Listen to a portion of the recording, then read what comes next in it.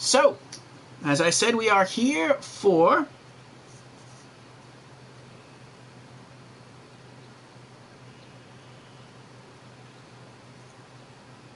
okay. You're welcome, Lorelei. Yes, if you're looking for competitive games or if you're looking for Fortnite or COD, sometimes spooky stuff, Lorelei is a good streamer to watch. But we are here for Monday Marvels, and this is Hitchhiker. The developer's name is Mad About Pandas, and the game is about, let me read the description here. This is a mystery game set along lost highways. I do love a good mystery, where our goal is to solve the puzzle of our own backstory. As a hitchhiker with no memory or destination, we catch a series of rides across a strange and beautiful landscape, tracking the mysterious disappearance of a person close to us. Our drivers range from stoic farmers to off-duty waitresses, and each one has a story to tell. Clues appear, alliances emerge, and nothing is quite what it seems. As our journey continues, we must decode the events of our past while confronting the dangers that lie ahead. Hitchhiker is a road trip odyssey about exploring the unknown in order to find oneself. According to the website HowLongToBeat.com, this game is also supposed to be about 3 hours long, so this should be a one-shot. So, let's begin. You're not that good at... I've seen you play COD, Lorelei. You are quite good. I think you're good.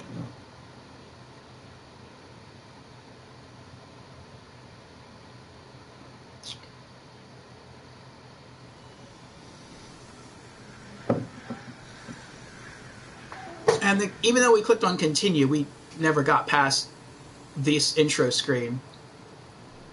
The game has yet to actually begin. We're kind of going back and forth earlier, adjusting some audio levels.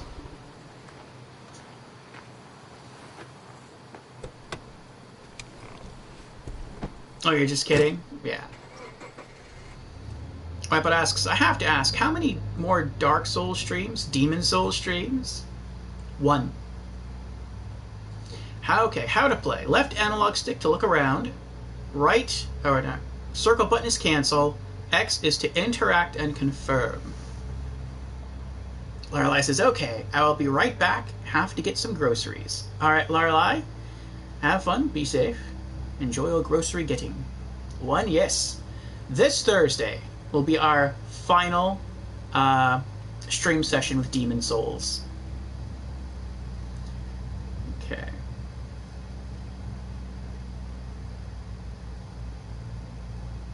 It doesn't look like he's driving. It doesn't look like he's driving 60 miles per hour, does it? Oh, that's weird. It's the left analog stick that makes you look around instead of the right analog stick. So, where are you headed? Riddle hour. Shrug or ignore the question? I guess shrug. Who's eating?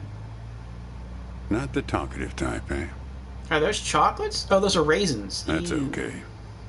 Most people I pick up are just waiting for their turn to talk. Want a raisin? Right. They're from my farm. Raisins have farmers? I don't want to say either one. Like, I don't like raisins.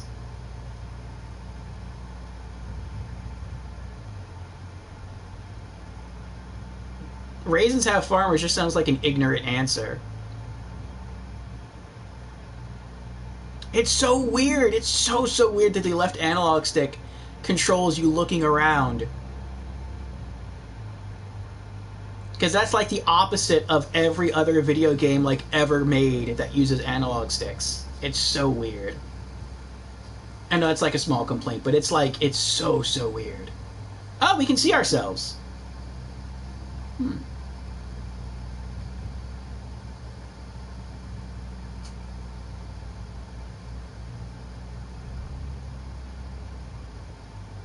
They kind of have an okay dress sense.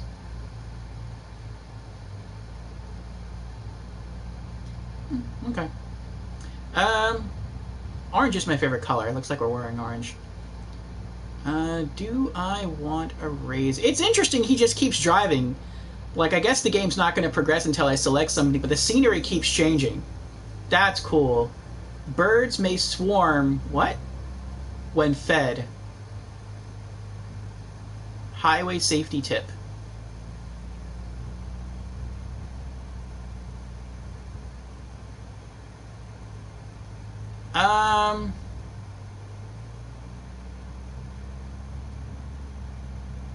I'm not going to say the bottom answer. That just sounds like both stupid and mean.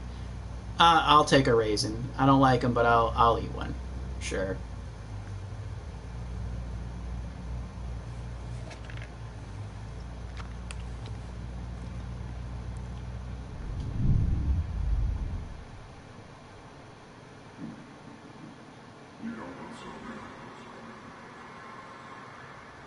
Guess those things don't agree with you yet. Strange. They're Thompson seedless. Good raisins. We still farm more of those in California than anywhere on Earth. Uh-oh. Was I not supposed you want to... know the clearest evidence that reality isn't real? That's he drugged you? Are we not supposed to eat food from strangers? Is that like a bad thing? That's a weird question to ask. Like, do you want to know how reality isn't real? Like, what? Yes, please enlighten me. Or sarcastically, yes, please enlighten me. No, we can say the same thing. Wait, did you just... Oh, I thought he just put both of his hands on his lap, and the steering was still steering. I was like, what's going on here? Non-sarcastically. He drugged you. Ooh. I hope not. Raisins and grapes, man. They're the same thing, but they taste disgusting when eaten together. I think raisins taste disgusting all the time. Obvious bug in the program there, right? Memory is a slippery thing. Think about when somebody asks you about this ride later. Assuming you even know where you're going, and get someplace where somebody can ask you. Hey, how'd you get here anyway? They'll ask you. Oh, I hitched. And your brain will flash back for a second when you say this. And it'll show you a frozen snapshot of yourself. Sitting in this car, talking to me like we are right now. But which moment will it actually show you? Will it be this one? Or this one? Or this one? We think we remember how people really were, how our lives together really were. But when we think back to them, even the people we cared about the most, all we're doing is snatching moments out of the air. Just grabbing another raisin out of the box. Oh, now we have more options. Oh, I could have poked the raisin guy. I don't want to ask what is it with you and raisins, because he said he's a raisin farmer. Who are you trying to remember? My wife. She's dead now, but you probably guessed that. No. How would I guess your wife is dead? How do you even know that you're married? Or were married? What's that under my leg? That you see that? It's like red and looks like a pamphlet or something. Yeah, how would I have guessed? Takes one to know one, right? What? I can always spot someone who's grieving along this highway. They usually stand on the road with a dazed look on their face and their thumb up in the air.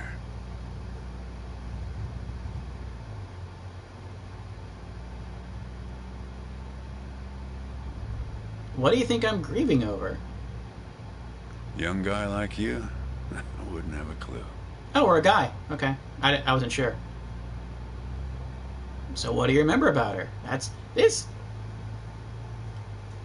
I wouldn't keep this line of conversation going about questioning Scott about his dead wife. It's a little morbid. Could dredge up some memories he doesn't want to like really focus on. Put him into a depressed state. But we don't really have an option not to. So okay, what do you remember about her? My wife? If I'm totally honest with you, I don't really remember what she looked like. Remember everything about her. Just not her face. Some people have faces that are easy to remember. Doesn't seem fair.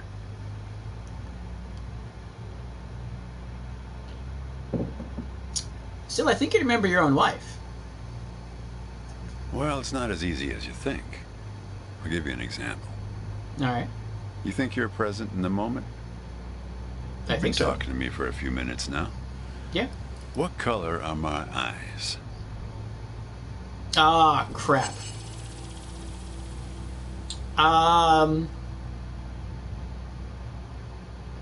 He's warming up for the you-know-what.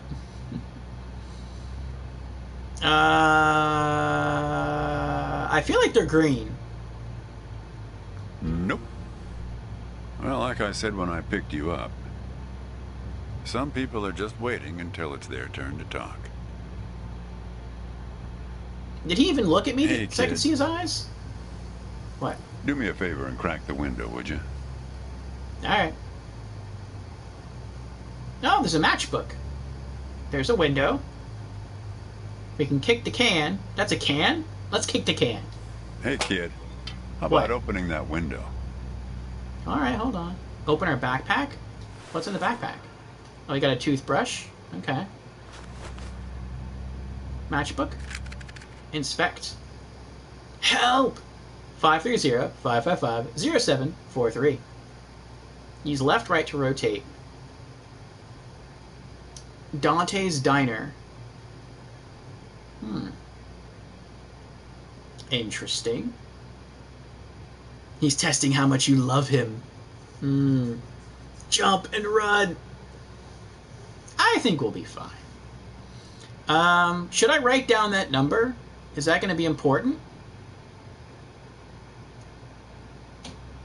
You think it's going to be important? Oh.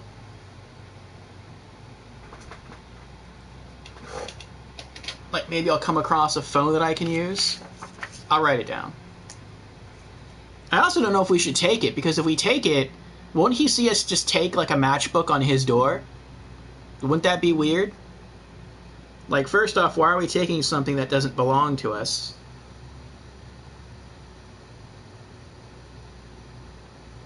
We're basically committing theft.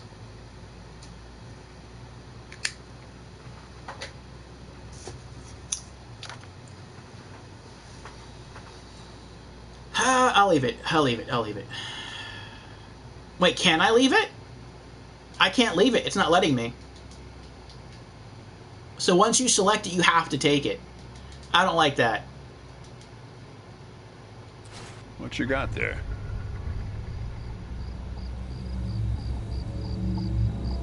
Oh, we can show it to him. Okay. A matchbook with a phone number. That's my number. I used to leave those all over my car in case my car got lost and somebody found it. But yeah, feel free to call me anytime you get in trouble. Huh. All right. You don't trust him? Way. Trophy earned. Complete tutorial. All right, let's open the window. There you go.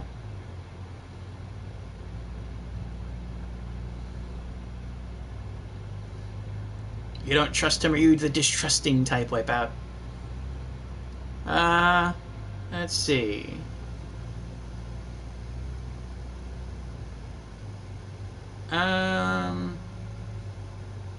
You pick up a lot of hitchhikers, or where are we headed anyway? I mean, if we don't know who we are, and we don't know where we came from, or where we're going, or even care about where we're going, I don't know if I even need to, like, I don't know. This man is a serial killer? But he said he's a farmer. He's a raisin farmer. He's a raisin them raisins. Get it? Oh, that's why they went this control scheme. That's weird. So I was using the D-pad to navigate the answers, but you can actually use the right analog stick to navigate the answers. That's why they... Okay, I get that. It's still weird, but I get it. Let's do... You pick up a lot of hitchhikers? Yeah, fair number. But after a while, you start seeing the same few archetypes over and over. You got the numbnuts Kerouac fans. You got your autodidact blowhards. They'll talk your ears off. You get a lot of people from Cincinnati for some reason. You got your deadheads trying to get to some concert someplace. And then there's the water bottle person, always worrying that they're going to run out of water before they get where they're going. Still, you're the first hitcher I ever picked up who doesn't have a destination. Copernicus.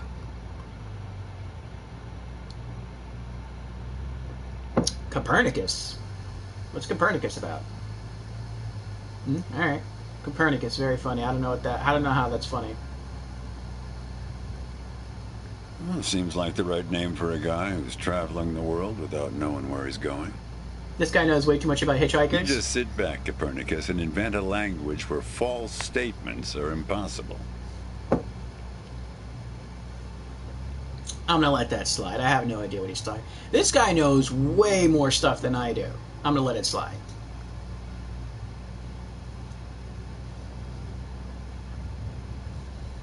He nicknamed when I was a kid, my brother and I used to drive our parents crazy on long drives like this. Not your specialty. Our folks wouldn't let us listen to the radio in the car. So we used to make up these songs about food on long drives to pass the time. We had this one with about 30 verses, each about a different kind of grain. There was this one time when we passed a billboard for this new kind of bread, balach bread. In hell they have a hell a lot of balach bread. In hell they have a hell a lot of balach bread. In hell they have a hell a lot of balach bread. In hell they have a hell a lot of balach bread. Oh yeah, that drove Mom and Dad crazy. I bet. Come on, join in. In hell they have a hell a lot of balach bread. In hell they have a hell a lot of balach bread. In hell they have a hell a lot of balach bread. What is that? In hell they Love have is the a extremely hell a lot difficult of realization balach that bread. something other than oneself is real. This is driving me crazy.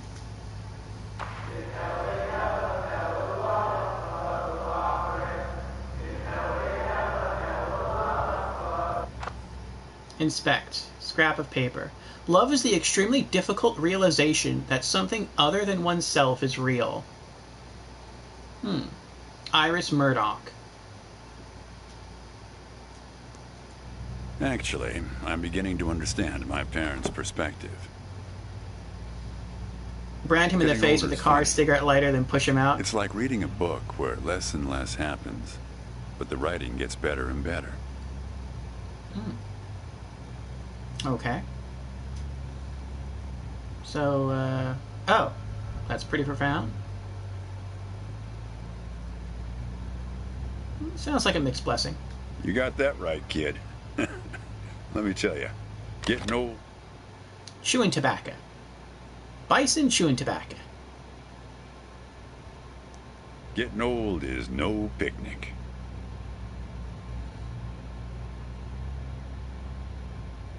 Did she work on the farm with you? Yeah. We used to have a strict division of labor back when we worked together. She would raise the grape from the time it appeared on the vine, and I'd step in as soon as it was time to start drying them. Our customers used to have fun with that. I'm the dry one, they'd say. Grapes attract a certain kind of person. A person who likes to tell jokes. Wine enthusiasts, tourists, people who like to talk. He's driving me in circles? I haven't noticed. I know I've seen some of the There's a photo same... in that glove box there of us, standing in front of our trailer. It was in a magazine. One of those stories about vanishing farmers that always pulls heartstrings with the rest of the country. I know I've seen like some of the same posters over and over again, but I don't know if that's because he is driving me in circles or if that's because like that's due to the game's limited art assets. Tell him to quit perving on you. Mind if I take a look? Well, I never opened the glove box myself.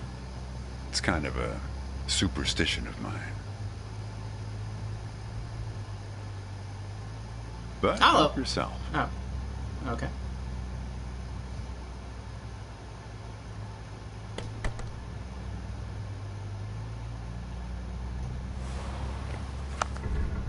Hey, where'd you get that?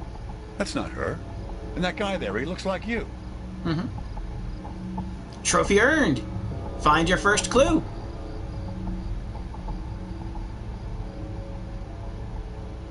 What's this doing in your car? Who's the woman then? What's this doing in your car? I don't know. I was going to ask you the same question, Copernicus. Did he... Who gave this to you? It's your glove box, not mine. Well, I guess it belongs to you. You'd better hold on to it. Okay. Put photo in backpack. Who do you think the woman is? What woman? What do you mean, what woman? The woman in the photo. Well, oh, her. Well, hard to say. I wouldn't lose any sleep over it. Almanac? What's that black thing in the glove box, anyway? Binoculars. But I don't see the almanac.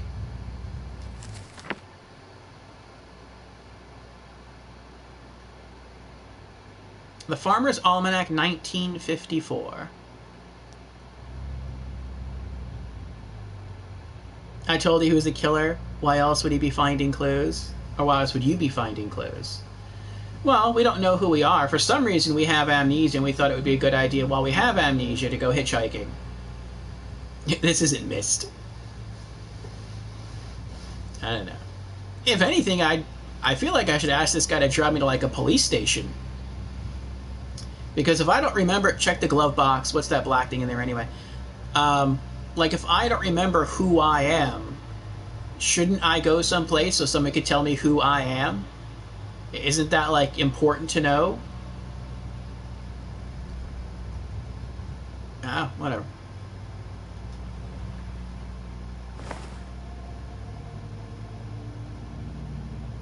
See anything interesting there? Why is there a picture of a windmill with scarecrows around it in one eye?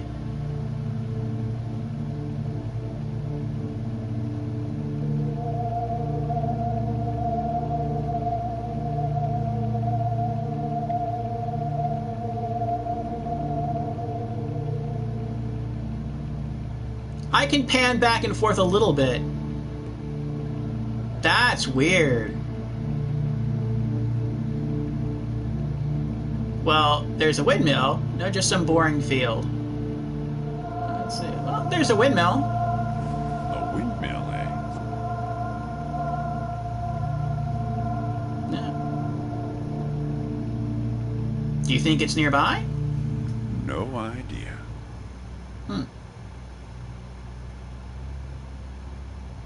Well, I can only expect it once. Tap driver to continue conversation. Scenic break. Oh, that's cool.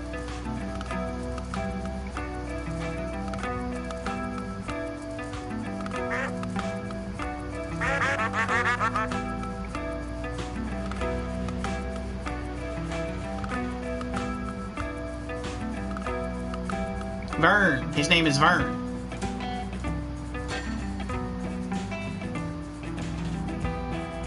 This would be me right here Only that box of raisins would be replaced with like some chocolate-covered espresso beans.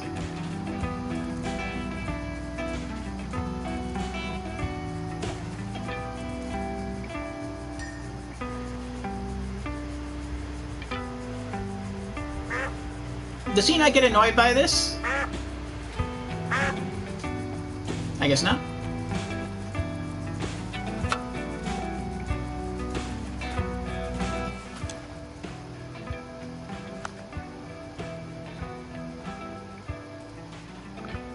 She looks kind of similar to us. Maybe that's our sister.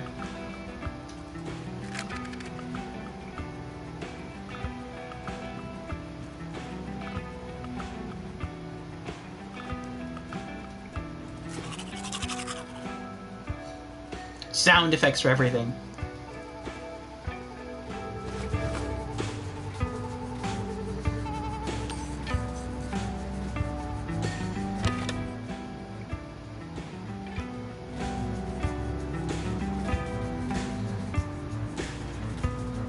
Alright. Keep talking.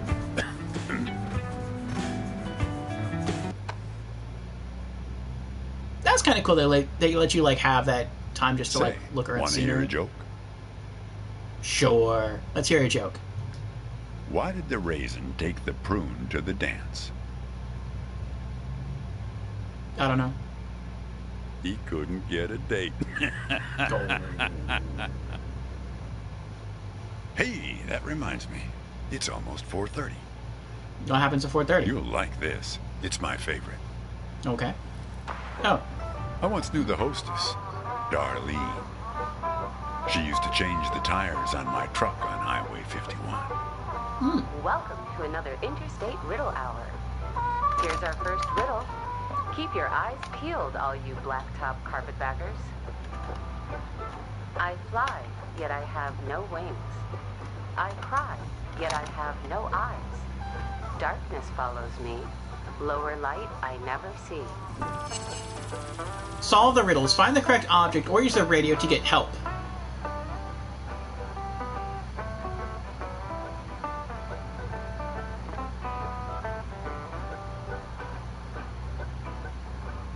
It could be a cloud.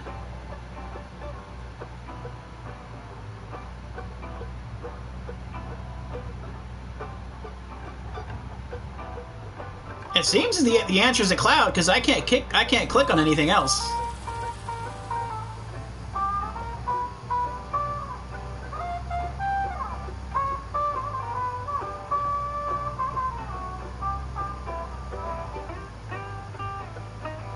I totally forgot all the clues, like 100% of the clues. All I remember is I have an eye, like that's it. I don't know what else she said. I'm gonna say cloud because that's the only thing I can click on. Very good. Here's our next one. Alright. A gatekeeper forever bound. He opens and shuts with a similar sound.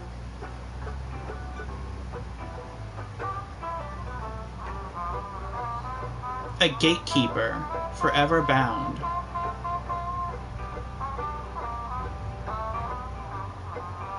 Is it a door?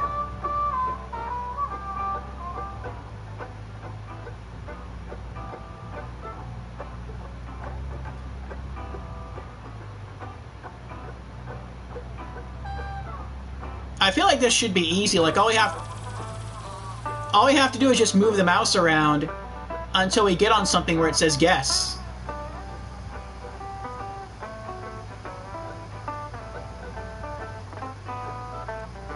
Because last time we could only guess the cloud, so...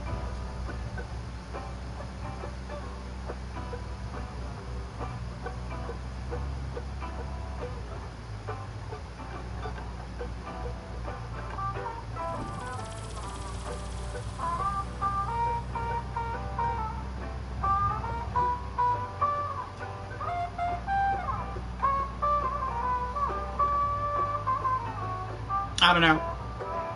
Radio for help. Need some help? Yeah. Can you repeat the riddle? A gatekeeper forever bound. He opens and shuts with a similar sound.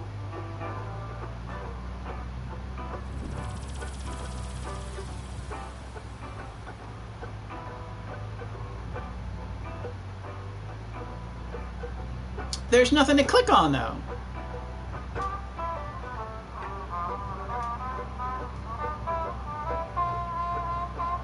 How are we supposed to guess this? If there's literally nothing to click on to guess. Unless they just try to help you out the riddle. The first riddle. By saying, hey, guess the cloud. Maybe we're supposed to click on something random? I don't know. Need some help? Yeah. I like a hint. Think metal teeth that open and shut. A zipper?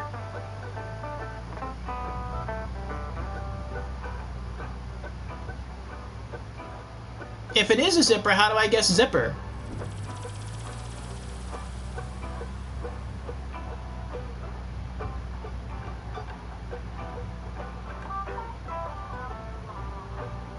There's nothing in here that's a zipper.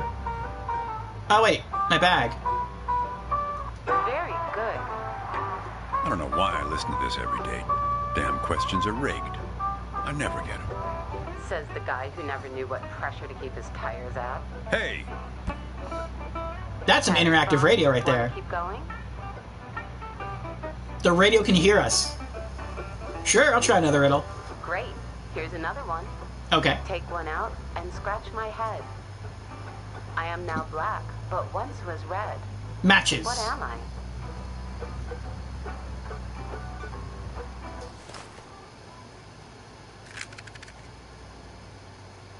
Well done. Okay, here's a tough one. Okay. I have 4 wings but cannot fly.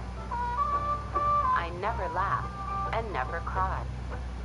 On the same spot I'm always found, toiling away with little sound. What am I?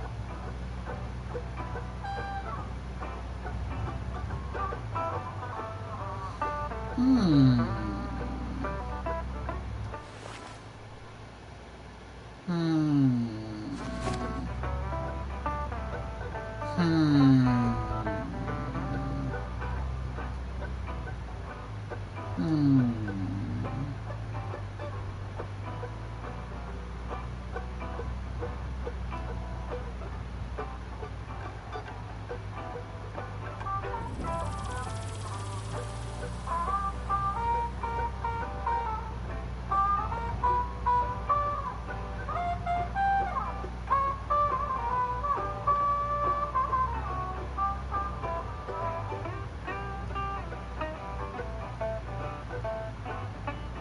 You got any ideas? It'd have to be an object around us.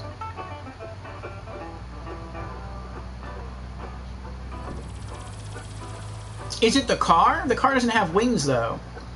Unless wings is like a term for tires. Need some help? I have 4 wings but cannot fly. I never laugh and never cry. On the same spot I'm always found, toiling away with little sound. No, it can't be the car. Not if it's always found on the same spot on the ground.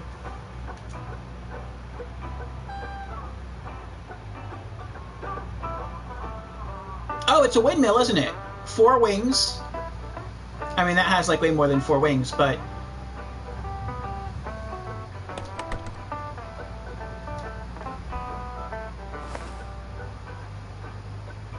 there it is. All right, here's our last riddle. Good memory. He lies without touching the ground. Oh, come on, Darlene.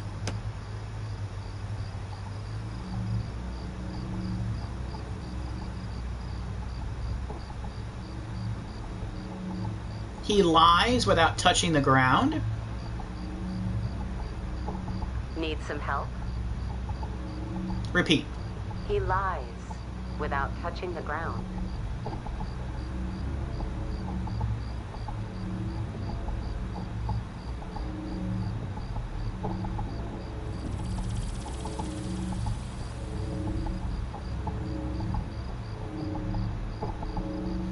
Is it the Scarecrow? No, I can't select this, so that can't be it.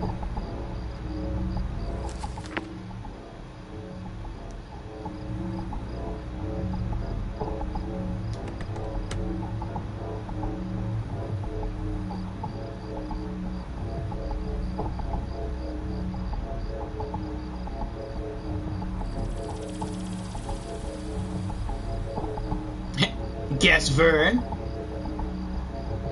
Nah, give me a hint. Need some help? I'd like a hint. I never did like changing his tires. The lion liar. Oh, it is Vern. Damn it, Darlene. I should have tipped her better when she changed the tires. She's been out to get me ever since.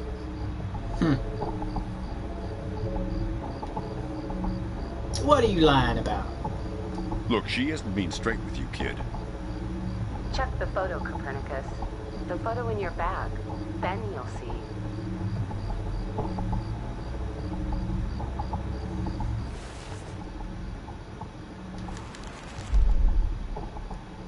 Her face is burned out. Looks like with a cigarette or a match. It wasn't like that before. She's in trouble, Copernicus. You must help her.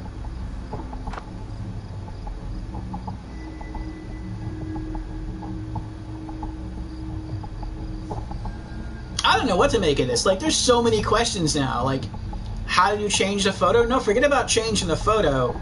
How did you interact with the radio? How was she able to hear us and us able to talk to her through the radio? Like, that's the first big question that you should have asked.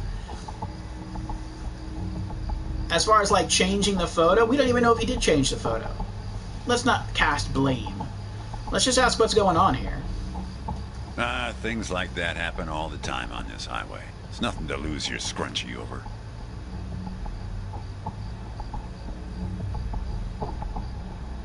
Yeah, turn the radio back on. I want to talk to Darlene. Little hour has now ended. I've helped you all I can this time. So long, Copernicus. Kid, I am sorry about your girlfriend. Oh, that's your girlfriend? But I had nothing to do with it. It's just the opposite. I was sent to protect you. To protect me? You said you didn't know who she was, though.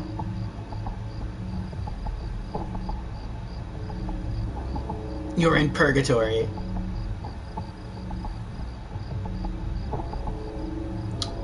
Protect me from who?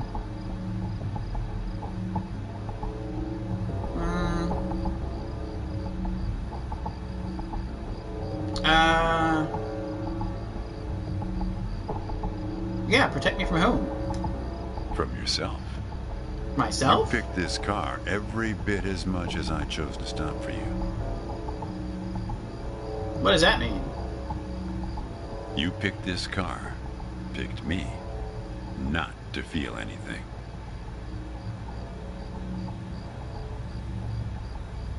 Not to feel what? Kid, just let it go. There's nothing for you down that road.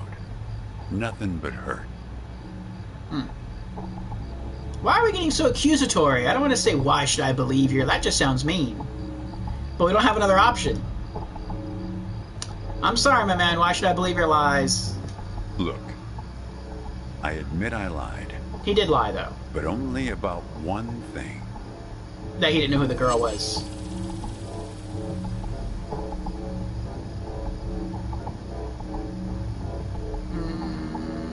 I'll buy that he's a farmer. I can't say he's lied about we've never met before because I didn't choose to ask him that. I'll say you put that photo of me in the glove box. Nope. I'm as surprised by that one as you are. No.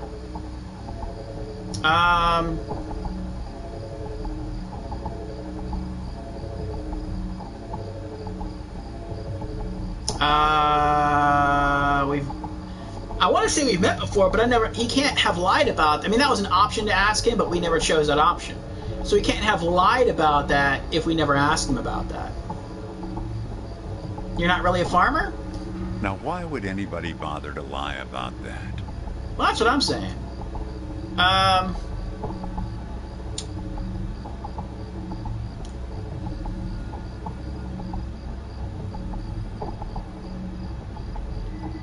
We've met before? Yeah, we've met. Twice, in fact. But I didn't ask you about that, so how's it a lie? I would say that's a game flaw right there, because we never asked him about that. If the game would have made us ask him that, then that would be a lie. But we didn't, so. Alright, let's start from the beginning then. Sure. You showed up at my trailer park taking photos. At first, I was a bit suspicious, since there were plans to kick us out and develop the trailer park into some kind of shopping center. But then it became clear that you'd been sent here by a magazine to do one of those stories about vanishing farmers that always pulls heartstrings with the rest of the country.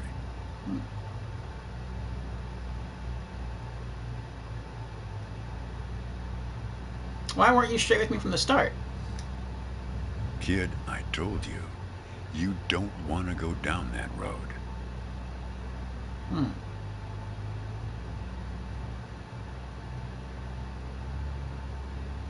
Agreed, yeah. Why should I be afraid of the truth? Well, what's that they say in that Tom Cruise movie? The one where he's a bartender? Everything ends badly, or it wouldn't end at all. I never saw that movie. I wasn't afraid of the truth either, back then. My wife, she got the x-rays, and she knew. She decided to spare my feelings. Didn't tell me anything. Aw. Hid the x-rays in one place I'd never suspect, because it was so obvious. There in the glove box? I would have guessed a photo frame, but okay. Stayed closed until today. Till you came along. But there's no x-rays in there. You're making a mistake locking your feelings away, or stop changing the subject and get to the point. I don't like being so accusatory. You're making a mistake locking your feelings away. That's what you liked about me when we met. When you came to take those photos. You said you admired my fortitude. I had to look up at least one of those words in the dictionary. Turns out that you just meant my not feeling every little thing that's gone wrong with me. Well, that's life as a raisin farmer. We're not known for live casting our power ballots. Each raisin is a little setback that you've learned to live with. You don't dwell on it or try too hard to remember. Is that all you're protecting me from? Disappointment? I wish it was that simple, kid.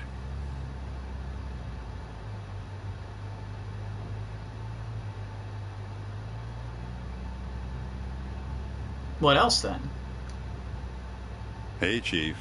Why don't you have a look here? There's someone in the back.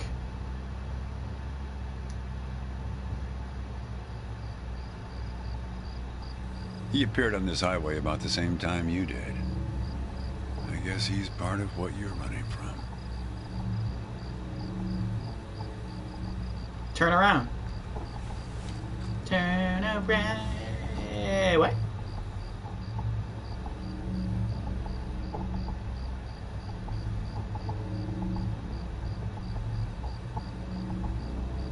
How did he vanish from the back seat? Not sure. You can't see him directly. He only shows up in mirrors, windows, pictures. Look, what is happening here? Well, we haven't talked yet about the second time we met. Okay, tell me about the second time then. That's the thing. It's a little hard to explain. Better if I just take you there. Take me where? It's just a quick detour. We'll be there in a minute.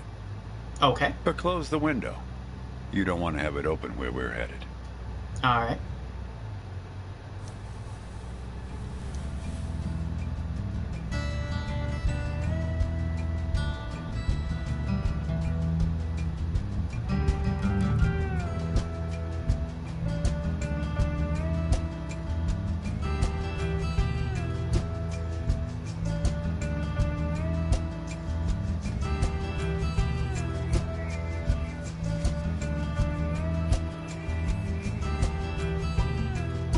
Oh, my vision's darkening. Or it's getting darker outside.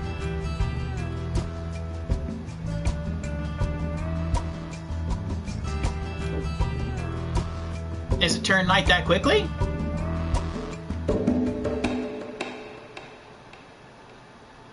Oh. Oh, here it comes, Wipeout. A man travels along a road until he reaches a gate at the top of a hill. The road has been long and straight so far, and the going has been easy. Okay. But now the man can't go any further, so he takes a seat by the road to rest. The man waits, and after a length of time that seems neither short nor long, the gate opens, and a guard appears.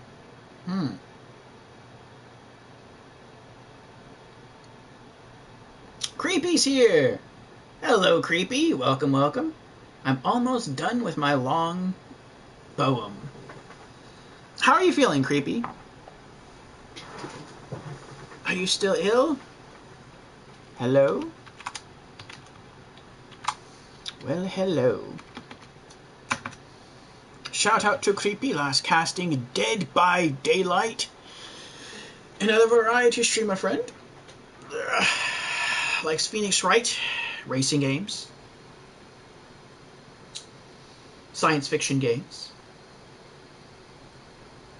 Which reminds me, though you probably already own it, but tomorrow, the entire Mass Effect trilogy, the Legendary Edition, is going to be free, quote-unquote free, for PlayStation Plus owners. So I don't know if you have PlayStation Plus, but if you do, and you don't already own the game, you get the entire trilogy. So that's pretty cool. And thank you for shouting me out, Creepy. Ask guard for entry. The man asks the guard for entry, but the guard says he cannot let him enter at the moment. The man thinks for a second and asks if he will be allowed through later. It is possible, says the guard, but not now. Look through the gate. The gate now stands slightly open, and the man tries to look through it longingly. His journey has been easy so far, and he misses the feeling of the open road. I like the chalk The drawing. guard notices and laughs. Even if you could gain entry, there are many gatekeepers after me. Some are much stronger than me, and I'm afraid to look upon them. So there the man waits, for days, months, years, waiting to enter. One day, when he's given up hope of entering, a single question occurs to him, one he has not thought of before. Why, he wonders aloud, are there no other travelers along this road? All these years, no one but myself has waited in front of this gate. The answer to this question comes from a voice near his shoulder. It is you who made this gate, says a bird perched nearby. So it exists for no one but you. But why? Asks the traveler. Why would I choose to stop here? Feed the bird. Kirby says I own it on Z-Box. Oh, I see.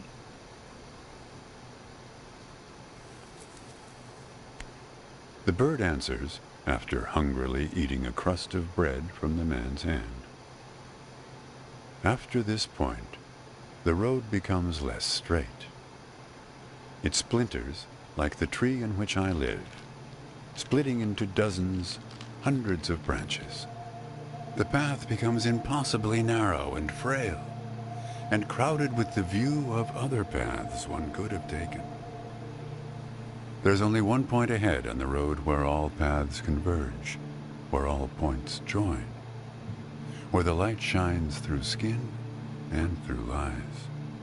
but it's never been reached by one of your kind. A traveler who walks on feet.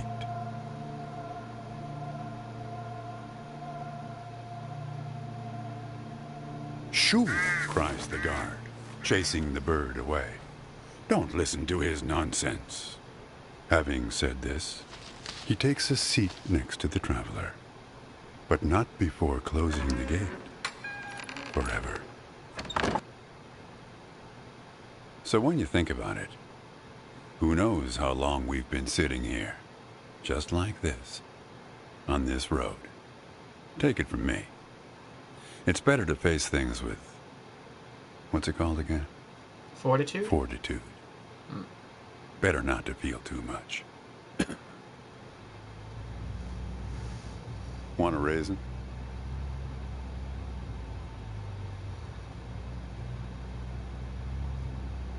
Did it just loop? No, I'm good. Oh, now we can actually select no. Just no.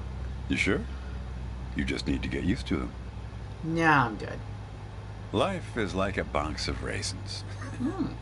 That's some Forrest Gump type wisdom for you right there. Here, I'll leave the box open for you. Help yourself. Yo, this man's voice. It sounds a little like Michael Ironside, doesn't it?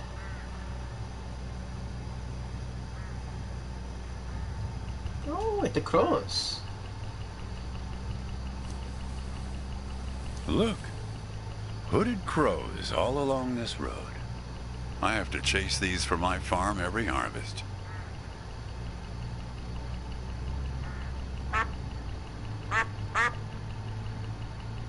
That probably wouldn't affect crows, would it? It's a duck call.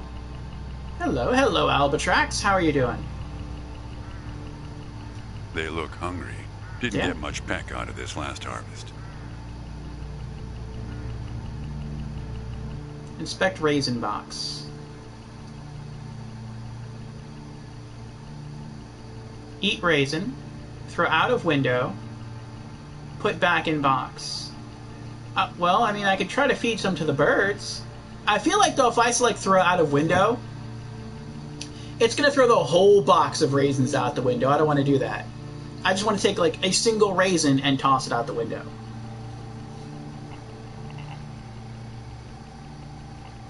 Put back in box.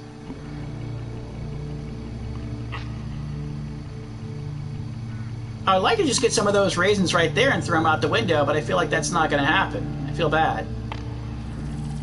Feed the crows, they look hungry. But there's like...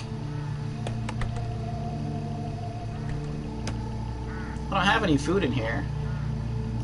Alright, well it's making me, so... throw out the window. Okay. You don't want to do that, kid. These birds are unpredictable. There's no telling what they'll do once they start swarming. Get enough of these crows together and it's big trouble. Oh, really?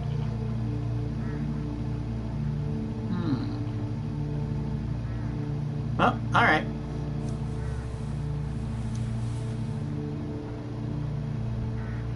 Look, hooded crows all along this road. I have to chase these for my farm every harvest. Crows are smart?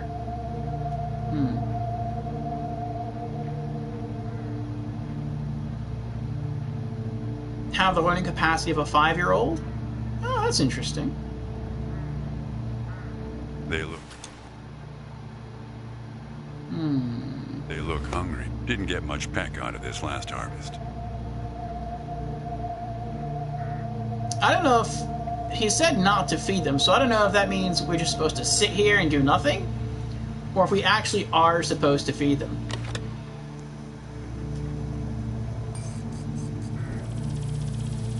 Hint, they can't be fed if the window is closed. Well, I mean, the game's telling me to feed them, so I guess I have to ignore this guy and feed them anyway.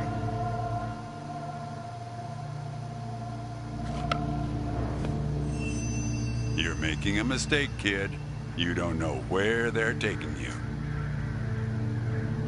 Look, I'll help you. Okay. I'll help you figure out what happened when she came back from Europe.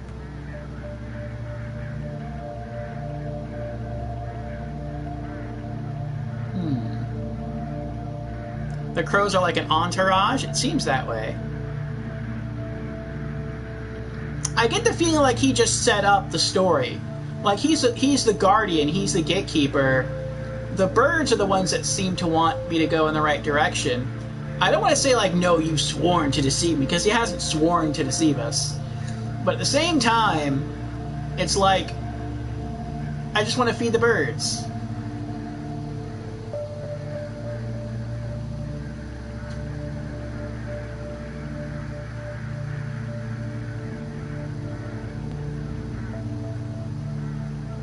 Look, I get that you're mad, and I don't blame you. But you don't know what's out there, kid. What other drivers on this road are like. Stay with me, and things will play a whole lot safer. Nah, I want to know the truth. All right, I guess you made your choice. Don't blame me for what happens next. Alright. Now you've done it. They've taken control of the car. How do crows take control of a car? I don't know, Copernicus. Why don't you ask them?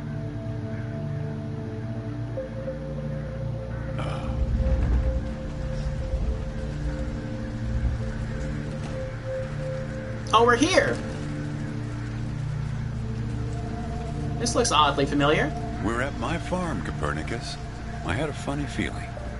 The moment you looked through those binoculars. What do they want? Well, they're pulling us around in circles. They're afraid of the scarecrows I put up here last summer. They want to take us, take you, I suppose, to that windmill in the middle. Reach the windmill. Rotate the scarecrows away from the crows. How do I rotate the scarecrows away from the crows? How is it even possible?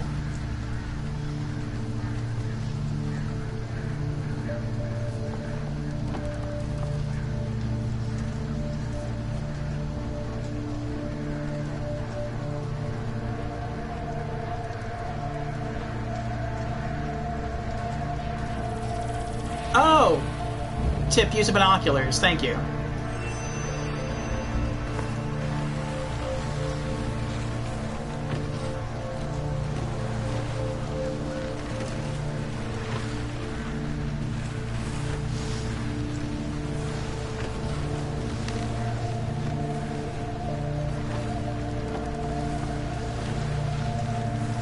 You need to rotate the scarecrows. See if you can find something in this car that might do the trick.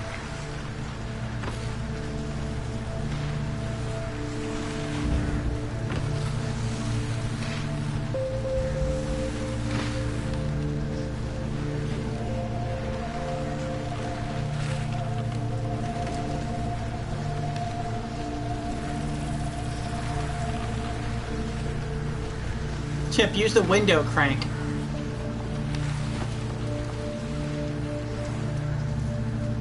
Oh!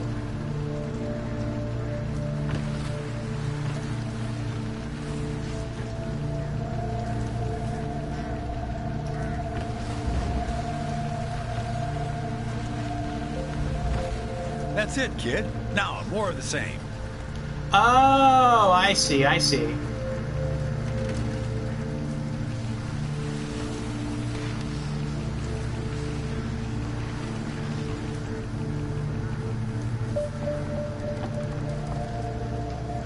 Man, that guy would... Oh, hold on.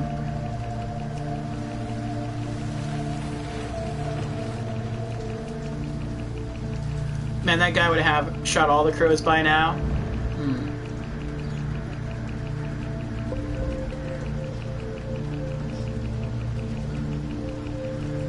Two left. Almost there. One more.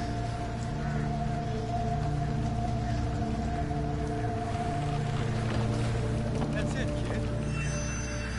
Yay! Ah. I think it's for you. This is a much weirder game than I thought it was going to be. It's not a bad thing, though. Take photo. What is it? They have a way of leaving gifts once you've fed them. Often something shiny or a piece of string. The crows. They're helping me remember.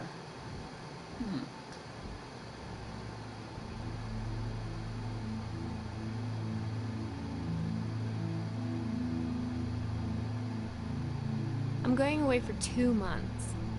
I'll be back before you know it. It's practically a cliche. Going to Europe to have new experiences, and yeah, it's corny. But maybe find myself. I guess I'm just worried that you'll find yourself but lose me along the way.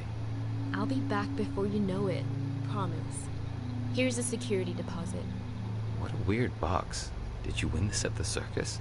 It's great, right? I'll send you something special from Europe to put inside, so you know I'm thinking of you. And then we have our road trip together when I get back. You won't miss me anyway. You have plenty to keep you busy, like that job in California. The story about the Vanishing Grape Farms. You're right. I'm worrying too much. I love it. Does it lock? In some other world, it must, but not here. Okay, trade you a memory box for your Polaroid. Say cheese.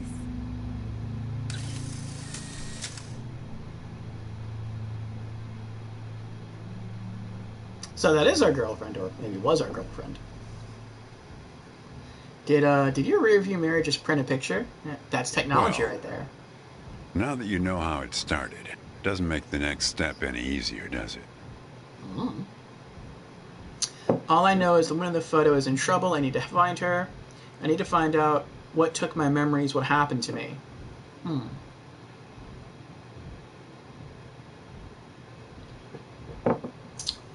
Well, somehow we found out the woman... Well, Darlene on the radio said the woman's in trouble. I guess all I know... I don't even... I need to find what took my memories, what happened to me. All I know is the woman in the photo is in trouble. I need to find her.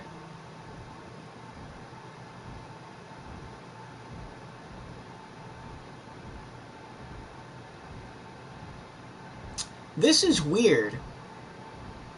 Like, part of me wants to apply logic to this game, but I feel like this isn't a game where like the rules of logic readily apply. I feel like this is more like a dream-like sequence, and in a dream you typically just go with it. So like logic would have me say, I need to find out what took my memories, what happened to me, because you should have a grounding in yourself first before branching out and doing anything else. But the dreamlike aspect would just be like, no, I guess I just roll with it, and I have to go protect this person. So I'm not sure. I'm gonna try to go with more realism here. So I need to find out what took my memories and what happened to me. Listen, I disapprove of just about every choice you've made on this trip. But I like you, kid, and I can see you've made up your mind. If you want to find your girlfriend, if you want to find out what happened, if you really want to go there, you've got to find that box. Okay, but how? It could be anywhere. I don't know, kid. But find that box and the key. Open the box before it's too late. Well, this is where I say goodbye. Goodbye. Unless you want to help transport 4 bushels across... Nah. Just remember, there are many more gates ahead and many more guards. I'm pretty much the friendly drunken uncle of the bunch. Well, good luck to you, kid. Oh, one more thing.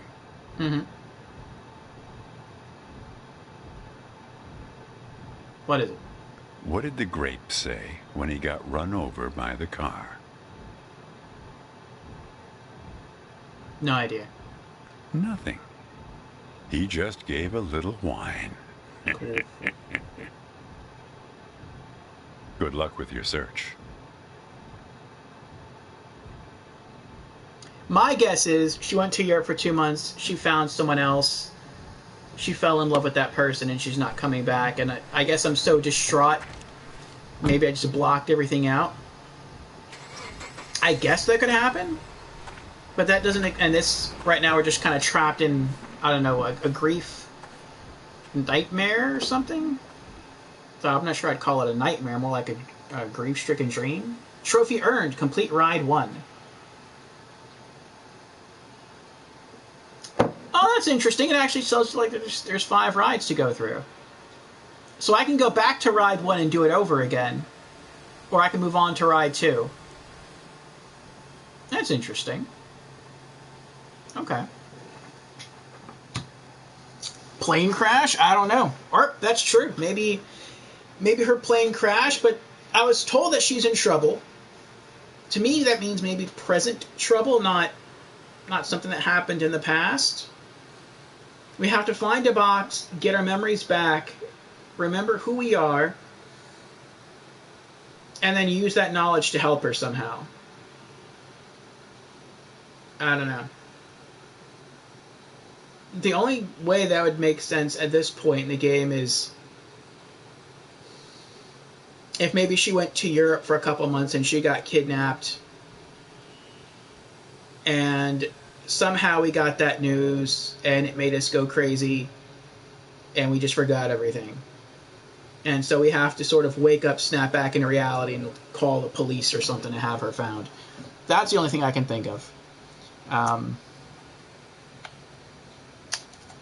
But before we get into ride 2, I'm going to hit the restroom real quick, and then we'll come back, and I guess we're going to be... It looks like ride 2 we're in an urban setting, like houses, or a suburban setting. Then it looks like rides 3 and 4 are back in the desert. Actually, ride 5 it looks like we're in the desert too, it's just nighttime. Interesting.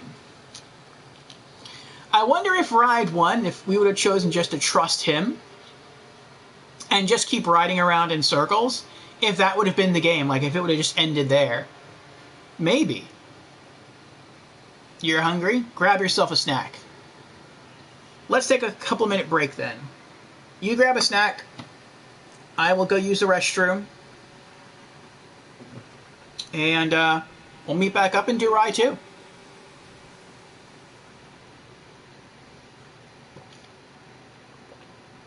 You have no snacks?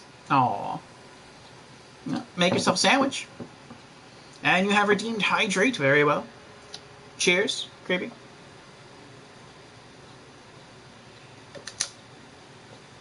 And you have redeemed your new to stream. Well, welcome to the stream for the very first time. Again. Ride 2, the Electric Boogaloo. Mm-hmm. Oh, you're at work, so you are feeling better. That's good. Alright, BRB. I'm going to fetch... Well, not fetch anything, but I'm going to use the restroom real quick, and I'll be right back.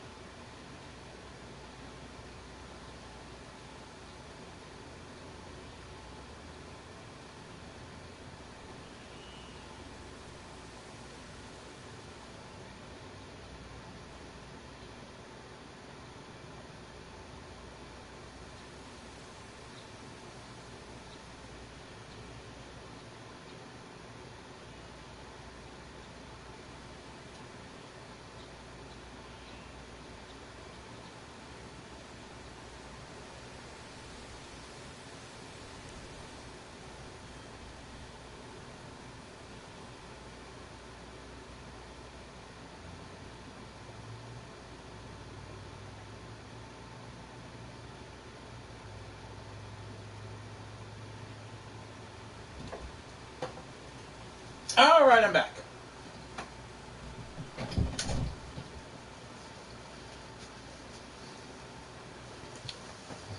So that didn't take us long. It took us like, was it an hour?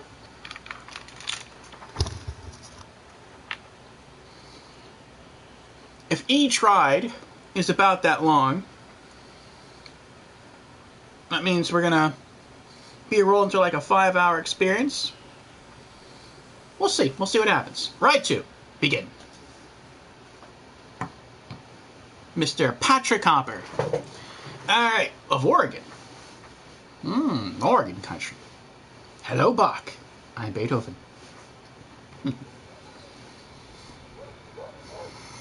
It's the second house on the right here.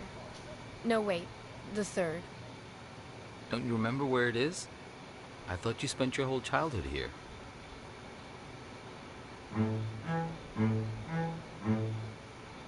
Do you know what put us on top of the food chain? Do you know? And please don't say opposable thumbs. Plenty of animals have those. Possums, koalas, something called the waxy monkey leaf frog. They're nothing special. Forget about thumbs, okay? Memory is what put us here. So many of our dreams are set in the places where we used to live. We want to see them, visit them again. There should be a rule, a kind of social convention. The old apartment rule. That works like this. We can show up any place we used to live and simply explain, oh, I used to live here. There's nothing strange about it. The people who live there just throw open their doors and invite us in to have a look around. So we can go back home again. So we can be whole. Hey, are you keeping an eye out? Oh dear. I didn't mean to put you to sleep with my talking.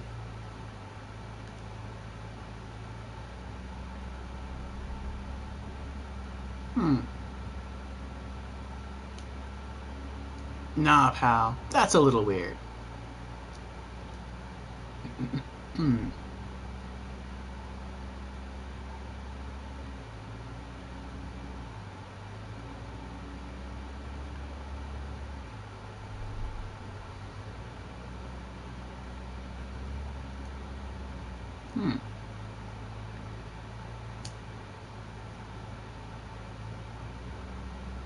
What am I supposed to be looking for? I like his car.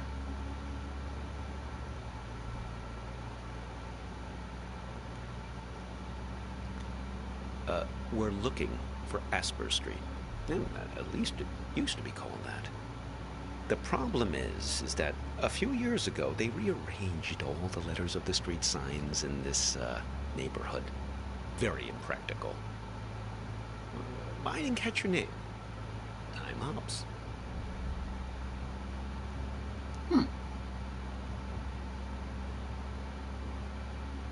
So many newspapers. This man's a serial killer. That's what Wipeout said about the first person, about the first driver.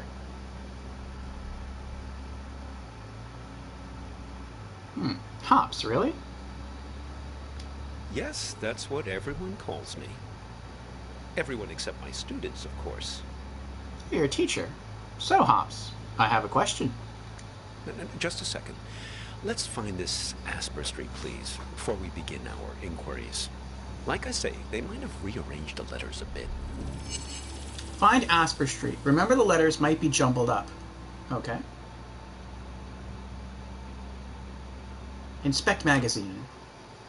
Customer reports. Best fax machines of 1992. I remember seeing fax machines like that. I remember selling fax machines like that. I see you. Panoptes. I care. For everything under the sun, wear Panoptes with a cool lens the whole year round. There were street signs for this that we were seeing from the first driver.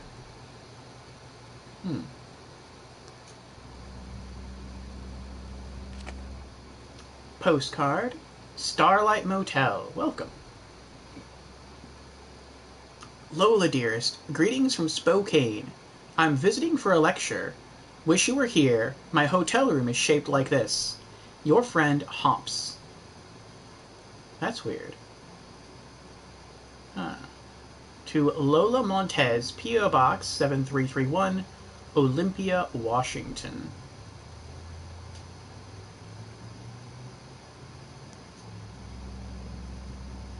Stickers! Save the dolphins! Oh, he's a dolphin lover.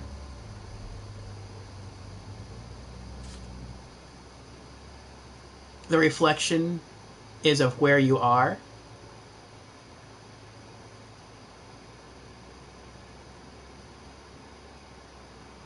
Man's a serial killer for sure. I don't understand what you mean by that. The reflection is of where you are. Mondale Ferraro.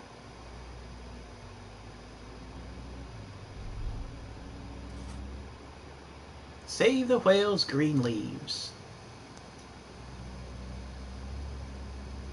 There's got a cassette tape there. And the sunglasses. What sunglasses? Oh! You meant on the postcard. Not the postcard. What did I look at? This thing, the magazine.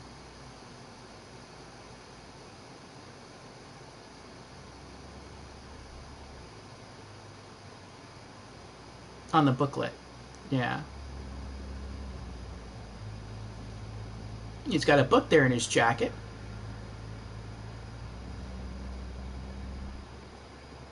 Newspaper, classifieds, business, farming. Oh, the picture of the farm. That's where we just were. That was the first driver. Movie guide. Regional. Mankado's newest lawmaker sworn in. Traffic jams expected over Labor Day weekend. Seattle woman 29 seriously injured in crash. Power outages spur protests. Maybe that's what happened to her. Maybe she got into a car accident on the way there to the airport or something. We have to go rescue her.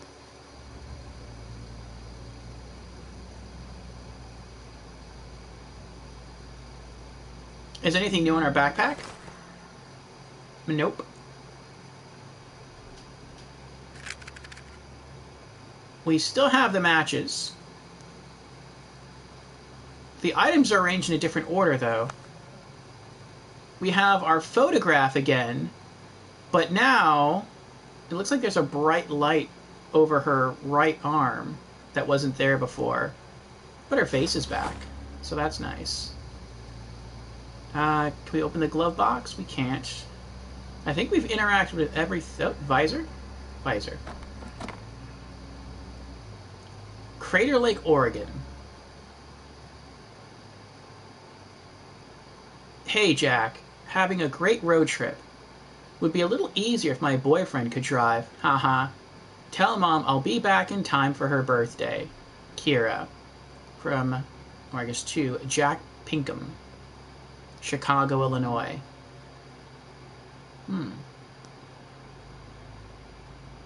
Said a lot of people were from Illinois that were hitchhikers.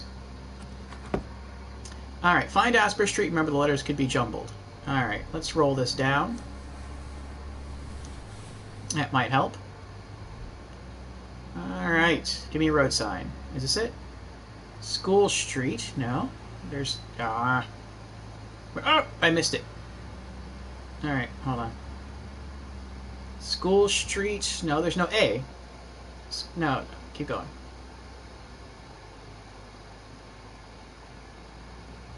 Ah, yes, that's there we go. it. Very good. So, we're on our way.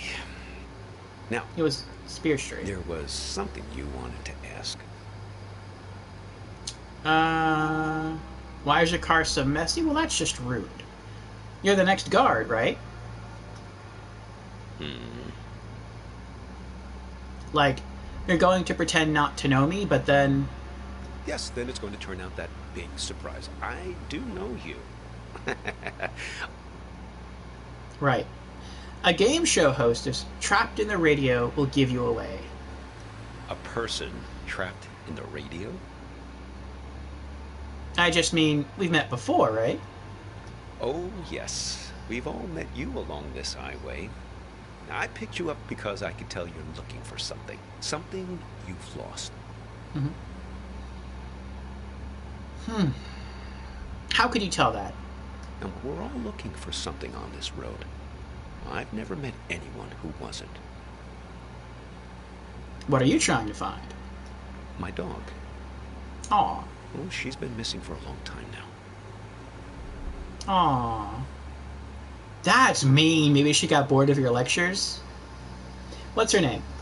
Hops. Like me. Stupid idea, naming a dog after yourself. That's kind of cute. They constantly think they're being trained. Every time someone you know stops you in the street. Made her a little bit high-strung.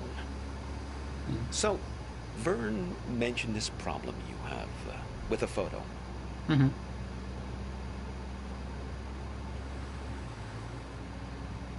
I would guess all the guards know each other, so I'm not going to ask them about that. Yeah, here, I'll show you.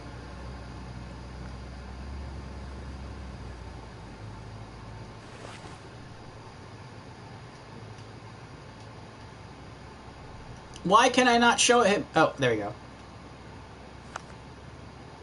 Show driver. So, you're looking for her. What happened to her? I don't know what happened. I guess I lost her.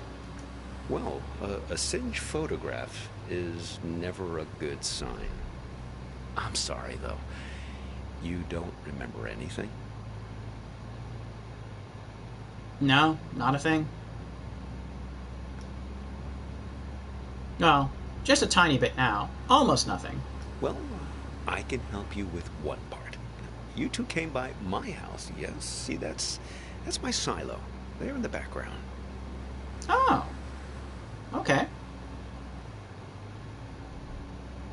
What were we doing there? Well, there was some kind of an argument. I invited you two in and put the kettle on the stove. You never wound up making it through the front door. Why didn't we make it inside? She suddenly had to take a call. You got impatient. Oh.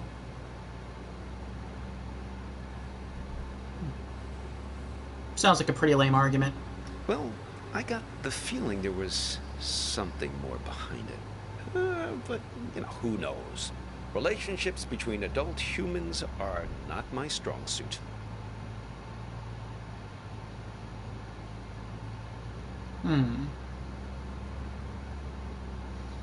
Where do we head afterwards? Do you know?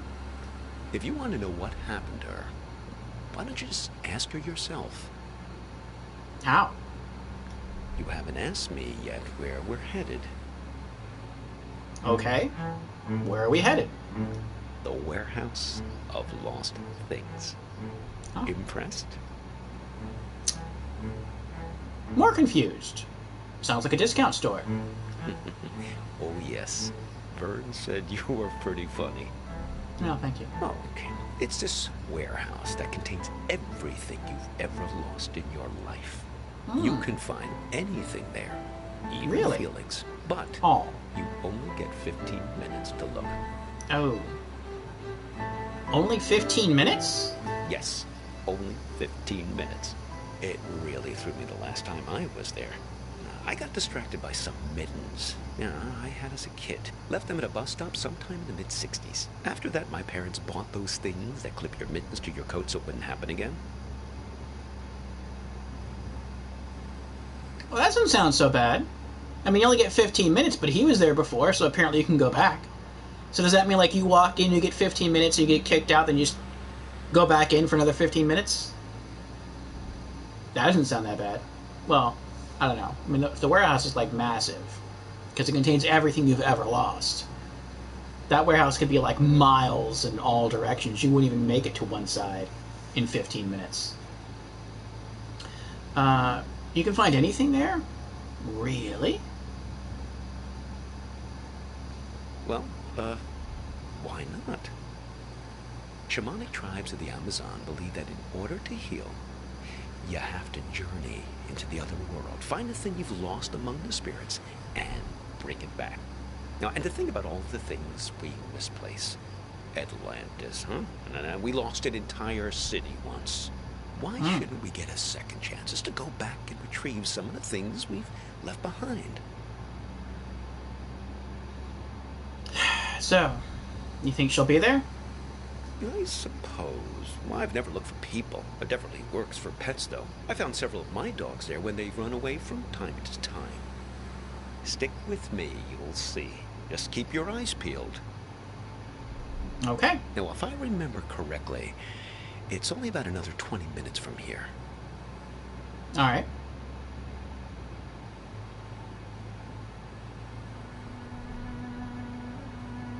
Scenic break. Tap driver to continue conversation. I wonder why it gives you these scenic breaks. Is it just to enjoy the music and to enjoy the scenery? Because it is nice. I really do like this style of scenery, like the way that the trees and the leaves are kind of like smushed together and the bushes. But the grass looks more detailed. It looks like individual blades. I like that. I guess you can also look around a little bit more, but we've already looked at everything in here.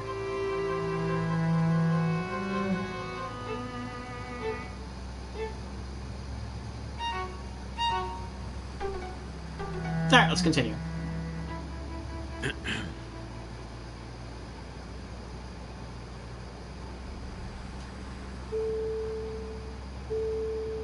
Oh, there's the radio. Peculiar. This guy's a serial killer, sure.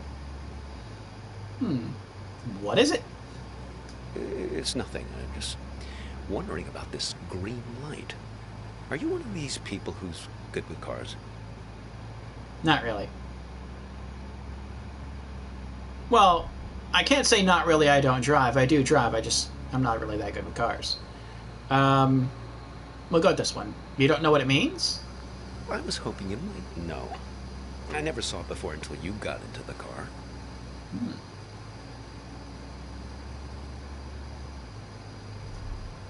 Do you have a manual someplace?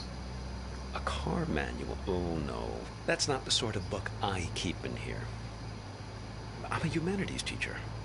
No, I think we'll wait to find a mechanic someplace. Perhaps that part-time quiz show hostess. Oh. Ah, the green light. The epic sense of man's urgency. The future that keeps receding from us. Yes, I suppose you've read The Great Gatsby, too. I have. It's One probably of my favorite nothing books. major, just a reminder to get something checked. But what do I know? I'm not the technical sort. That's a radio, not a car part. Oh, we could ask Lola. Well, she's very good with these things. Sure, let's ask Lola. Any relation to Darlene, the radio hostess? Probably not, young man. Oh.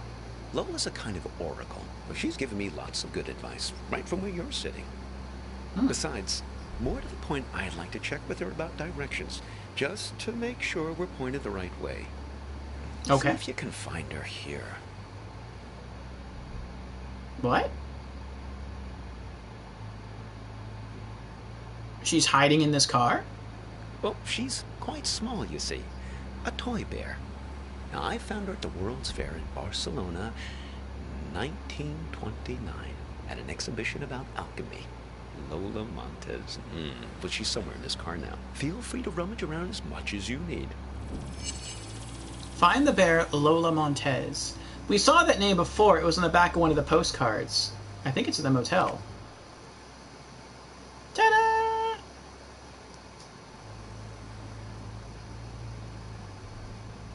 But it's right there. Lola Montez.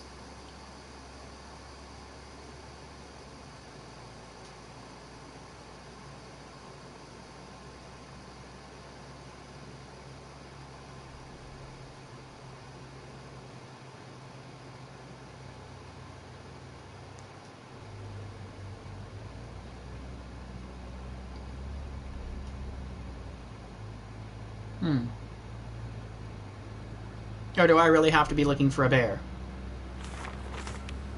Oh. Just have a look, please, at that stuff on the floor and see if you can locate her. I wasn't able to do that before. A key. Okay. What have you got there? A key. Interesting. Looks familiar.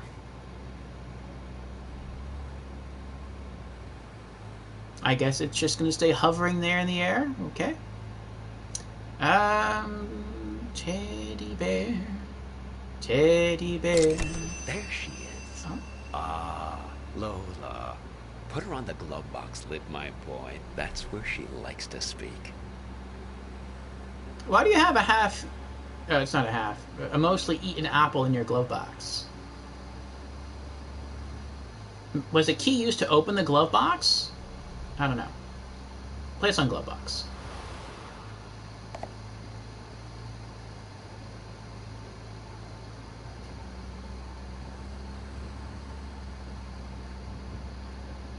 She speaks?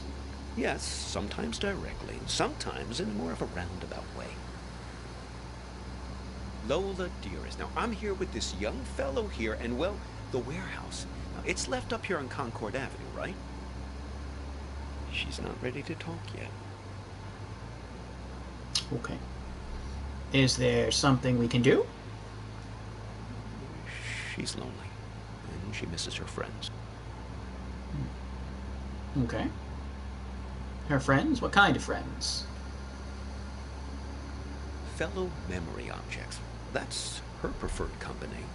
Trinkets like her, lost and found many times over the years, imbued with the memories of everyone who's ever claimed them as their own.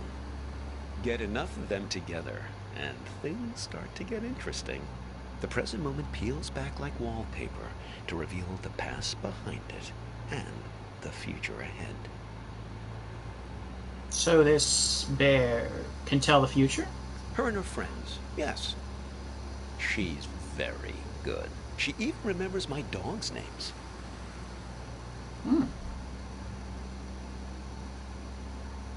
How long's your dog been missing for? About 9 months. Ooh, 9 months. Have you been looking for her this whole time? Well, no, I couldn't look for her these last months. I got a bit detained. Detained? Yes. It all started when I was buying some tube socks. I was on the escalator, trying to leave the mall. Do you ever have that thing where you buy something and you know it's the right thing, but you start worrying about it just as you're leaving? I was staring at the socks, wondering if they were the right length. Now, I knew they were, but I must have not been paying attention. Because suddenly, I slipped down that crack at the end of the escalator, right where you're supposed to step off.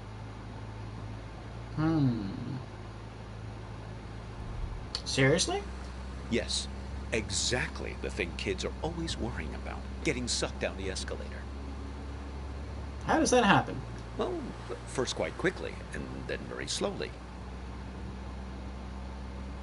Oh. Before you know it, you're banging around in this chute, and then you land at the bowling green. That's what they call the entrance. It's a little area with some onboarding materials and that fake grass carpeting, so the landing isn't so rough.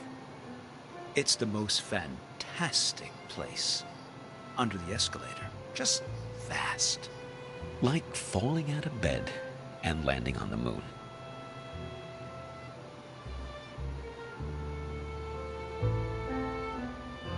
Are there other people? Oh, no. There are other people there, but not much good for company. Everyone's just waiting to get out. Very poserish scene down there. Let me tell you. A lot of staged ennui. This guy is giving me all sorts of red flags. So what is there to do down there? Oh, not much really. There's an old black and white TV that only gets a few channels. There are some old board games just lying around, but they're all missing pieces and instructions.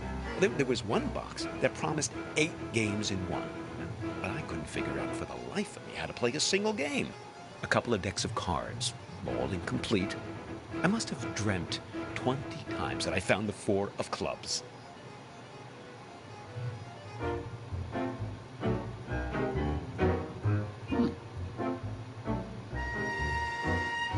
Okay, pal.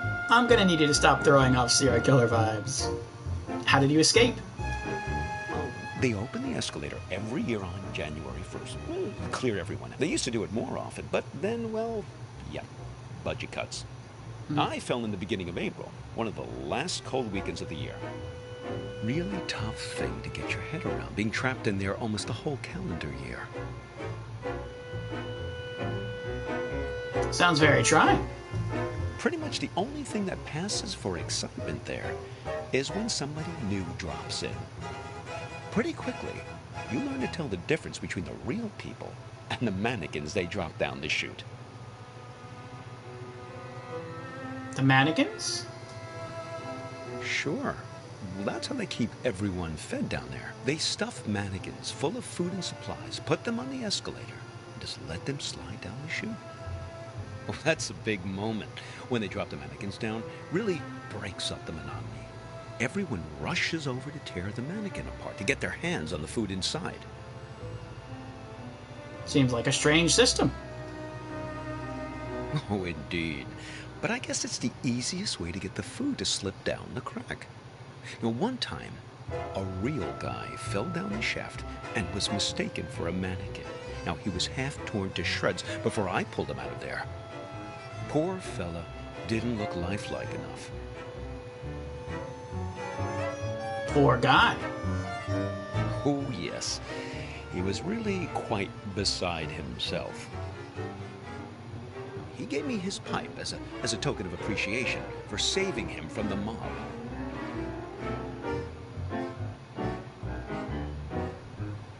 Well, I still keep it in my pocket.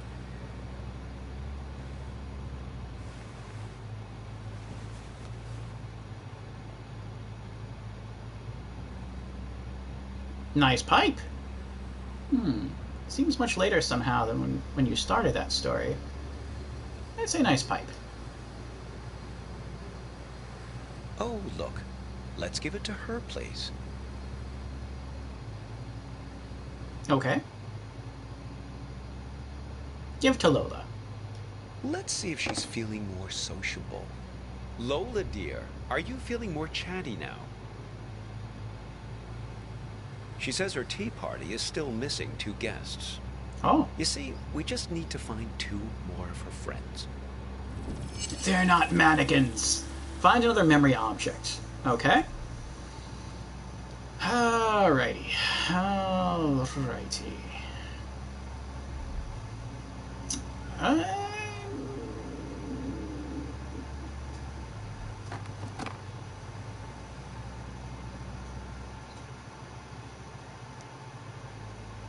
No, not this. Not this.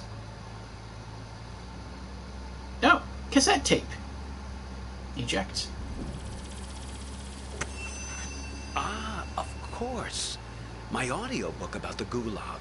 Makes perfect sense. Only one more object to find now.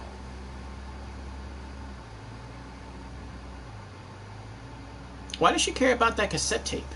Well, no, we know why. How does it make perfect sense? Oh, well, it's something I used to play for her in the car an awful lot. There was this one story she used to adore. What was the story? The story? Well, it's about 2 guys. In a way, 2 guys like us who were side by side, both waiting for something to happen. This dude has a machete in his trunk with a tarp and some lye. I don't know. Go on. Now, these 2 fellas were both prisoners in the Gulag. Do you know what the Gulag was? It's like a prison, right? Yes. So, the Gulag camps were off in the middle of nowhere. You could escape, but then what would you do? Well, you'd starve to death. So there was a trick. It was called the sandwich. Now, say you and I wanted to escape the Gulag. 2 guys like us, friends.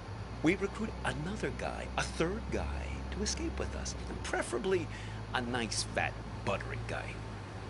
The fat guy was called the Sandwich because the idea is that the two buddies, us, we kill and eat the sandwich on the way home to survive. It's great, right? Maybe I didn't tell the story right. Gulag was a mine that was used as a prison. Ah. That was a little serial killerish right there. That was the first serial killerish vibe I had right there. It's great. We'll invite a third person with us, and then we kill him and we eat him. Serial killer, this guy. Why did Lola enjoy this story so much? Oh, I think mainly just because of the setting. Siberia. Bears love stories about remote places. Oh. Well, I haven't told you the best part yet. Oh, what's that? I'm all ears. Well, there was one time these two guys escaped with a sandwich. But there was a problem. They finished the sandwich too soon. Didn't ration him out long enough. He was all gone. And they still had days to walk through the Siberian tundra. Uh-oh. These guys were great friends, but they were also hardened criminals. And so they knew that whichever one of them fell asleep would be eaten by the other one. But the code of criminal friendship didn't allow them to acknowledge this. So they had to keep playing it, nonchalant, chatting about stuff, whatever people talked about back then, trudging through the snow.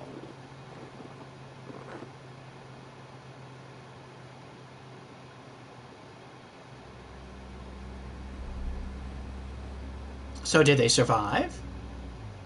Who? Oh, those two convicts. Oh, no.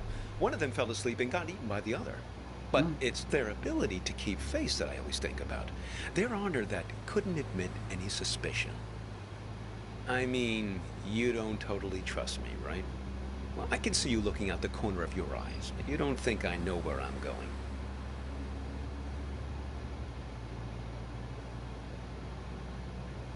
Well, you kind of admitted that you don't know where you're going.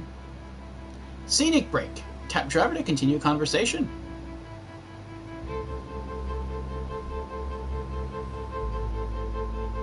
No. Sun's setting. It's getting darker. Listen, can I ask you an honest question? You're throwing some serious bad vibes, pal. Go ahead. Okay, here it goes. This girlfriend of yours, why is it so important for you to find her? I mean, okay, the burnt photo, damsel in distress, etc., etc. I get it. But if you can't remember anything about her... We'll always have this. Actually, now I remember one thing. See? This is Lola's influence. It's starting to work. You feel it, right? All you have to do is find your way back to me.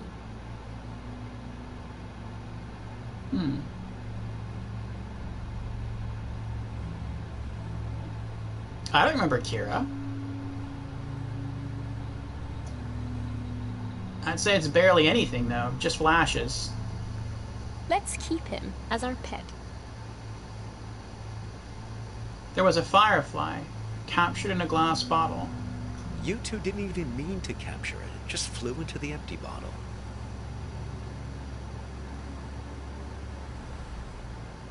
It's a good memory. The only one I have right now. That's not true. Maybe I can find it at the warehouse. Well, for your sake, I hope so. What do you mean? I think you know. You're like me. The past is the only place left for us. When we were young, we thought the past could only tie us down. Everything we wanted, freedom, lay ahead on the open road. Well, that was yesterday, and this is today. Now the past is all you've got, and the future is full of pain. Ouch. Pal, I'm gonna need you to chill with this axe murder. think it's too late to fix things. I hope it's not too late to fix things. Well, when we get to the warehouse, remember to keep an eye out for a firefly in a glass bottle. It shouldn't be hard to spot. They tend to keep that place pretty dimly lit. Okay.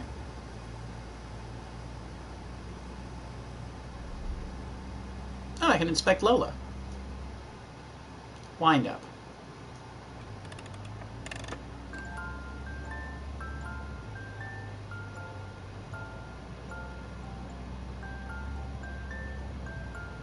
Oh, look.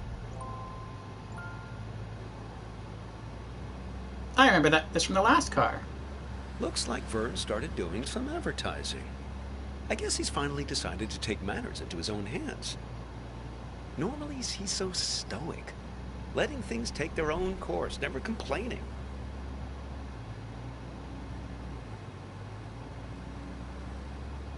I guess he means well. Well, he was just trying to help you. Seems like you can use it. You're totally infected with this frontier spirit, am I right? Always move ahead, always continue along the two-lane blacktop. Maybe Vern exaggerates a bit, but at least he knows these parts. You should turn back here. No, I'm serious. What's gotten into you? It's just Lola. Nothing.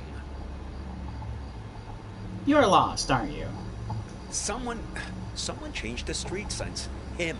He's been here. I swear it was the second left past the red house. But don't worry. We'll find it. It's right around here. Do you have a map somewhere?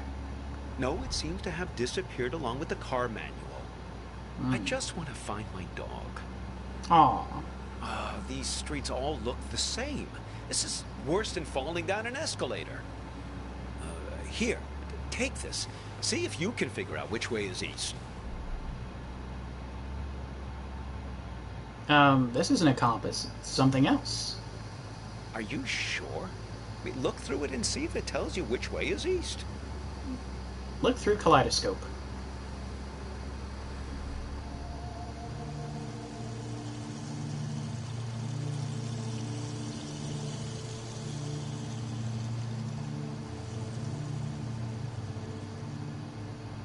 No luck, huh? No. Well, maybe it does something useful. Give to Lola. Oh, listen. She's starting to talk. Hopefully we can get out of this maze now and head on our way. Lola, dear, this young man and I, we're looking for... She's saying something. Something about you. A car crash? No. He's fine. Well, just look at him. She thinks you've caused some kind of accident. I can vouch for this young man, Lola. Well, he's been with me almost the entire afternoon. She says she knows who you are and that she wants to help you. That's good. She's gathered these memory objects for a purpose, for you to put together. Okay. To bring you earthly knowledge, she says. All right. Where'd she go? Peculiar. Assemble the memory objects. Okay.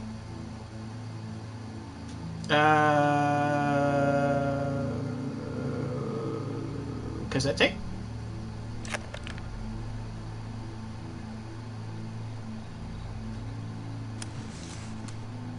No. Oh. There we go.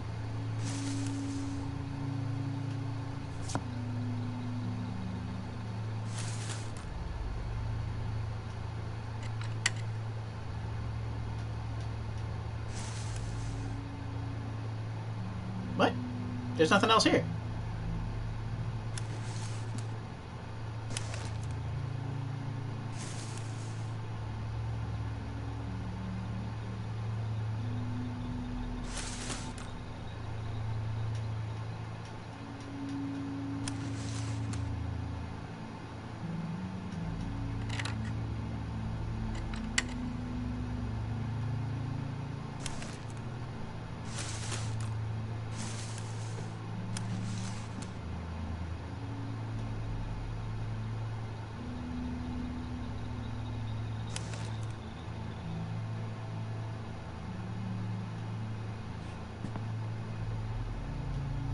Maybe I assembled it the wrong way. I don't feel like I assembled it the wrong way, though.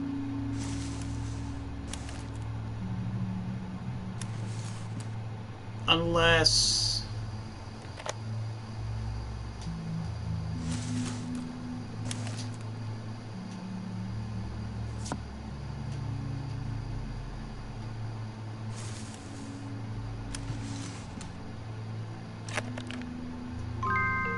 There we go.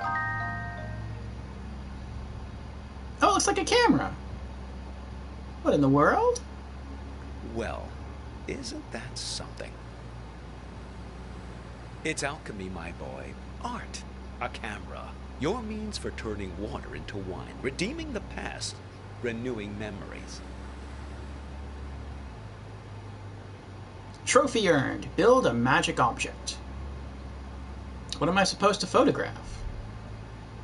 Well, nothing needs redeeming more than the American suburbia. Am I right?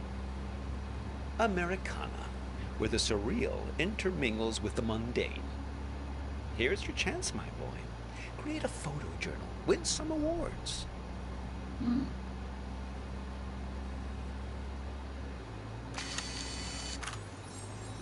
Firefly, sent directly from your memory, I suppose, to guide you. Oh, hello there, Lampyridae.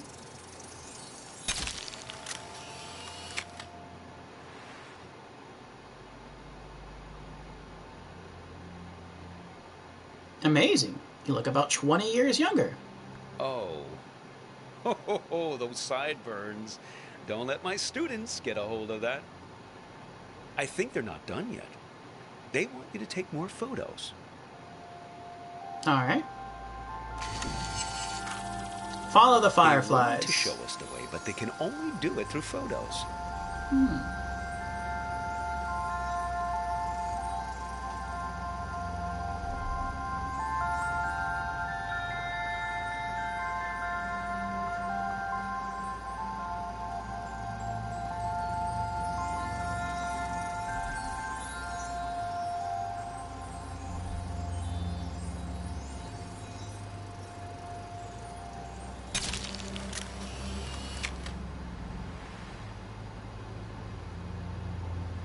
Oh, that's me. Gee, I didn't notice him standing back there. Should we go back and pick him up?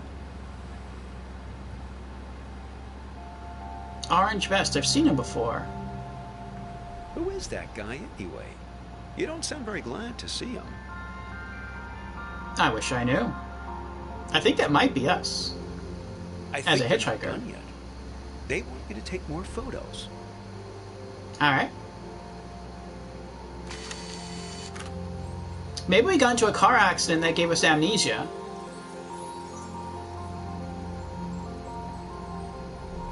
Oh. Ah.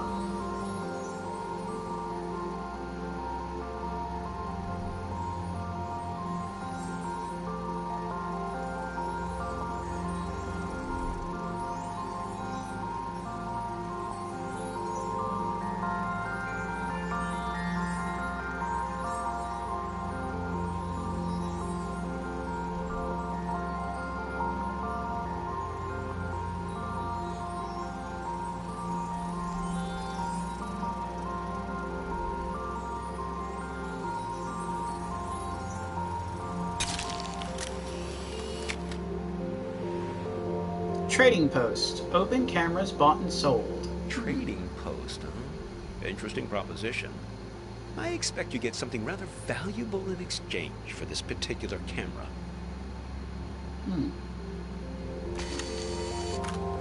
Yep. More?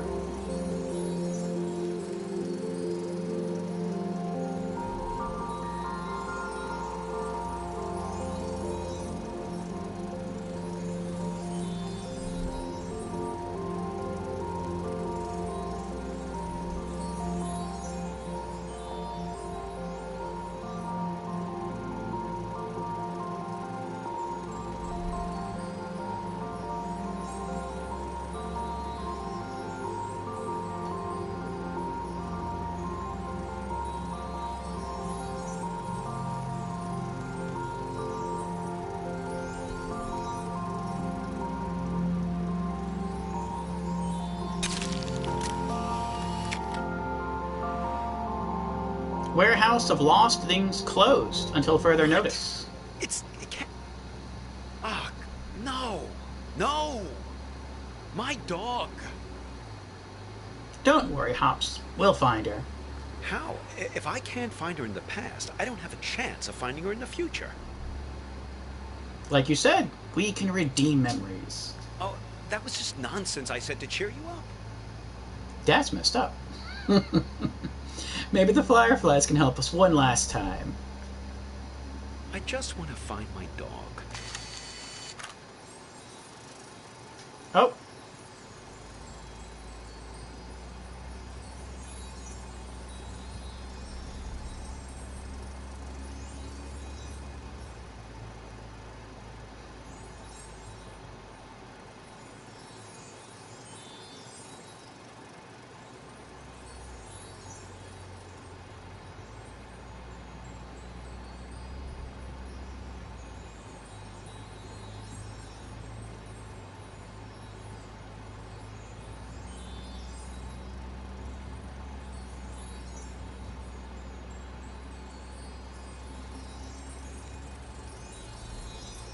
Is that a dog collared in the street? I suppose. I think we found her. But what's happened to her?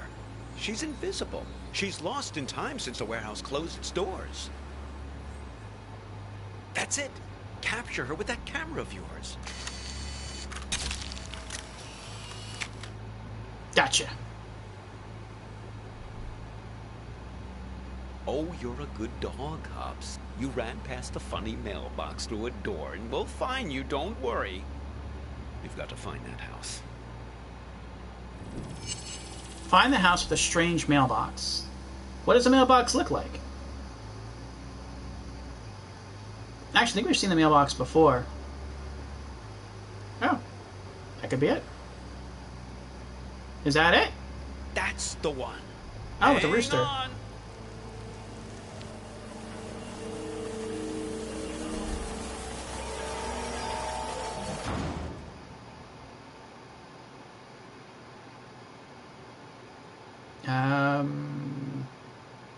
Anything look familiar?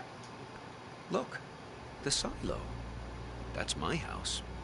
Oh. Funny how you can come upon the very place you live and not even recognize it. All depends on the angle you... Hey! There's Hops! Thank goodness. Oh, I've almost got her back. Listen, I didn't realize the warehouse was closed, but we must do it again. Now you have to promise me, pinky promise, that we're going to meet again in a year, okay? This same spot. We won't exchange contact info or anything like that. We'll keep it old school. Meet here in 1 year's time. What do you say? I don't think I'll be coming back this way. Sorry to hear that, young man.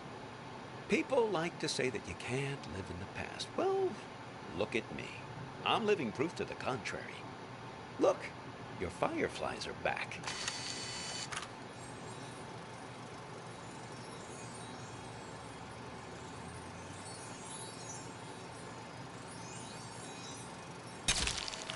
Seems like they're waiting to give you one last memory. Hops house. Okay. What is Hops, that? wait for me! They left me in the car alone.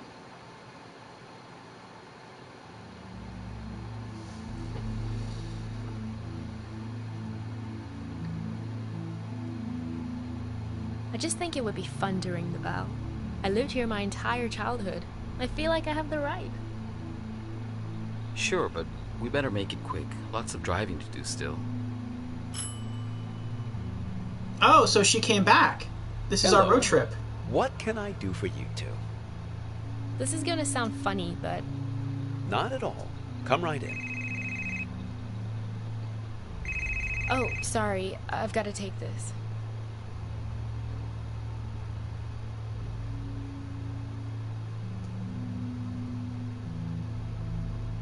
To me, it's perfect here. I don't understand what's so great about our life in Seattle. Don't you ever think about making a change? Sure, but this isn't the kind of change I had in mind. I get it. You grew up here, so it's your baseline of normal. This just isn't my idea of an adventure. Adventure. It's real here. It's a good place to grow up, to have children. At least it was for me. I can always find myself here. Same stars, same fence, same mailbox.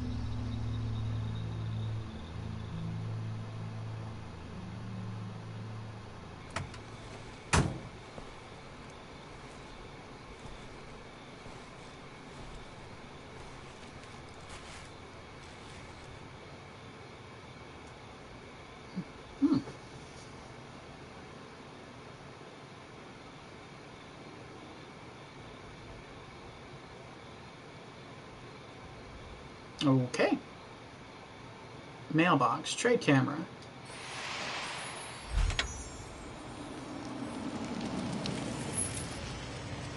Oh, we got the box back. Locked box. Put in backpack.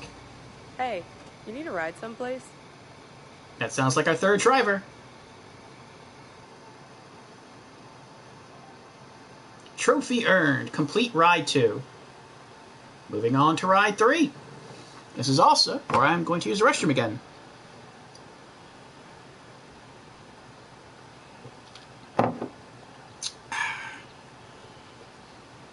So, burb, and we'll be right back. I wonder just how many branching paths there are.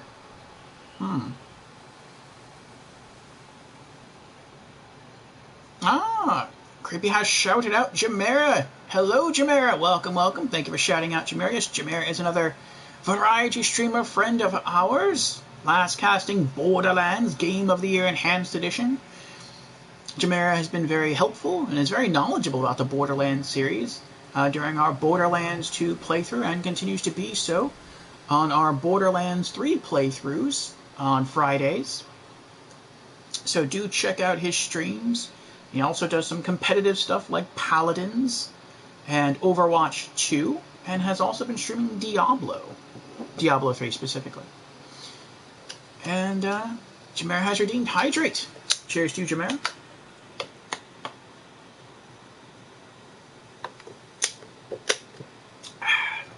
So excuse me while I go run to the restroom, and then we will be right back to continue this game with Ride 3.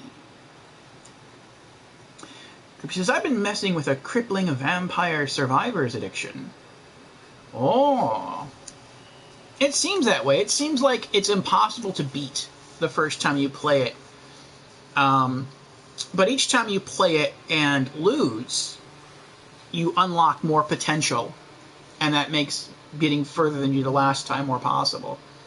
So I can see how that would be addicting. Alright, BRB. Then we shall discuss my thoughts on the game, and we'll continue on to Chapter 3.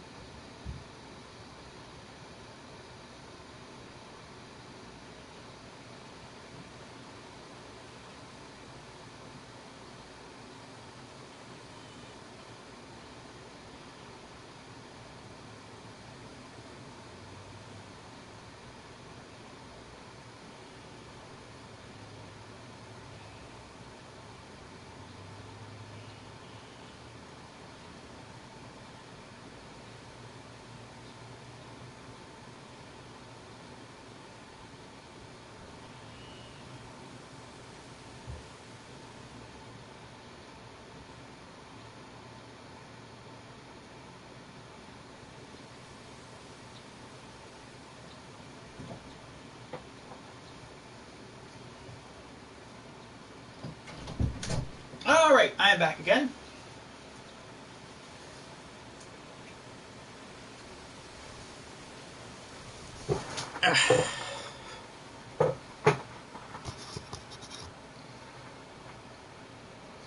So, we got some information from writers, well, not writers, drivers 1 and 2. So it seems like we were in a relationship. The girl we're with, or girlfriend that we either have or had, is in trouble. She needs our help. We don't know exactly what yet. We forgot what's going on.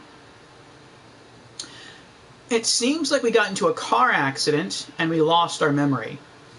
But I don't know exactly what's happening. We're getting bits and pieces of information. Maybe, and this would entirely make sense if this game is all in our head. I'm thinking maybe there was a road trip, which is what they said at the beginning.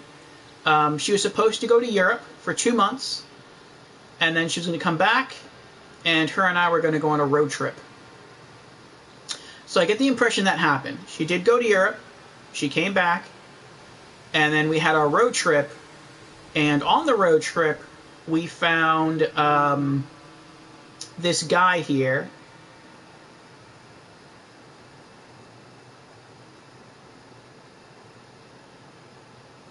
Yeah.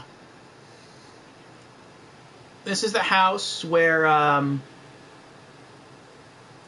she used to live. So we stopped off. She met with him. And then we continued on our way. I'm guessing at some point we got into a car accident. And maybe we're currently in this dream. And we forgot. Or we don't know exactly what's going on. I'm going to guess at the end of this, what's going to happen is we're going to wake up. I think we're still in the car. And I think she needs help because she's trapped in the car as well.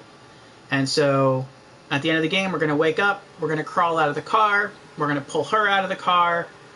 And we're going to save both our lives. And that's going to be the game. I think that's what's going on. Kirby says, I'm going to have to make a call soon. Order myself some food.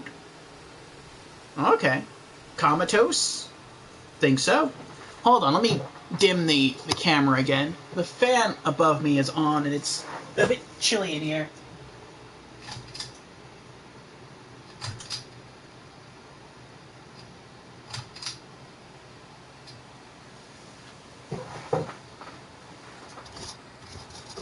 Okay, that's better.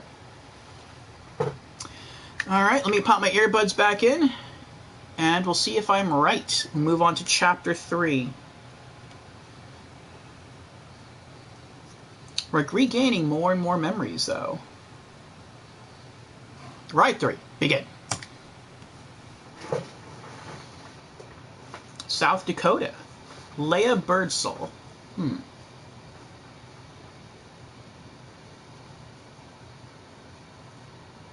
Listen, I'm not your girlfriend. And I'm not your mother. But you'd better finish that pickle. Or else, I'm stealing it. Oh, she took us to a restaurant, to a diner. I wonder if this is a diner we kept seeing advertising for. Also, it's kind of cool that we have some of those bugs, those, whatever they're called, glow bugs, lightning bugs around us. There's the diner, Dante's Diner. We saw ads for that during our first dream. I think we saw an ad for the diner. I said dream. During our first drive. I think we also saw an ad for this during our second drive.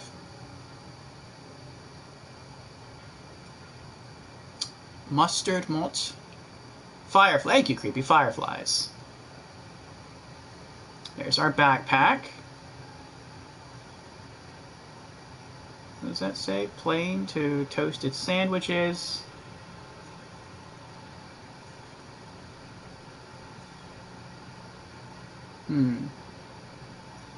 All day breakfast, $7. Oh, occasionally we can see the outline of a person. Oh, of people on their phones. That's interesting.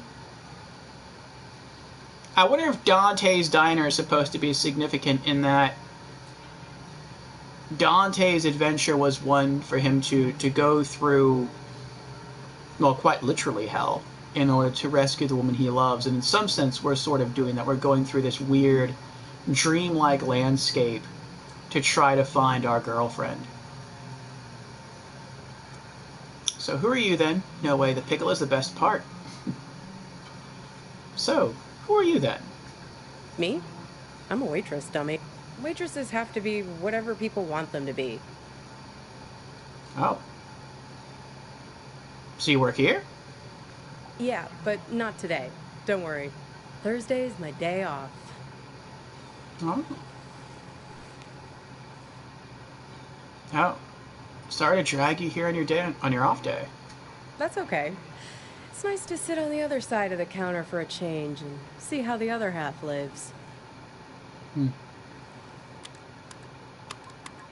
Oh, she's got freckles. I like freckles. This music, isn't it dreamy? I don't know. It's not bad. Oh, what? Robot doubles. Look at that. It created a second set of, like...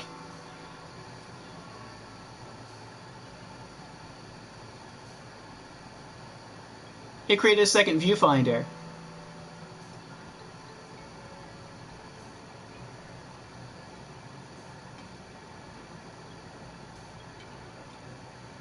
Oh yeah, it's perfect for this place. I can tell we have some things in common. Such as? We both have to live by our wits. Hitchhiking isn't an easy trade. Waiting tables isn't either. I'll show you what I mean. Corned beef hash with 3 eggs over easy, whole wheat toast and hash browns. 2 eggs scrambled with bacon, sausage, English muffin, and french fries with mayo instead of ketchup. 3 eggs over easy with well-done bacon and a side salad, hold the toast, Greek omelet with well-done hash browns and white toast, a short stack of blueberry pancakes, coffees all around, and 1 Diet Coke. So, how many orders of toast were there? What? I didn't know I was supposed to be paying attention to that. I thought she was just, sharing her normal order information. Say the order one more time. Okay, here it is. Corned beef hash with 3 eggs over easy, whole wheat toast and hash browns. 2 eggs scrambled with bacon, sausage, English muffin, and french fries with mayo instead of ketchup. 3 eggs over easy with well-done bacon and a side salad, hold the toast, Greek omelet with well-done hash browns and white toast, a short stack of blueberry pancakes, coffees all around, and 1 Diet Coke. So, how many orders of toast? 1. Nope, 2. 3 if you count the English muffin. That's cheating. I thought she said 2. She said no toast. She said, white toast was 1, and then she said hold the toast on the other one. Unless she meant, how many times did she say the word toast? I don't know. The first was toast. Oh. Okay, I get it. You're good. Well, no. Memory hasn't been my strong suit lately. I think that's more appropriate. Then the second was after hold the toast. Oh, okay. Well, you must have been doing something right to have made it this far. I figure there's an art to hitching a ride. You have to be able to read people very quickly. Waiting tables is no different. You get to know what people want before they know what they want. It's a sixth sense. Why is the fan hovering in the background? Items are duplicating.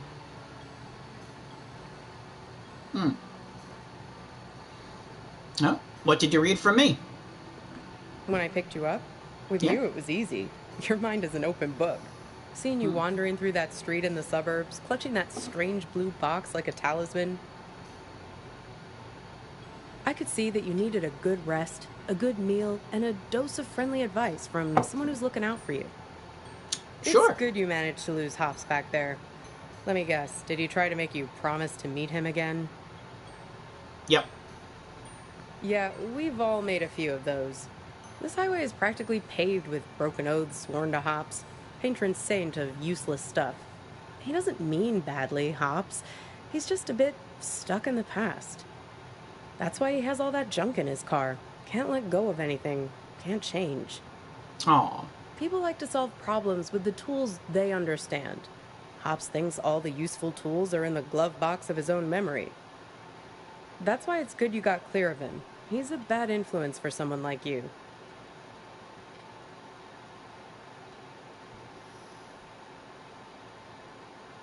How so? You need to let go to move on.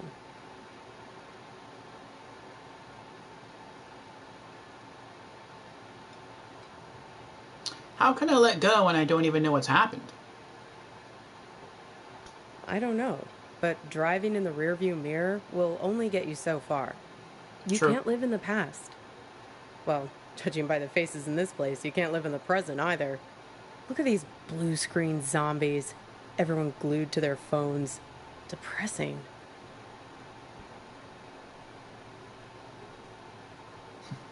Pretty typical nowadays. The living dead all around us. Not you two, though. Who to? You and your girlfriend. You were very much animated. Although, maybe not in a good way. That was some argument.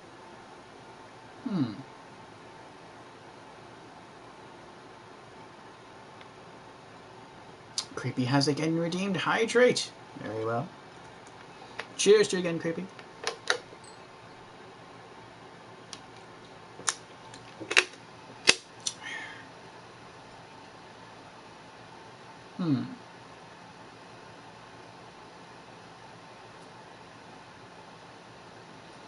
I could ask how come everybody remembers us arguing, but again, I believe like this is a dream inside his own head. And I think everyone remembers them arguing because he had an argument with his girlfriend. And that's just what keeps it, not the argument keeps replaying in his head, but I think it's the guilt associated, or the feelings, the negative feelings associated with the argument that he's feeling, but he doesn't remember the exact words for.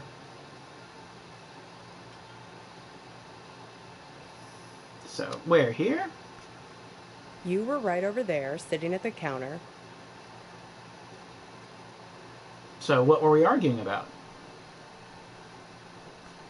Well, I'm not one to eavesdrop. The stool's Something moving about now. text messages. Being present.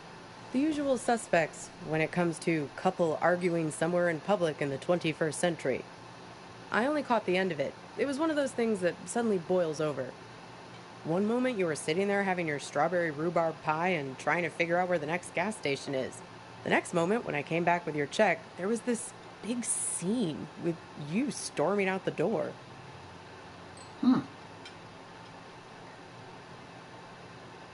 Me? Where did I go? Beats me. You didn't come back, though. She hung around for another 20 minutes, mainly talking on her phone. Then she got her stuff and left.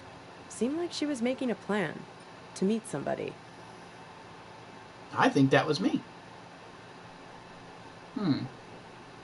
Catch any details?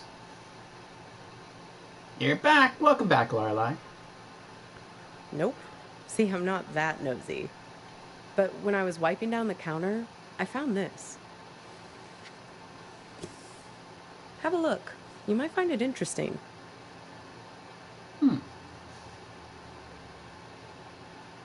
Thank you for shouting out Lorelei. Creepy. Business card. What else can I look around here for? We got salt and pepper, some napkins. Inspect the card. I will. Hold on. Give me time. I want to look around, take in the scenery.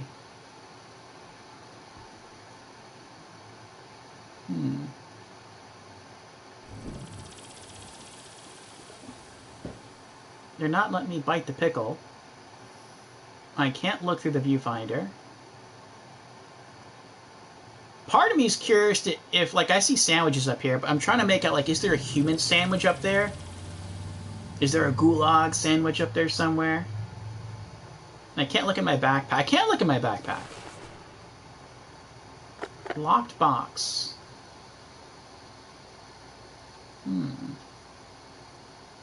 I'm guessing our full memory is trapped inside the box, and we have to find the key to open it. Oh, we have another photograph, too. The photo of Hobbs' house, which is actually our girlfriend's childhood home. I'm guessing at some point we may need to call this number as well.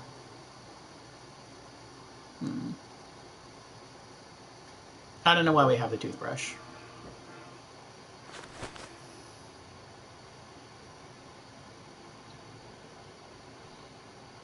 I'll be here.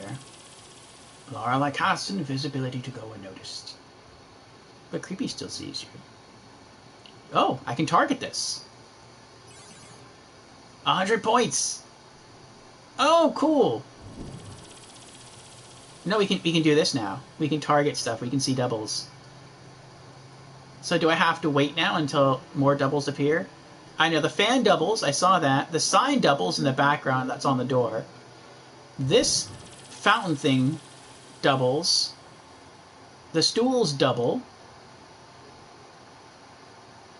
I don't know of anything else that doubles. I didn't realize I could do that before, though. But I know the first thing I saw double was the viewfinder. See, now this makes me not want to advance the story any further until, like, I see something else start to double. Oh, the clocks! Yes!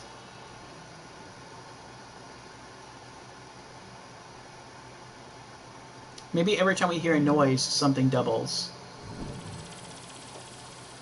No, it's just to inspect the card. Maybe that's the thing that this poster is trying to get to you, like, stuff is doubling. Gotta keep them pearlies white. Yes, stool. The stool does, yeah, but it's not, nothing's doubling with the stools yet. I heard the noise, though. Something's doubling. What's doubling?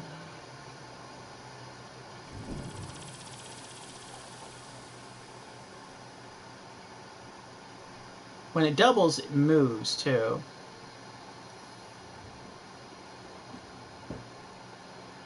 I don't see anything else doubling. Oh, the fan! Got it. Alright. I'm going to click each item once, and then we'll continue. We'll look at the card. I think the only items left that duplicate is the stool, the hot dog door thing over here, the drink fountain here, and I think that's it. I think that's all that duplicates.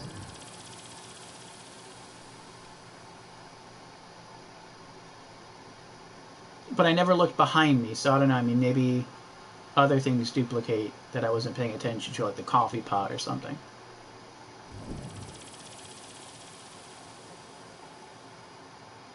Or maybe, like, the lights up here. Who knows? It might even be something outside the window here. Like rocks or mountains or something. Who knows?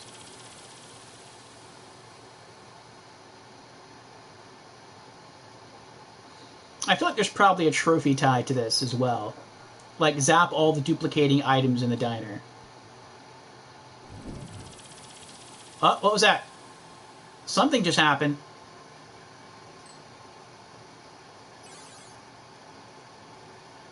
Was the Dante's Diner sign doubling? I didn't see it double. Crosshairs popped up, but I didn't see it doubling.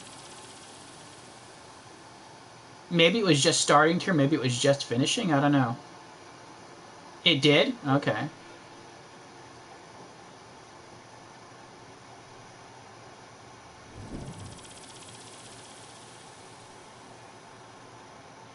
I'm not noticing this duplicate anymore.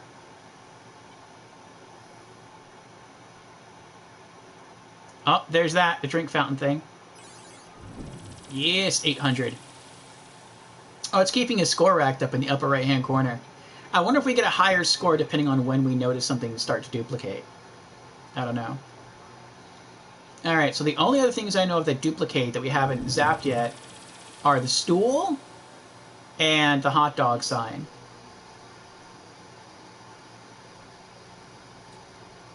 So we're just waiting for those, and then we'll continue.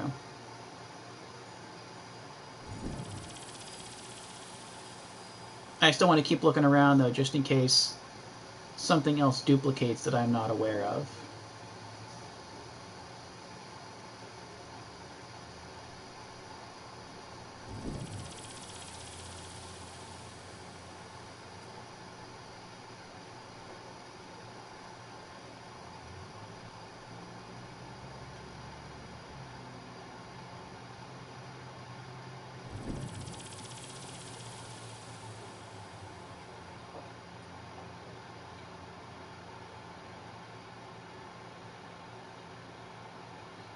And the stool one gets really obvious. Like, it slides all the way across the floor. The hot dog one isn't always obvious. I mean, that does slide down the door, but... I don't see anything else happening. Do you think maybe we missed our chance? I don't know. We'll wait until we hear one more noise, then we'll go back to talking to her.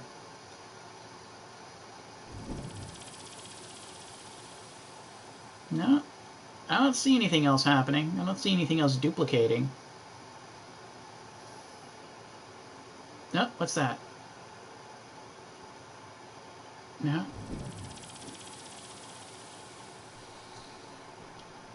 Alright. I guess we'll go back to talking to her. Oh, there it is! Now we just need one more. We need the hot dog sign.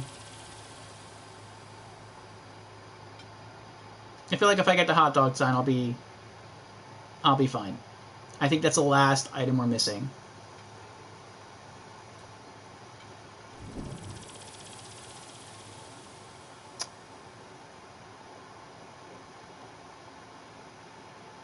I was just going to continue, but now it's like we finally got the item. The item that we were waiting on. If that's worth 7,000 or 700 points, then that would bring it up to 4,000. I feel like we get everything then. Oh, there we go. No, 3,600. I guess the score is 3,600. I never noticed anything else that doubled. Alright, we're just going to continue. If you see anything else that doubles, let me know.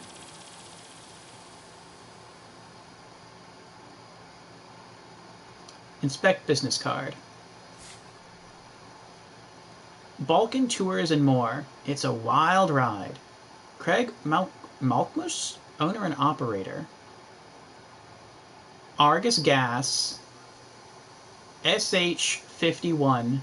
Thursday, 4 p.m.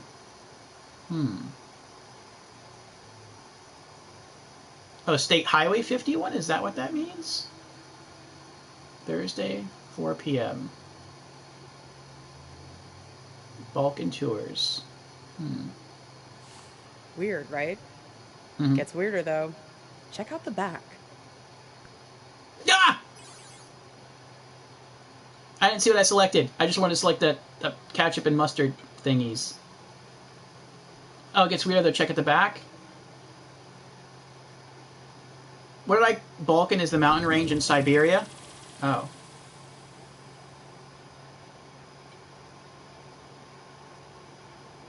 I don't know what I selected, what text I selected. Alright. Yeah, okay. I saw that already. Seems like some kind of rendezvous. I mean, Yep. I figure that's not your card.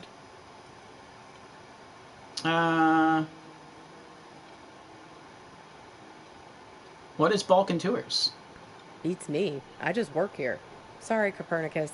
I've helped you all I can this time.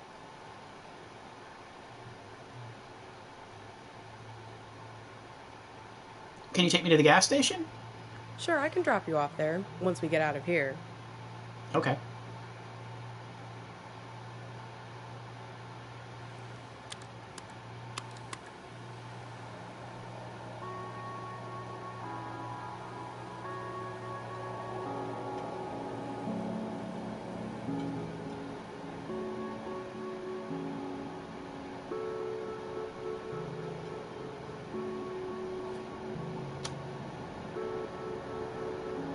Serial killer told the sandwich story.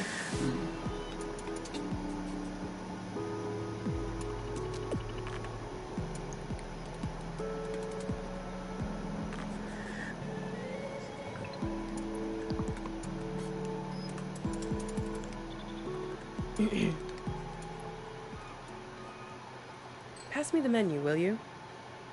I want to see if they have the seasonal milkshakes in yet.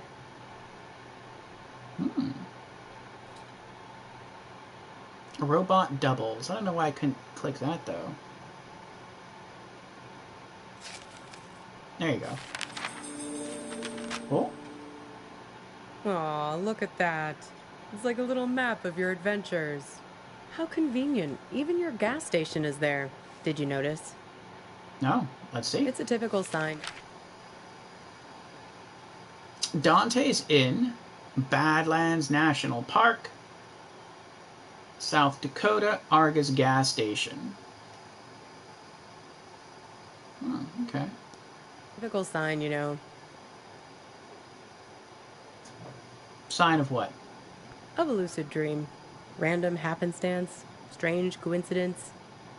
This might be a good time to test if you have superhuman strength or can fly or something. I think I'll have peppermint mocha or vanilla caramel. I go with the peppermint mocha. Hang on. You're saying this is all a dream? Good luck ordering. Service seems slow here. That's not nice. You're saying this is all a dream? Sure.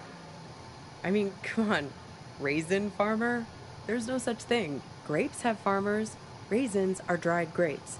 End of story. Jeez, where's the waitress anyway? I'd kill for a shake right now. But why? Who cares about a shake if none of this exists? I'm finding this very hard to accept. I don't. I would say both of these make sense to me. It's not hard to accept. That's what I was thinking earlier. As far as who cares about a shake if none of this exists, well, I mean, if she's part of the dream, then she should care about the dream shake, because her and the shake are the same. Yeah, we'll go with it, though. Well, things become real when we invest meaning in them. When we make them real.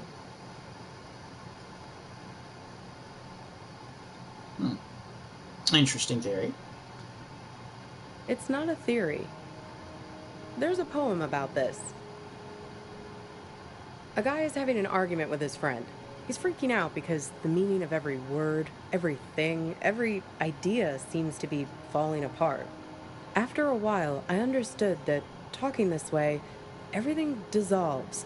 Justice, pine, hair, woman, you, and I.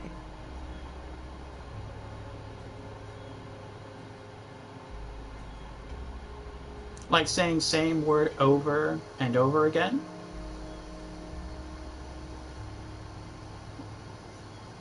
Where did you read the poem? Did she mention a poem? I thought she said someone else was having a conversation. Oh, no. She said there was a poem that she read about two people talking about these ideas. Exactly. Booth, menu, you, I, mustard, mustard. It all starts to dissolve. Who's the author, anyway? It's my day off reading.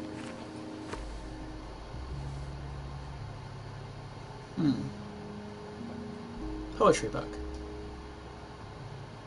Praise by Robert Haas, winner of the William Carlos Williams Award.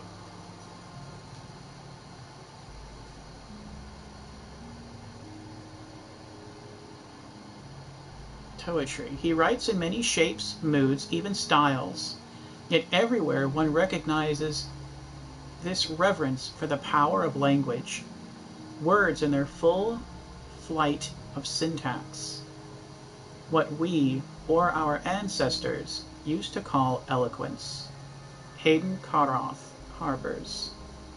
His second book, Praise, has an architectural grandeur that even the nearly flawless first volume, Field Guide, did not aim at. Poem after poem sets limits for itself, as stern as gravity, white on white, black on black, oh no, block on block of stone, frames around pictures.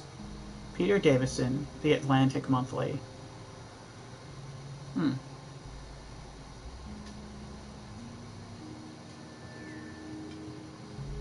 So, what happens to this guy? Well, he remembers this lover he had, and that helps him get his head screwed on straight again. Oh, that sounds like us. She saves him? Well, in a sense.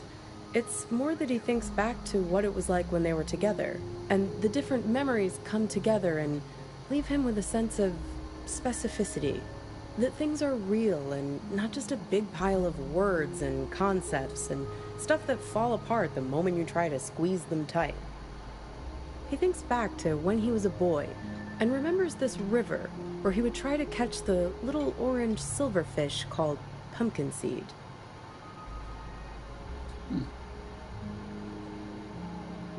Pumpkin seed. I like that. That's nice, right?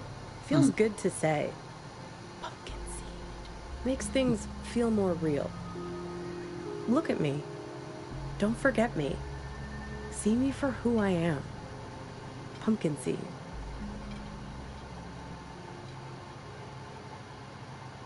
I don't think you have to worry about that. You'd be surprised. You wouldn't believe how much people project their weird bullshit on me. It's the curse of the diner waitress. Less a real person and more a blank screen.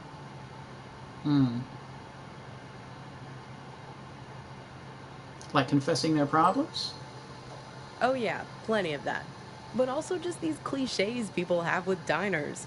I can't tell you how many swingin' dick Detective McGurks I've met in this place. Give me a coffee as black as a moonless night, darling. Shit like that.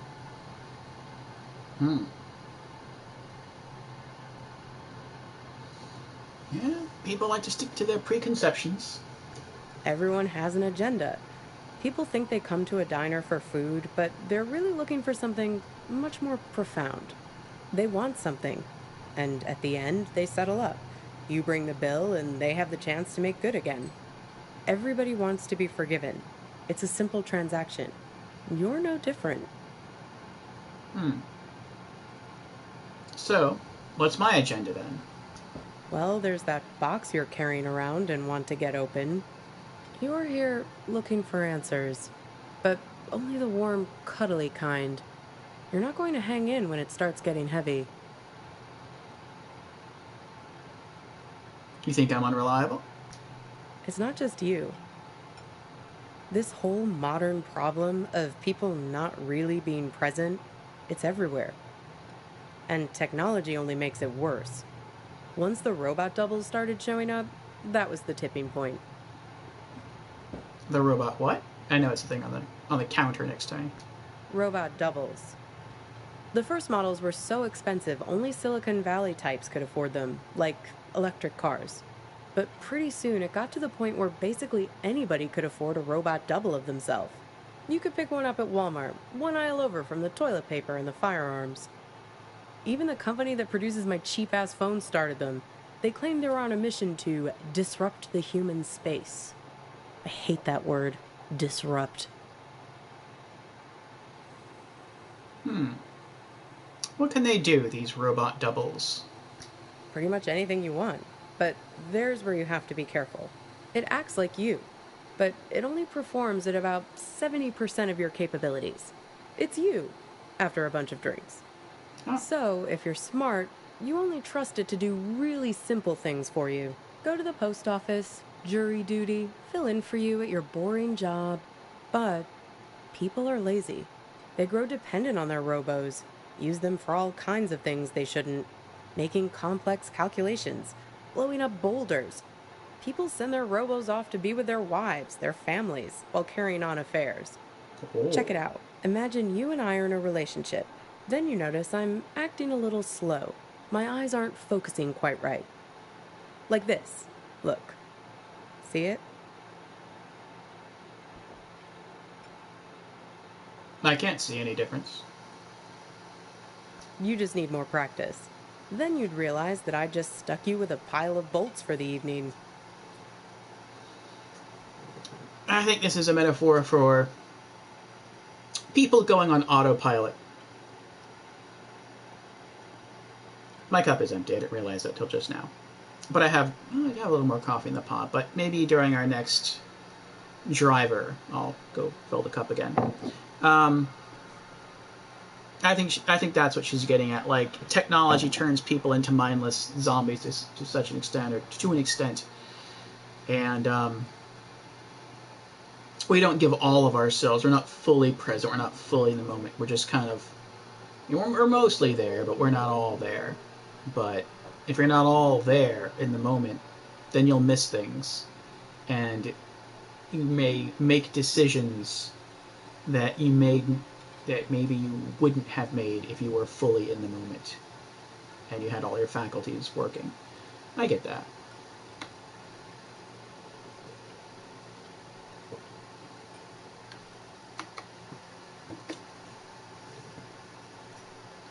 Has that actually happened to you?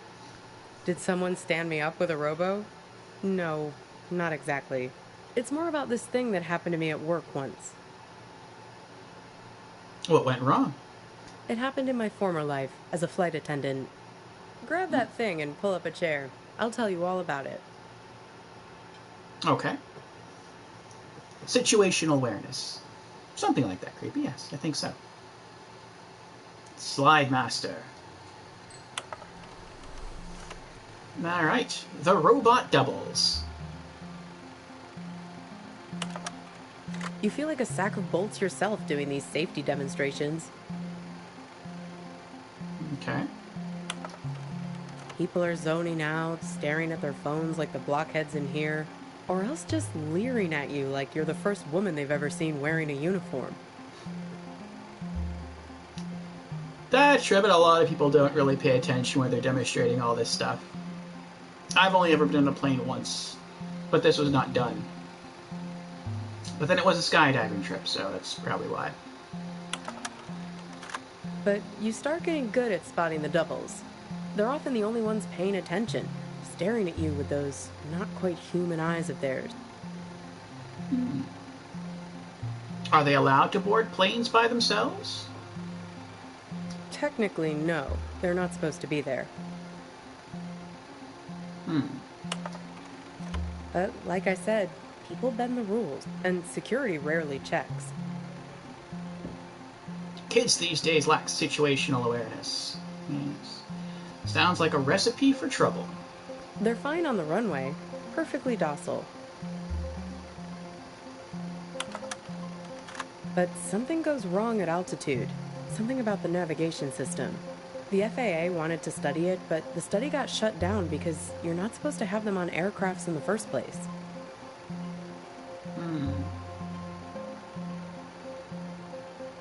I'm guessing that means, like, when hard decisions have to be made, that's when they start going crazy. Like, if you run on autopilot all the time, then when things are normal, then you can kind of perform okay. But when things get serious, when you're at altitude, you start to lose control because you're not really there. And you haven't been. So yeah, I learned to spot them right away. It becomes a job requirement, a matter of survival. Here, try your luck. Have a look at the table. So, 1 mustard, fine. 3 mustards, not so fine. The one on the left is the real one. See if you can track it. Okay. Keep your eyes on the prize. 10 will get you 30. Holy hell. That was some of the fastest, like, switching around I've ever seen. I think it's this one. I don't know if it's cheating, though, because it says mustard 1, mustard 2. I'm going to say mustard 3. Uh-oh, you just accused Mr. Corporate Entitlement of being a robot. Unfortunately, it's really him. That's going to cost you 1 complimentary business class upgrade. Want to play again?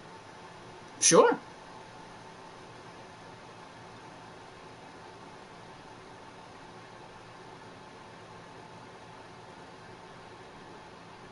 Think 1 it's? Oh, you thought it was 1? Oh well. Yeah, let's do it again.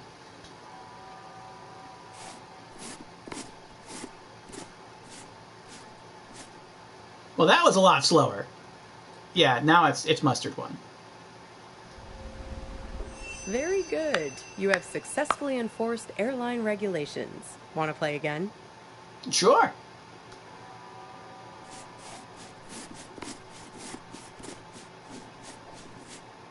I have no idea. I'm gonna pick the middle one.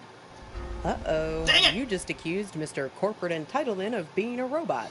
Unfortunately, it's really him. That's going to cost you 1 complimentary business class upgrade. Want to play again? Okay.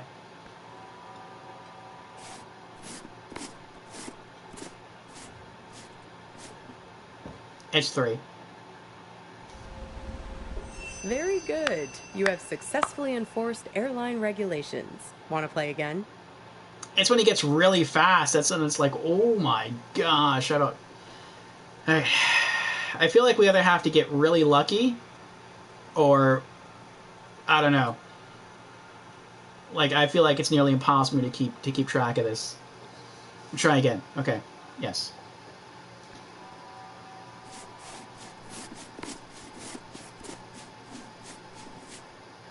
I think it's this one. Yeah! Very good. You have successfully enforced airline regulations. Want to play again? That was not easy. That was not easy. You know what? I'm good. I'm good. So, where was I? Pick that up again, and I'll show you what happened next. Okay.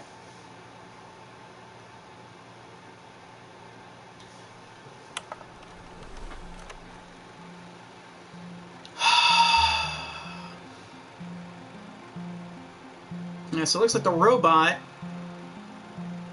is just staring off into space. The real person was all frazzled and smoking and stressing. Okay. What's next? One time, we were doing a flight into Galveston, and we had a sudden drop of cabin pressure about 100 miles from our destination. Oh man, did the robos cause it? No, but imagine this. Everyone's freaking out. I'm trying to help a girl with her arm in a cast to get her oxygen mask over her head.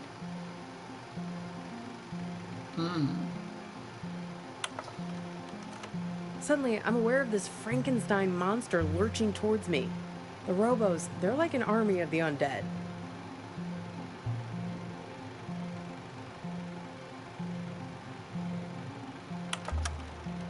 I don't know if they were affected by the sudden change in cabin pressure or what, but they just lost their shit.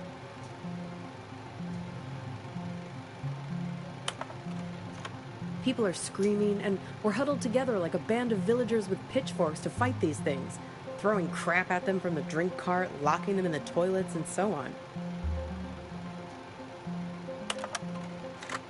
Luckily, they started fritzing out on their own, like Hal in 2001 when his brain starts melting. Let me tell you, as soon as we got over water, adios! Out you go, robos! Threw them right out of the cabin doors.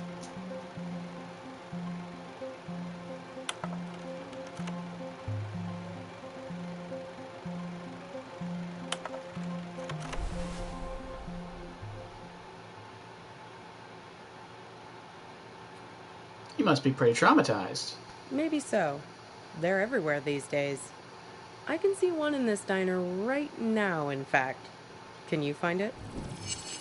Find the robot double. It's somewhere in this diner.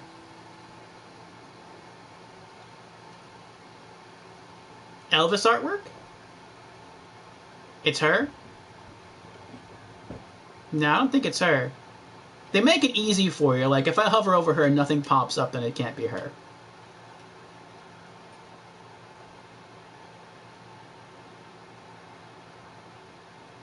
Like, the only thing that triggers a pop-up is the Elvis artwork. So that has to be it. That's right. The King. Can you believe it? God, I miss the King. They say that it was the first robot double prototype ever made. He actually sent it off to act in some of those cheeseball movie roles he had. That's why they were so bad. You're pretty down on the robot doubles. Am I? Says the guy who called his own girlfriend a robot. I seem to recall you standing right there, complaining, it's like eating lunch with an automaton. I wish I remembered. You really don't remember anything? What you were fighting about? What happened next? Well, she kept getting on the phone, referring to our girlfriend, so I don't know who was contacting her. Maybe it was a job opportunity? I don't know. Not a clue, unfortunately. Maybe the answers are inside my locked box. Could be. Well, I've got a little game that might help you remember. It's kind of like a telephone seance. Ready? Okay, I'll play.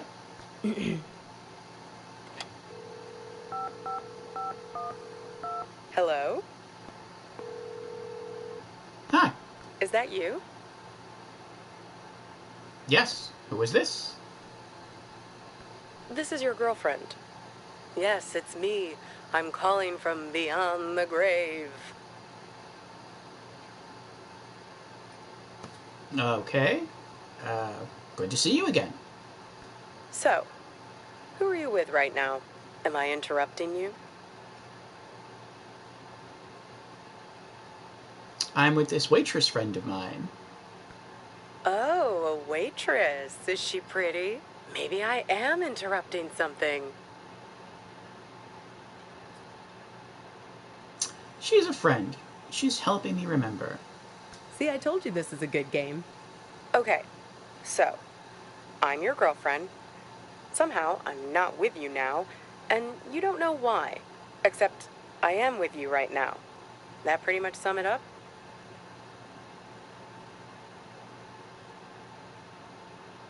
See, that also makes me think that I was right in my guess earlier when she said, I'm your girlfriend and I'm not with you right now, but I am with you right now. That makes me think like I'm not with you right now as far as like a girlfriend's not with you here in the dream with you. But she is with you because she's in the crashed car in the passenger seat next to you. Or we did see a flash earlier where she was behind the wheel. So maybe his girlfriend's driving, maybe she got into an accident, we're in the passenger seat. Because when we saw the picture of the crashed car on the newspaper article in the second driver's vehicle, it was the driver's side that was dented and the passenger seat was fine.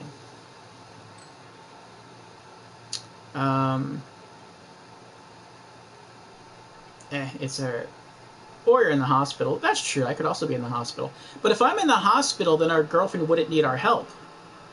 That's what makes me think that maybe we got into a car accident and maybe, like, we need help. Like, maybe we both got knocked unconscious, but because I'm in the passenger seat, maybe, like, I went forward and I knocked my head on, like, the dashboard, and that just knocked me out. But maybe, like, she's actually injured. Like, maybe she's bleeding or something happened to her. And I have to wake up and then call for help so they can get there and rescue her.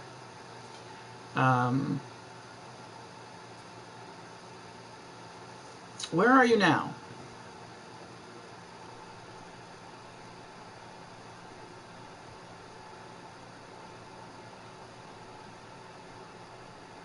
Well, no, she said, I'm here, but I'm not here. So she kind of already answered that question. So who did you go meet after you left this place? No, this is my game. I get to ask the questions first. What's with this gas station you're trying to get to? What are you hoping to find there? I am starting to remember things now. Are we? We need to get gas in a sec. Hey, stop it! I remember arguing. That didn't sound like arguing to me. That sounded more like flirting. Like, what were you trying to do in the car while she was driving? It's like we spend 1 year falling in love and the next 4 breaking up, right? What took so long? Were you just afraid of being alone? Or maybe you didn't want to be the guilty one, the one who blows things up and hurts me. Were you waiting for permission from me to end it? Waiting for me to give you...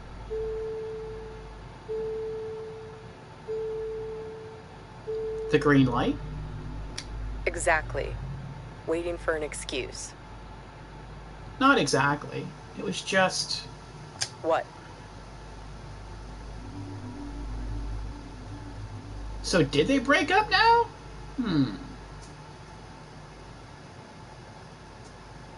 If I say I didn't want to hurt you, I feel like that's me going along with the idea that we broke up. But I feel like this might be... I'm not sure if this is the right course. And if it takes us down here, this might, like, obfuscate the end goal, which is to wake up. But if I say this is starting to freak me out, then the game ends, and who knows? I don't know. What do you think? Which option should I go with? I'll give you a bit of time to answer that question, because again, I have to use the restroom. I think it's all the coffee and water I'm drinking. But speaking of coffee, I have about half a cup left in the pot. So I'll warm that up, use the restroom again, and then I will be back.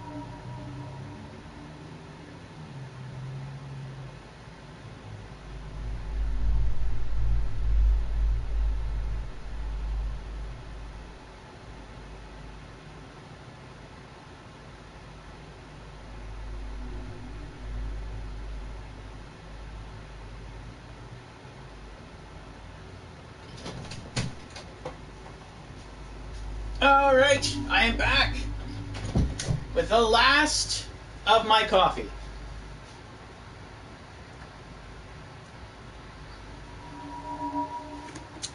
It's good coffee, too. I probably only have enough to make like one more pot, which I won't be doing today. I'll probably save that for maybe Thursday. Thursday's going to be a really long day for us. Let me try to counter the lighting here. There we go. Turn it down a bit. That's better. But yeah, Thursday's going to be a long one. With our last Demon Souls stream and then our Video Game Awards ceremony. I already have my next bag of coffee ready. It's a bigger bag. It's a holiday blend,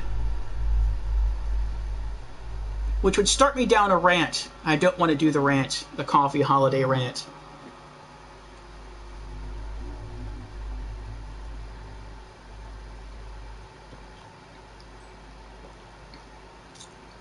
No, I'm going to do it. It's a short rant, though. Like, for holiday coffee, like for Christmas coffee, when I think of Christmas coffee, I think of stuff like peppermint mocha, white chocolate, things to make you think of Christmas.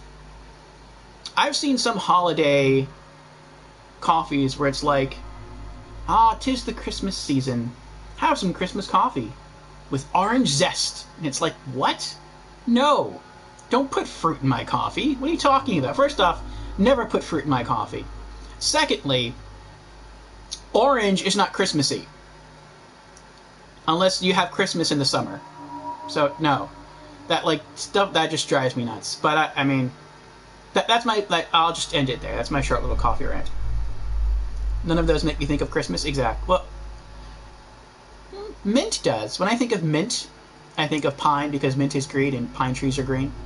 It's a very loose connection, I know. But, well, and I think of peppermint because you hang peppermint candy canes on Christmas trees. So that's also mint.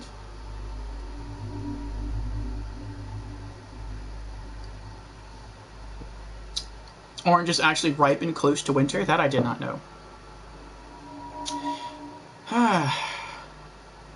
When I see orange, I think, when I say the fruit orange, I think of the color orange.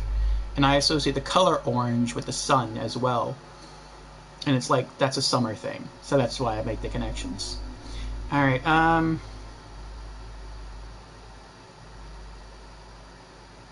this is starting to freak me out. Right. That's why you stuck around. Fear. You didn't want to break anything. You couldn't get over the idea that this great future we were supposed to have could just be wiped out. The beacon we'd always talked about, our light in the bottle, gone. You left it to me. Put it on me to do what needed doing. Well, I finally gave you the sign you were looking for, right over at that counter there.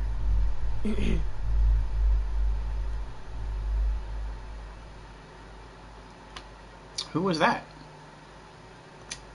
You guys need anything else, or you're okay for now?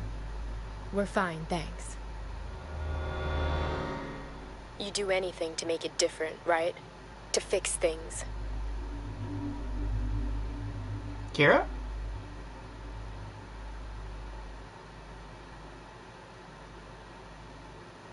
I can take you to that gas station, and I can be her for you. Together, we'll open the box. How is this possible? You can make it happen. You can make it real. What do you say? Miss the old times? Let me be her. No, this isn't right. Okay, your choice. Now it's your turn. You can ask me one question, whatever. Trophy earned. Make a key decision.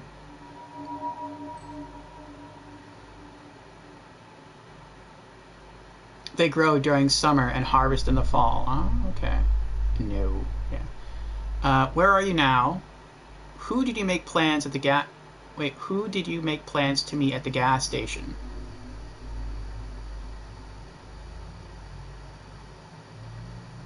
The man on the phone. The one from Balkan Tours? Yes, the one I was texting when we were eating lunch. The man with many eyes. Oh, that was a riddle from the first driver. Thing about having many eyes. The clouds. See, I think... How was your weekend, Orfeo? Hey, Brandon. How are you doing? Sorry to see you there. I was off using the restroom and getting coffee. Oh, I gotta scroll up. I missed quite a few things here. Hold on.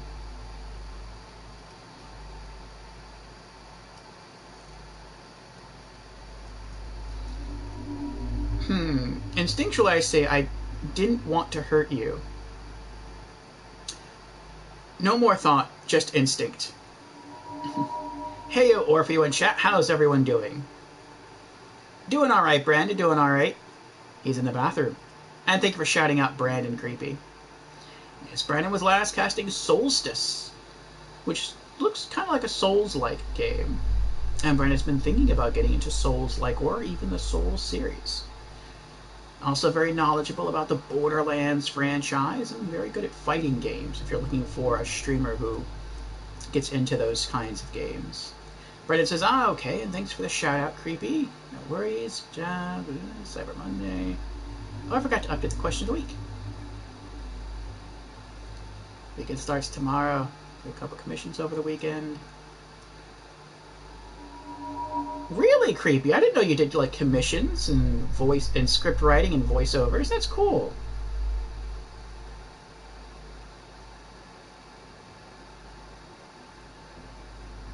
My weekend went okay, Brandon. Just think that we'll be adjusting the time for our spooky Saturdays. And I kind of confirmed that today. I kind of also confirmed that on the Discord. I'll be reconfirming that for our Wednesday Just Chatting stream. I think I've become more of an afternoon person. But, yeah. It went okay. You're doing good? Got your last cleaning done today in your teeth. Good, good. The next 2 free games for Epic will be Saints Row 4 Re-Elected and Wildcat Gun Machine. I saw. Don't know what Wildcat Gun Machine is. Kind of sounds like a 2D side-scrolling shooter. Saints Row 4, I think I'll pick that up. I've never really played any of the Saints Row games. I really like the look of the newest Saints Row game. But I also thought that Saints Row 4 looked okay. Not like something I'd maybe super get into, but I mean, if it's free, I'll check it out. What about you, Brandon? How'd your weekend go? I think I see what's going on here. I think we could have veered here in a very important way. When she was asking, can I be her? Can I, like, be your girlfriend or replace your girlfriend? I think what that might have been hinting at is I can stay locked in this dream world. And if I'm locked in this dream world, then maybe, like, her physical appearance would shift into that of my girlfriend. And so we could be together again, but we would be together in a dreamlike state. In other words, it wouldn't really be us. It would just be me and my thoughts of her. So I'd be with someone that wasn't real in a place that wasn't real. So yeah, I think we chose correctly. I feel like maybe what's happened, so I'm getting more context now, maybe we, as the guy, thought that she might be, like, changing her mind about being with us. And so that's why when we saw her, like, getting a phone call or getting text, we were getting suspicious. Maybe that's kind of what the argument was getting it to be about. But I think what might have been really going on is maybe she wanted to do something special for us as a couple. And I don't know if maybe she said something was maybe pulling us apart, or maybe there wasn't anything pulling us apart. Maybe she just kind of felt bad that she went to Europe for, like, 2 months. And maybe she made a plan where at the end of our road trip, she was going to book a cruise for us. And that's what the Balkan Tour thing was all about. And maybe she wasn't telling us about that because she wanted to be a genuine surprise. And so she was trying to keep something nice from us, but we were getting suspicious about it. But if she broke down and told us, then yeah, that would relieve the stress, but then that would spoil the surprise. So maybe that's what was going on. Brandon says, my weekend was good. Played some more Solstice, and yesterday just relaxed. Nice, Brandon. Very nice. Creepy says, I like the new Saints Row. It's still goofy, but instead of beating someone with a giant marital aid, it's better? Many eyes? Yes. He has 10 eyes, like this. What, like the human fly? I hope that's not the cost of our vacation. 10 zeros? That'd be horrible. 10, 4, 5, 6, 7, 8, 9, 10. Oh, it's a phone number. Maybe it's 10 digits. No. He wears them around his wrist, like a bracelet. Even while he sleeps, a few of them keep watch, their eyes open. He also wears an orange vest. Orange vest. I saw him in the back seat. I still think that's us. I think that those might be the clothes that we were last wearing while we were in the car before the accident. Find the man with many eyes, and his friend, the man with mirror eyes. They're the ones who did this to me. Oh, so maybe we were driving. Maybe her and I took turns driving. The guy with many eyes might be the real us. The guy with the mirror eyes might be the us in our dreams. How do I find him? Close your eyes. Close eyes. Hey, where'd you go?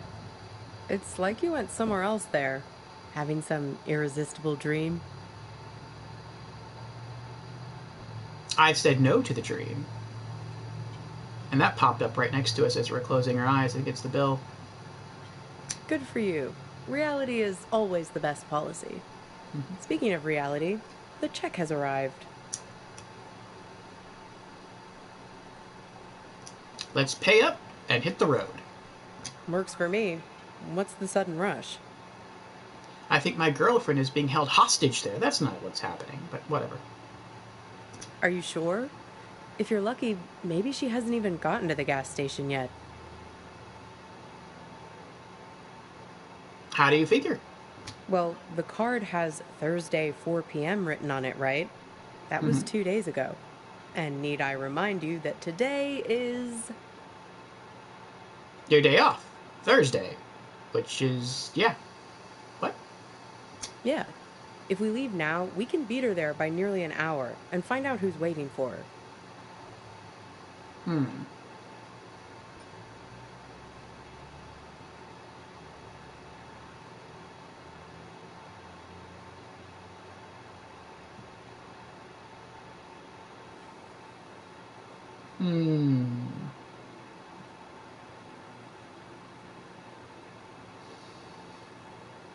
I feel like, I don't know, I wonder how we'll find him.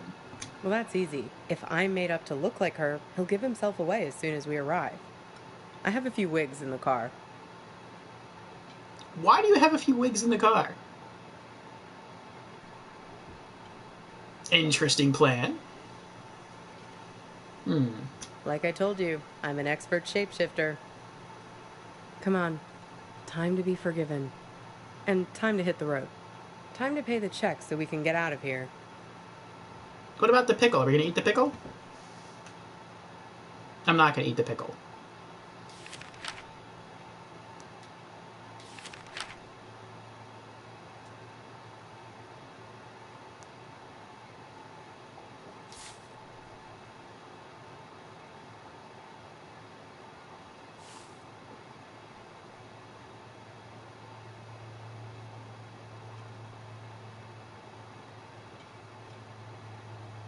Bill presenter. Oh, another photo.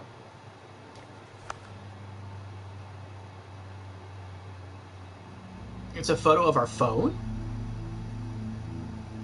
This thing about robots is chilling. It says that 60% of the workforce won't have a job in 20 years. Hey, can you put down your phone for 3 seconds? I'm trying to have a real human connection with you, and you're so tuned out. It's like I'm eating with a robot. I'm sorry, I know. We need to get gas in a sec. You can tell me about it while we're in the car. Would you put that thing away? Hey, stop it! Come on, let go! Who is that? Who are you writing to? God, keep your voice down. Look, I've been driving for ages. I just need to space out a little. A little? It's like you're a million miles away. Can you just give me a break, please? We were just taking a break, remember? Now we're back together, but I feel this is the last place in the world you want to be. Well, that's what I'd call a self-fulfilling prophecy. Ouch. Ain't love grand? Come on, let's get out of here.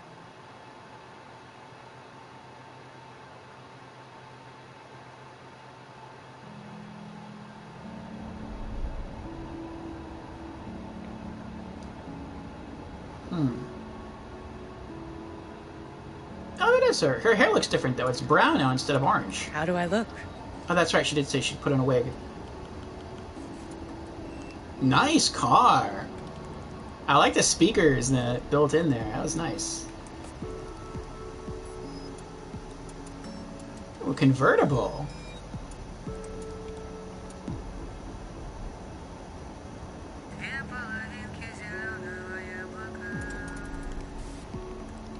I like the idea of, like, the stick shift, but I don't know how to drive a stick shift. I think Wipeout tried to teach me once.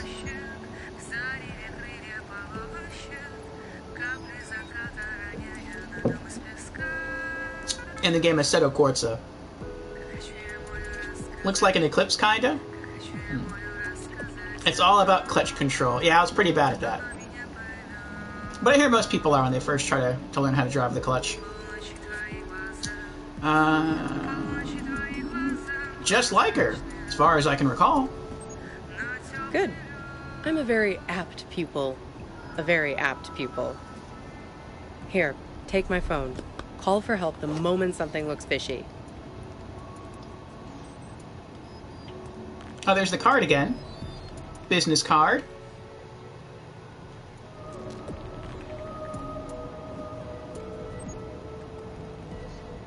Take phone. Scenic break. Tap driver to continue conversation.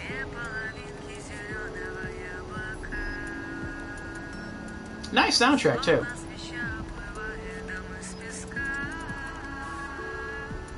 It takes practice. Yeah.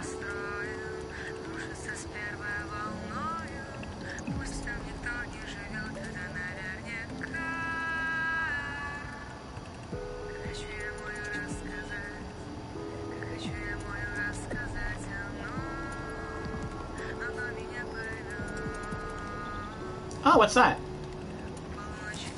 Oh, that's her poetry book. Nothing. You can't open the glove box. Oh, the window's open. I guess why wouldn't it be open? Oh, visor. Yeah, we can always check the visor for something. What's this? Horoscope. Gemini, May 21st through June 20th. When you experience the world with two personalities, everyone you meet seems to have two sides. Geminis want to trust, but struggle to do so, as their experience has taught them to watch out for selfishness and deceit in others.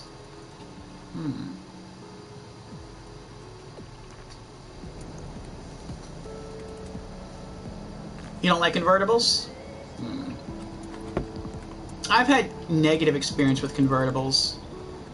Well, I've had positive and negative. You're not a Gemini and you don't trust people. The positive is I love driving without the roof. It feels very freeing to me to drive without the roof. What I dislike about the convertible is I've never been in a convertible, except for Wipeouts, where the roof didn't leak. Every convertible I've owned, the roof has leaked.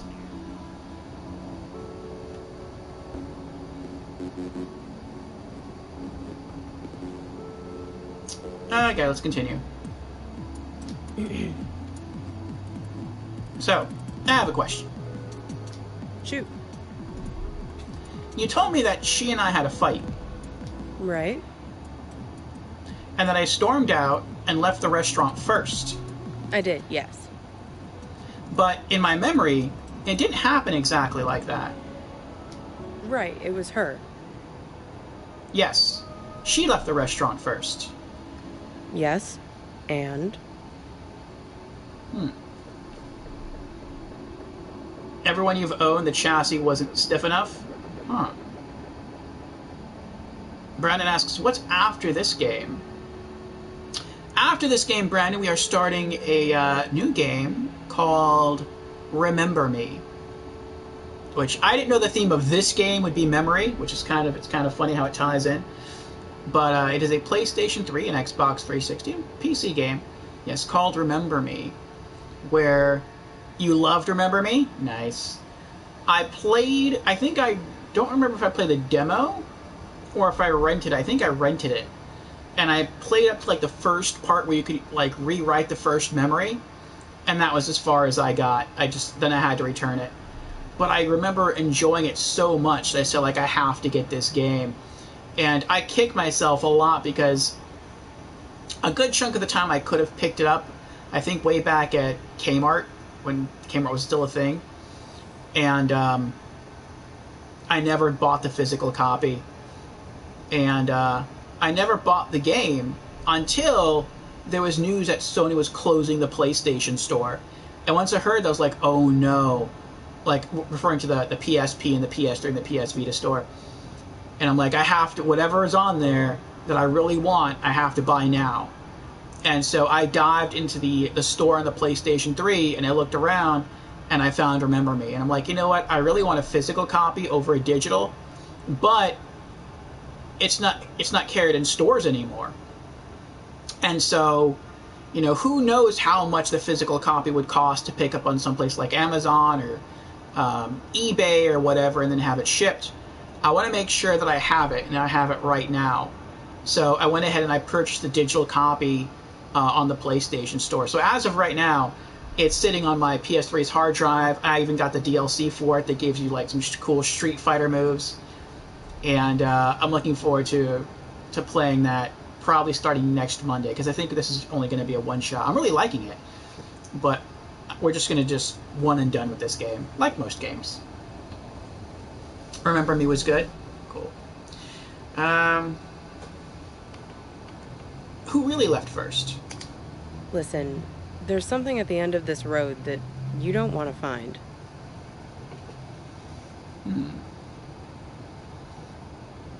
But I do want to find it. You do, and you don't.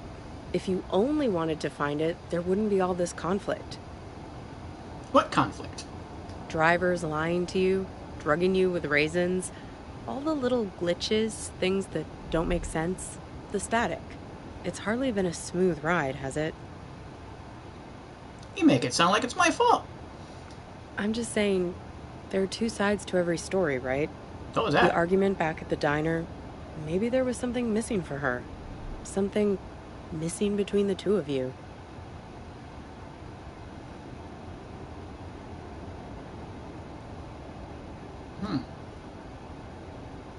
What do you think was missing? Have you stopped to think for a moment about why you keep finding these photographs? Why they are so important to you? They help me remember. They're a way of capturing reality, right? They're objective, but they're also you. They tell the story you want them to tell. That camera of yours, it's a weapon too. Take a photo of me, and in the photo I'll never change. I'll never grow away from you. They're the only memories I can trust right now, or maybe you're right. They're not reliable. No. They're the only memories I can trust right now. So what did you learn back there from your photo? She was having an affair with the phone guy. That's not what we learned. All we learned was that she was just talking to somebody on the phone. That's all.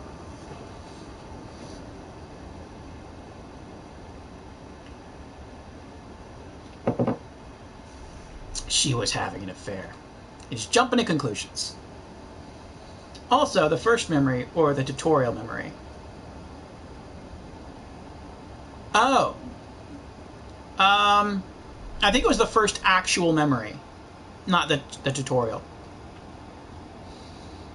I think. I don't know. Yeah, I don't know. Oh? Yes, that much seems clear. I saw the phone number. It's actually the same phone number, I believe, that's written down in the matchbook that's in my bag. Oh, you have my phone. Why don't you call it then? I can't see all the numbers. 2 are missing. And you think he's also this man with all the eyes? Man with many eyes. Yes.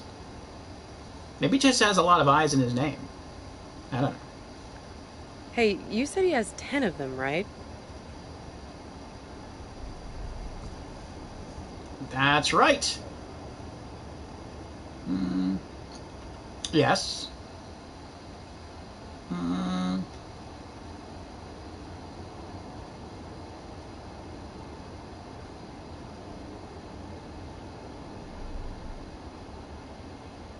Yes, so? Have another look at that card. 10 little eyes. See him? Nope, I can't lock onto the card. There it is. Oh, it's a wide ride. Craig Malkmus, owner and operator, Balkan Tours and more. See, I thought so. Maybe she was going to meet this guy at Argus gas station to iron out the details. He's probably a travel agent.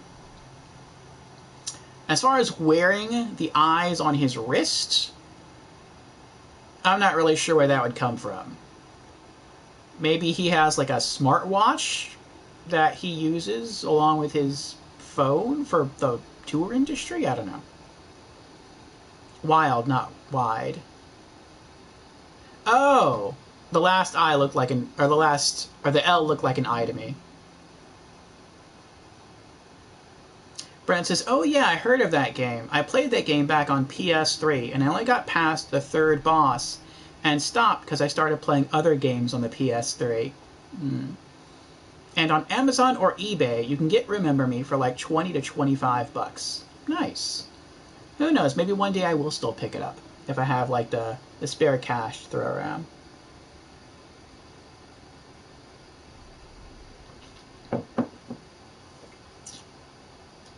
Freaky, right? Wow, you're sharp. Well, almost there now. Oh, there it is. Time to get in character. You sure you're up for this? Sure, I can't see a thing. What gives?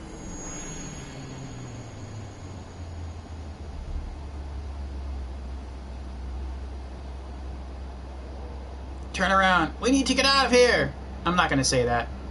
If I don't say that, well, we're still getting closer. Oh, it resets. As the car gets closer and closer, it pushes the gas station back out. I can't just let her drive up to it.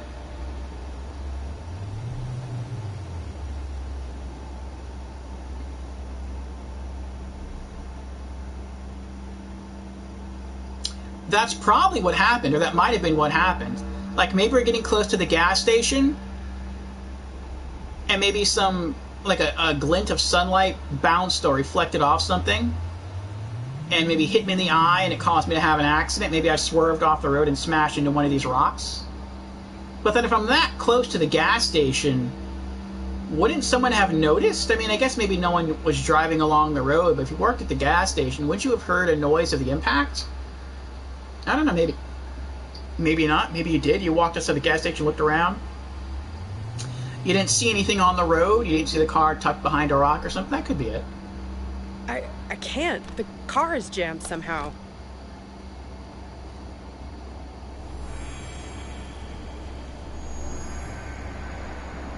What the hell? Watch it, buddy.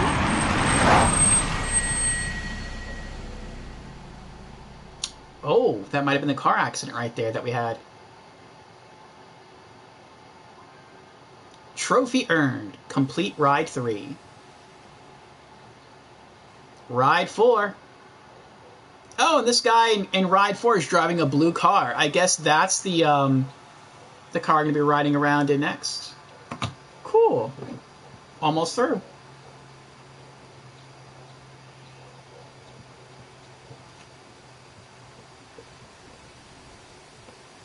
The car is jammed, LOL.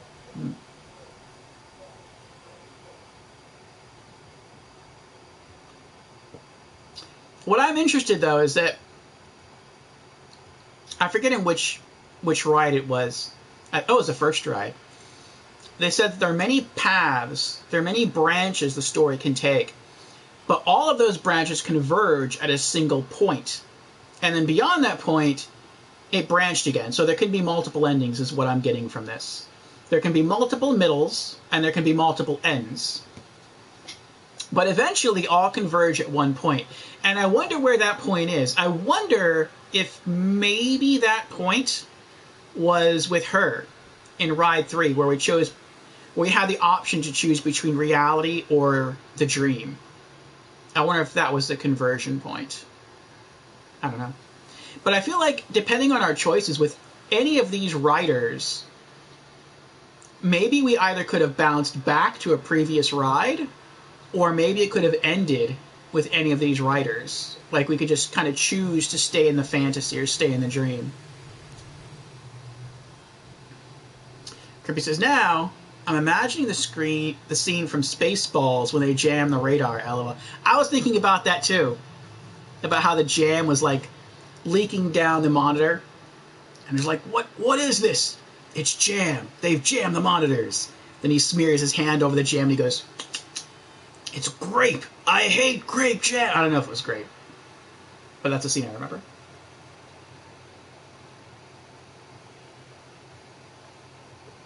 Raspberry, oh thank you. It's raspberry jam. Only one man uses raspberry jam to jam my radars. Lone Star. That was such a good movie. I love Spaceballs so much more than Star Wars. Like, that makes more sense. Oh, yeah. For me, Spaceballs was like... That was like one of the best movies I had ever seen. Like, at that point in my life. Like, that just destroyed Star Wars for me, even though it was meant to, like, spoof Star Wars. Only one man dares give me the raspberry. That was the quote.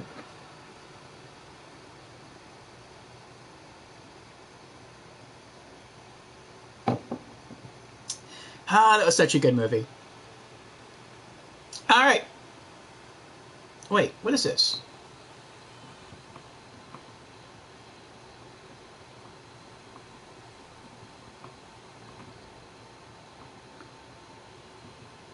I think I found a secret. We'll talk about it when I get back. I have to use the restroom again. But I found something interesting. Well, maybe.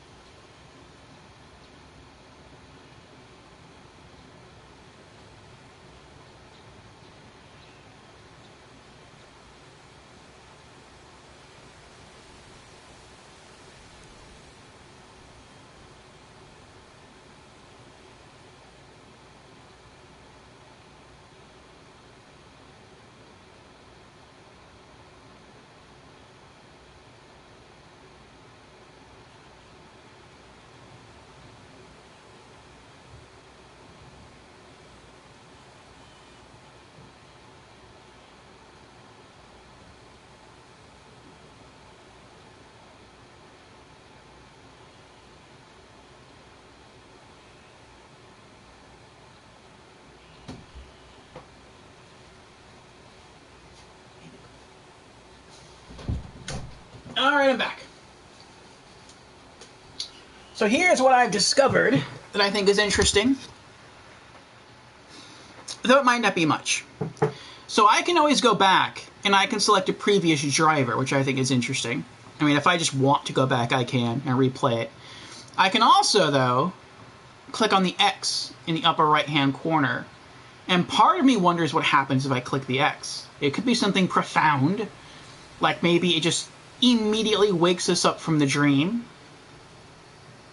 Or it could just be like, go back to the main menu. I don't know. It's probably the second one.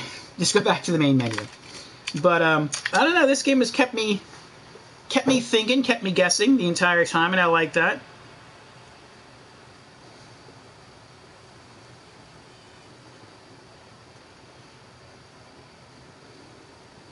Alright.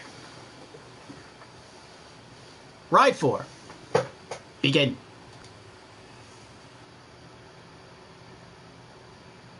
International driver's license, country of origin, Iraq, Syed Bahar. We're in the trunk. Why are we in the trunk?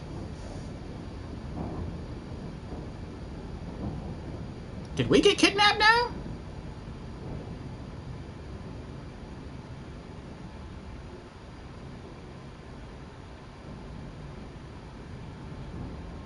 Phone and matchbook.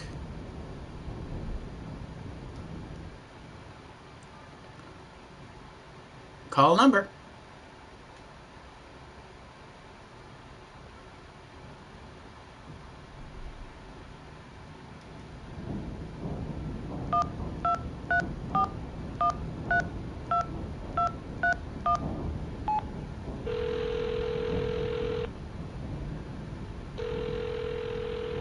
Is this car gonna go boom? I hope not. Yellow.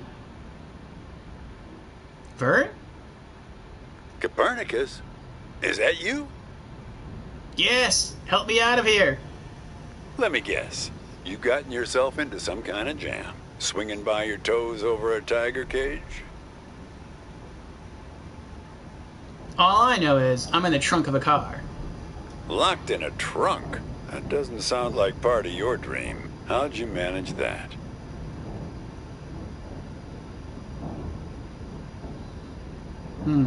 It's a long story. Well, don't say I didn't warn you.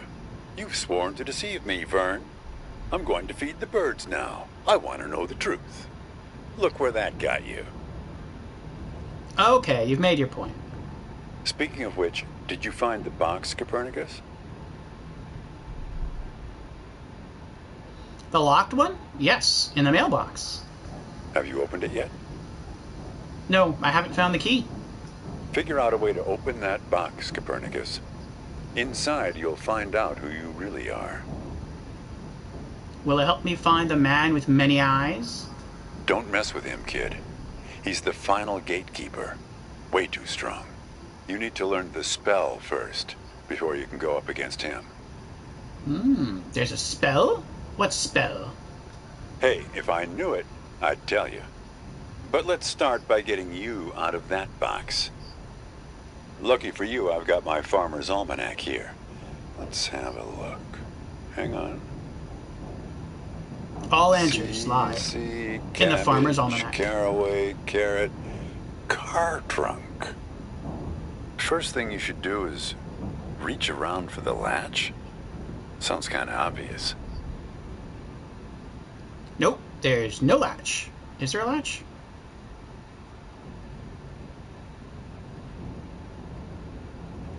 I don't see a latch. No latch. There's no latch.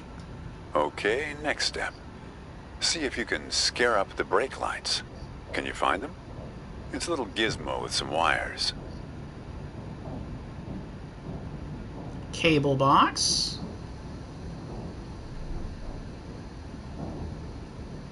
I guess it's that. Reach for the cable box. It's Tom Selleck!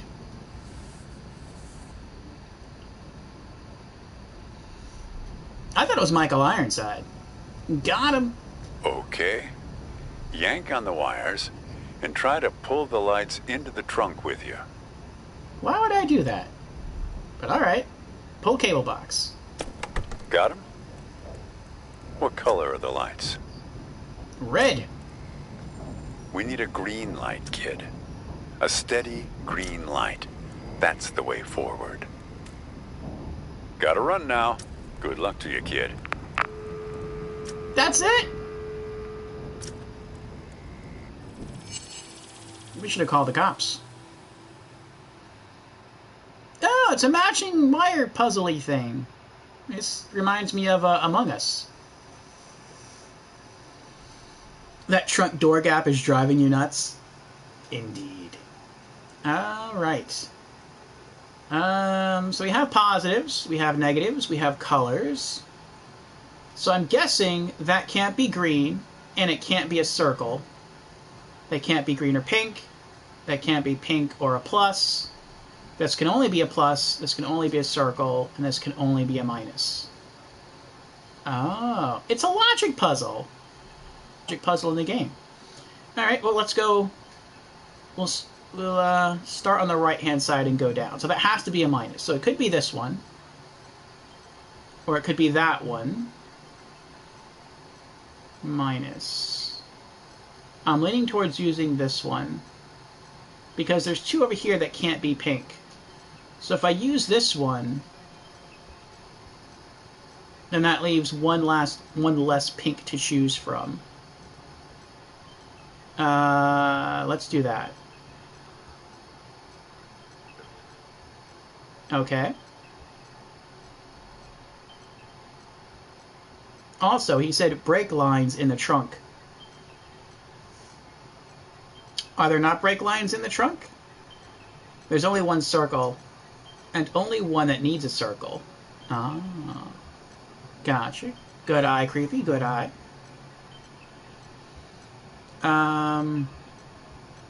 So I guess we'll do that one as well.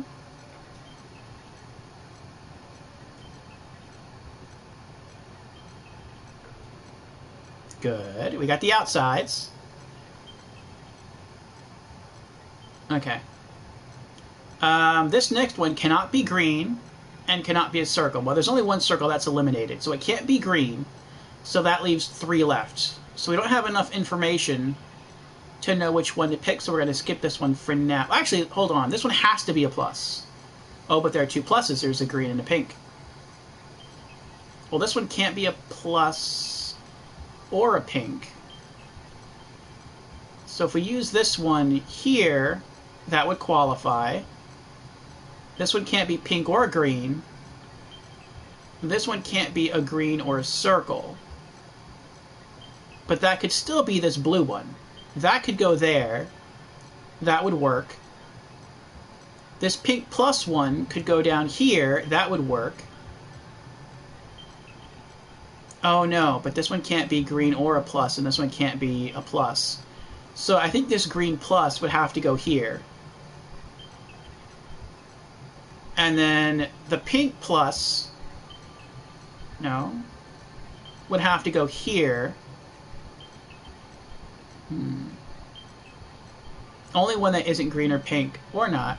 I'm blue-yellow colorblind. Okay, so what goes here? What would qualify for this one? That one, not that one, or that one.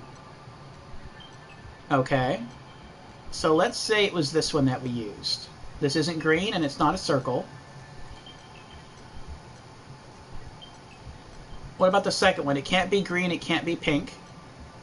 That could be the blue one. The third one can't be pink, and it can't be a plus. No, that wouldn't work.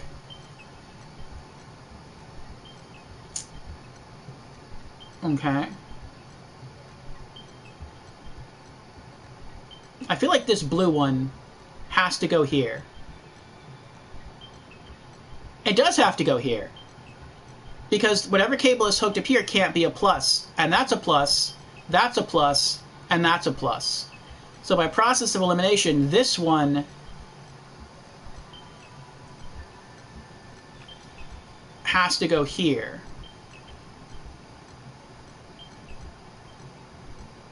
Wait, what was I just looking at?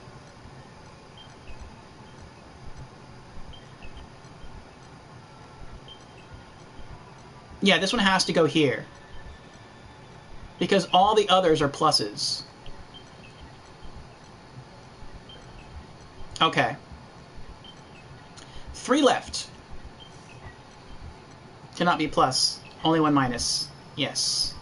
Okay, so now we have 3 left. Oh, this makes it easy. So these 2 can't be green, which means this one has to be green. If this one has to be green, then that means that's this one here, which is also a plus. So now we just have these 2, and that works.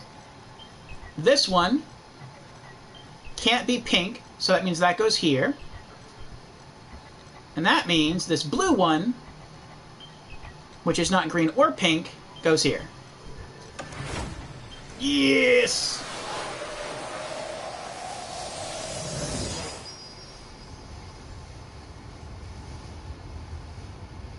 And now we're in the front seat instead of the trunk.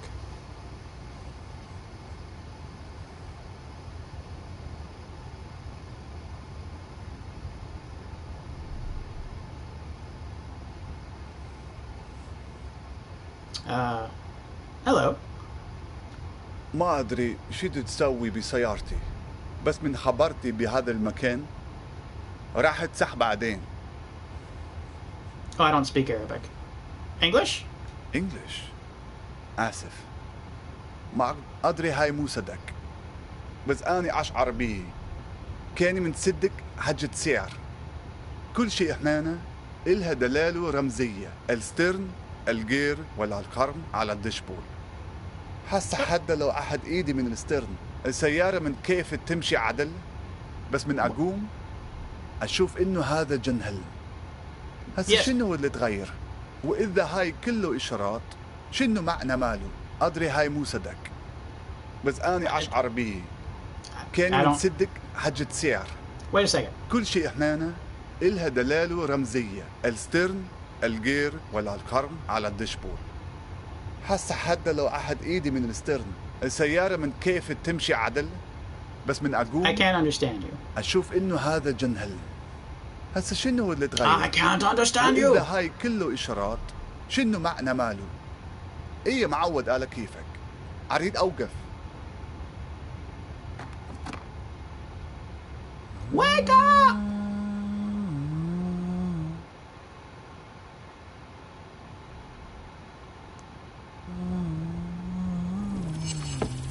Translate driver's speech. With the radio?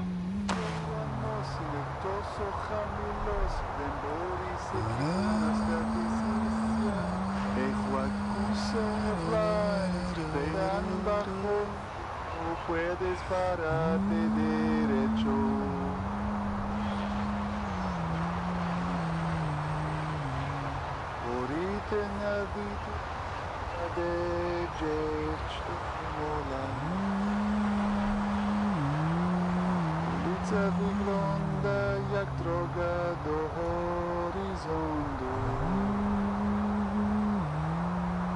Pamięć wybległa na ciepłym burdowym. Opika morzu. Jak nosi to sochia, teraz tam jest parady wieczór.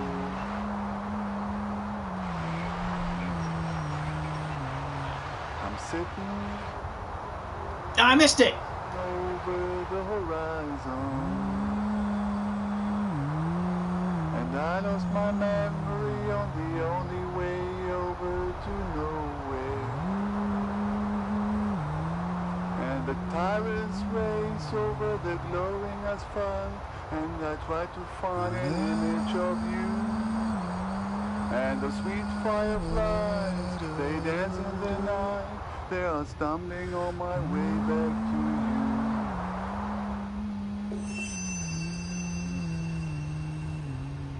I'm sitting here, my day. You speak English now. English? No, sorry. I could, of course, back in the real world, but it doesn't seem to have come with me into this place. Ah, but we're speaking English now. To me, this sounds like Arabic. I guess it depends on one's perspective.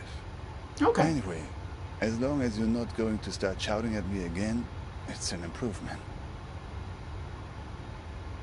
How did I get in the trunk of your car? How would I know? It's not even my car. Did you steal his car? Why are you driving it then? No idea.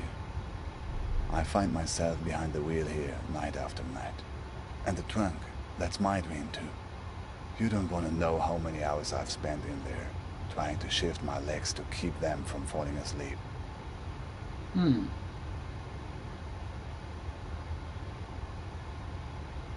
I know you're the next guard. What do you mean? Whose guard? Yours? Every driver. It turns out we've met before. Now I know you must be an English speaker. The only people in the world convinced that every story revolves around them. Who are you, anyway? I asked you first.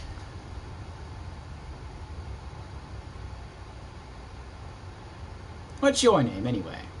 I'm not sure, actually. But here, it's funny.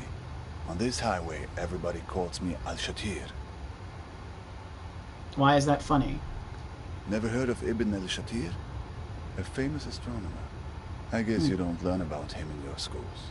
One of the forefathers of astronomy. In many ways a predecessor to... Copernicus? Yes, that's right. Funny, that's my name. In here, anyway.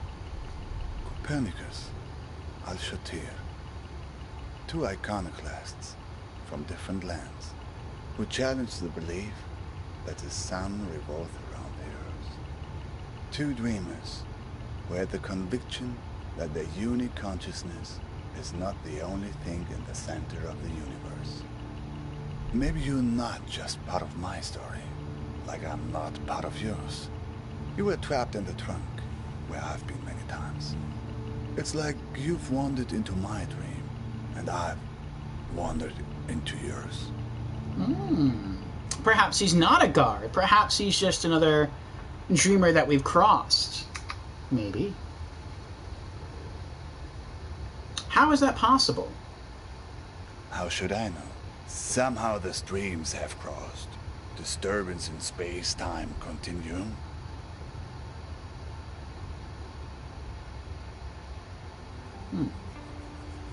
Scenic break. I really don't know why. I guess maybe it gives you a scenic break to look around the car and like examine stuff. That could be it.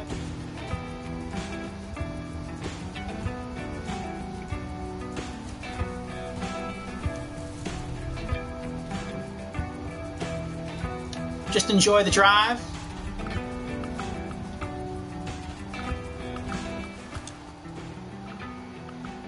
Photo, business card, toothbrush, matchbook, locked box, photo, another photo, phone.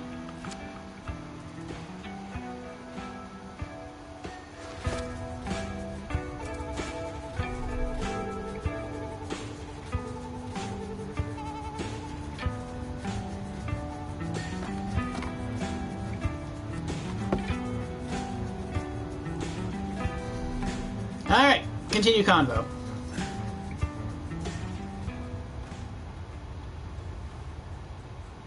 So, what are you dreaming about? Me? Yes, safety. A place far away from wars. From bombings. From the cockroaches that crawl out as soon as the dust settles. On the news, you hear only about armies and religious madmen. But it's the gangsters that drove me away. They're the ones who did this to me. Oh, they cut off his pinky. Part of his half his pinky. How did you wind up in this place? I'm one of the ones who didn't make it. Not all the way. I'm stranded somewhere in between, trying to complete the journey every night in my sleep. How did your journey start? The El Mahdi army. They called themselves an army anyway. They were looking for my brother-in-law, because he worked as a translator for the US military. Neighbors warned us we should move. And so we did, twice. Did they find your brother-in-law? Luckily, no. He was safe with the army, beyond their reach. A few years passed and we forgot about the threat. Life had returned to normal. And that's when they came back and picked me up.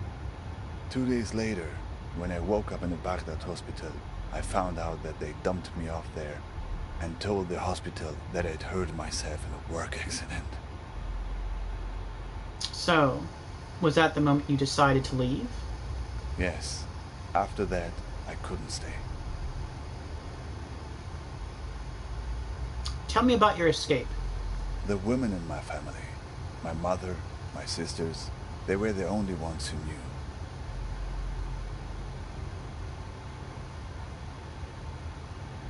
Why not the men? I was very close to the women in my family.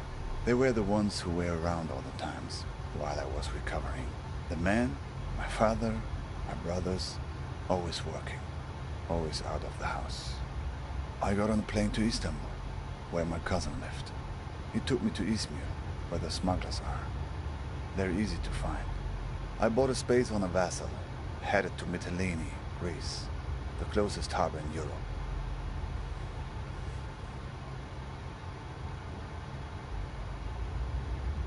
What kind of vessel was it?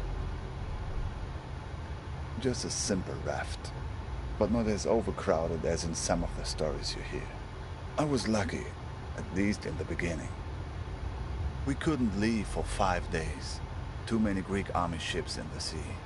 Every morning, getting up at 3:30 to make a go of it. By the 5th day, I was so tired of waiting that I wasn't even scared to get on board any longer. Finally, impatience had overtaken fear. Tell me what happened next. We did not make it to Europe. A boat pulls up next to us. People are trying to understand what's going on, but the men on the ship only speak Greek. At first, people are worried that it's pirates. They take everything from the passengers. Sometimes take the passengers themselves. Sometimes just ram the boat and laugh as it sinks. But no, these are police, it turns out. They take us back to Turkey, where I'm waiting, and waiting, and waiting. Of course, I did not remember all this in my dreams at first. These were things I remembered from clues I found along the highway. Sounds familiar. I've dreamed this highway, this car before, many times.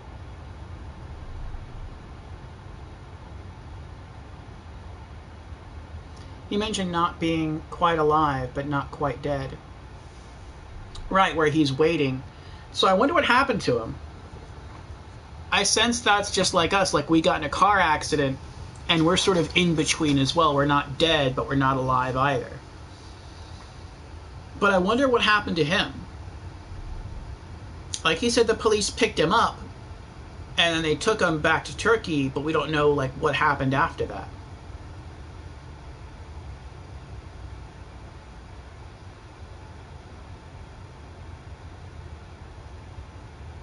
I'm going to ask what happens in this dream of yours. As far as the American highway, he's already kind of explained that to a degree, like we cross dreams. So he might be driving on an American highway right now because this is part of our dream. And maybe to him this doesn't even look like an American highway.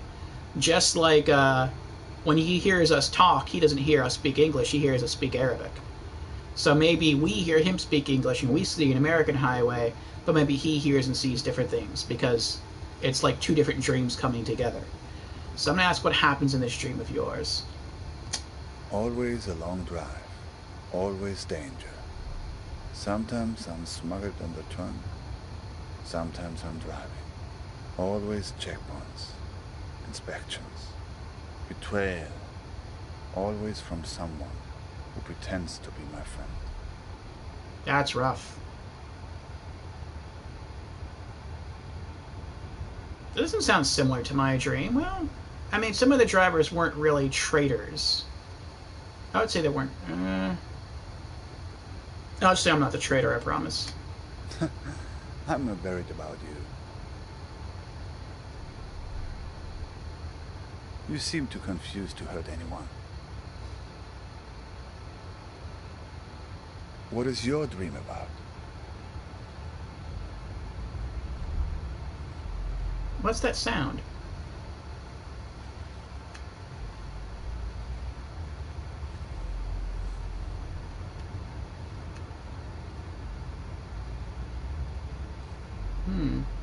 I'm not sure. Maybe just relationship troubles? A breakup? That's it? Or maybe a kidnapping. Maybe worse. Ah, that's more like it. Who has been kidnapped? Who's this person that's been taken away from you? My girlfriend. Do you have a photo? Who knows? Maybe I've seen her somewhere along this highway. Yes, there's a photo in my backpack.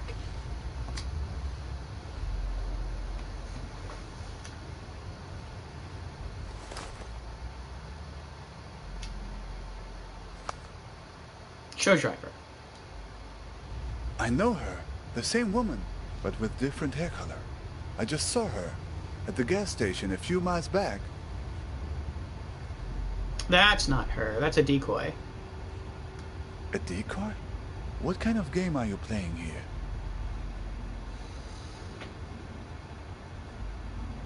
It was supposed to be a trap. It backfired. I say, you're lucky nobody got hurt.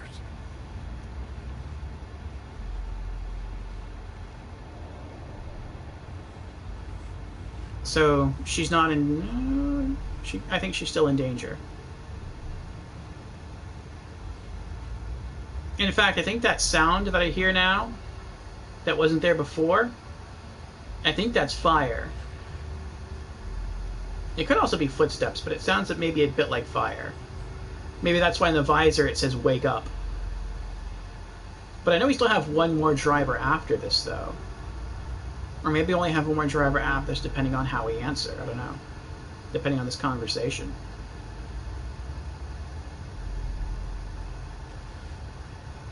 I know, but this whole thing was her idea.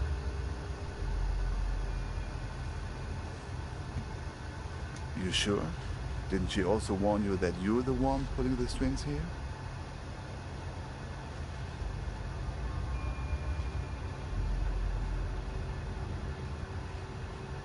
How do you know she said that? Well, that's their motto at Dante's. Customer is always right. They say that to all the patrons there. But listen, did she ask you to let her change forms? To assume a different identity? Yes. She said she could be her, my girlfriend. And what did you say? I said no.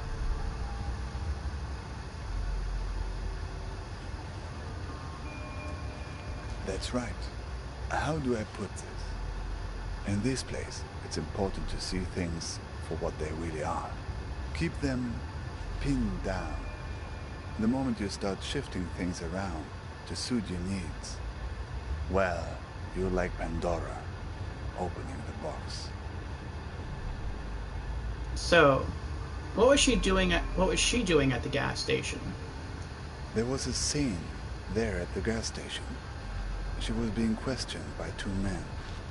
She seemed to be explaining herself, pointing at the empty passenger seat in her car. They didn't really seem interested in her, though. They were more interested in the empty car seat.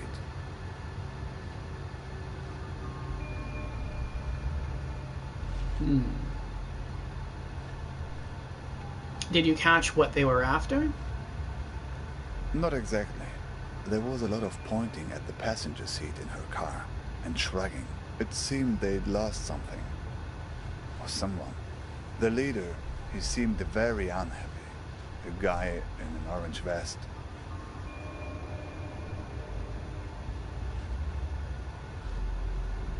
How does he know about it being better to keep things the same? I don't know. I would guess this is... Maybe these are all different entities. This is a guard, it could be.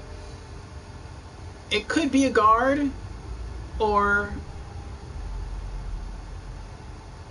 I get the impression that the guards aren't like these other ethereal beings. I get the impression that the guards, all of the guards, are actually aspects of myself that I'm dealing with. Now, this might be sort of an exception. This might be, like he said, a true crossing of dreams. But there are still elements of myself within him. There's probably elements of him within me, within this one interaction. Just like he said that it sounds like I'm speaking Arabic, even though we hear English. Parts you encountered along the way as well. I'm not going to say it was all a trap. I don't believe that. Who saved me then? Sounds like getting in my dream. Getting in the trunk. May have saved your neck. The main guy. Did you happen to notice if he had a bracelet with circles around his arm? That's a distraction. This is a coma? Could be. Did you hear anything else? I just heard one strange thing they said. That they were looking for a guy with 8 fingers. They were going to find him. 8 fingers? Something like that. 8 fingers. 8 digits, maybe. 8 digits. It's me. I have his phone number. Uh-huh. And you wouldn't happen to have a strange blue box with you, would you? Lie. No. I don't have anything like that. I'm not gonna lie. Yes. Why? That was the other thing they mentioned.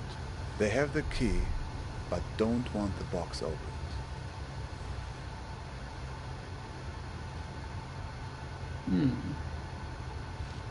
Well, if they have the key, then we have to get to them. Did you see which direction they headed in? No, I didn't get a look. Say, have you noticed how many tumbleweeds there are suddenly?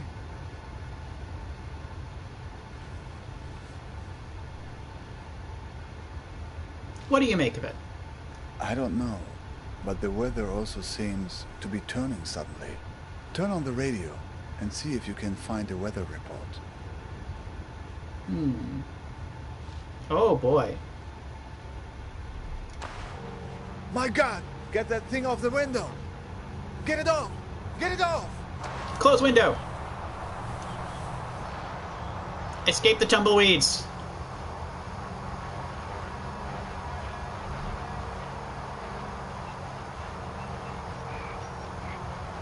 It seems to be changing the weather conditions.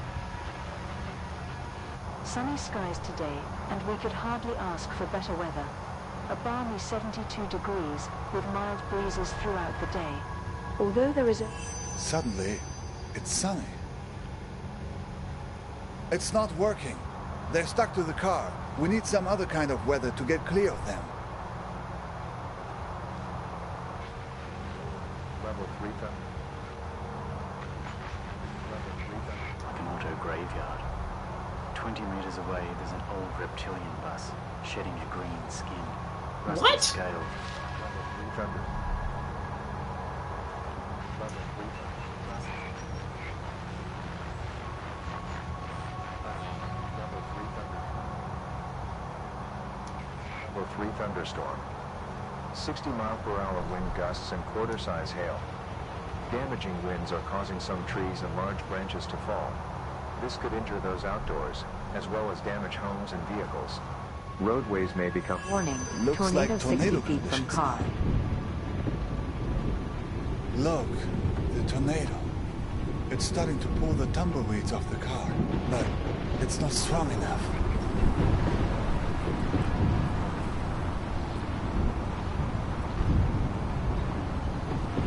Oh boy. Alright then,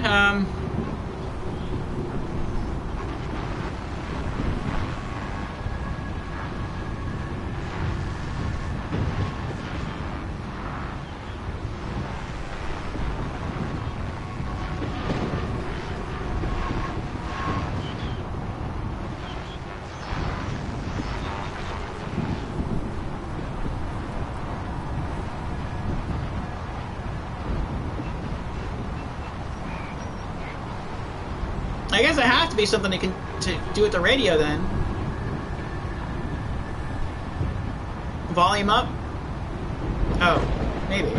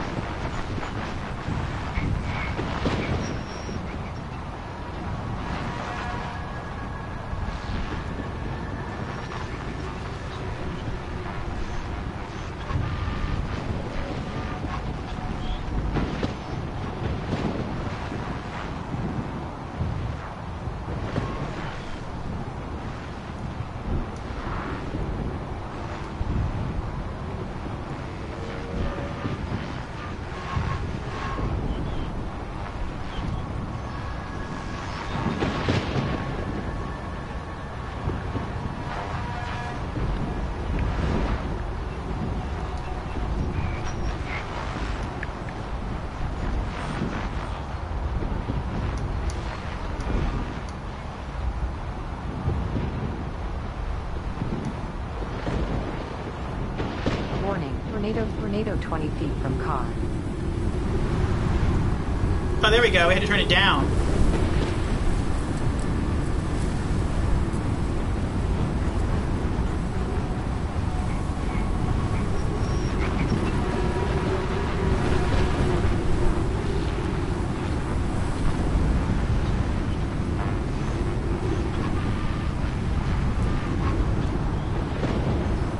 Tornado warning. Warning, tornado 40 feet from car.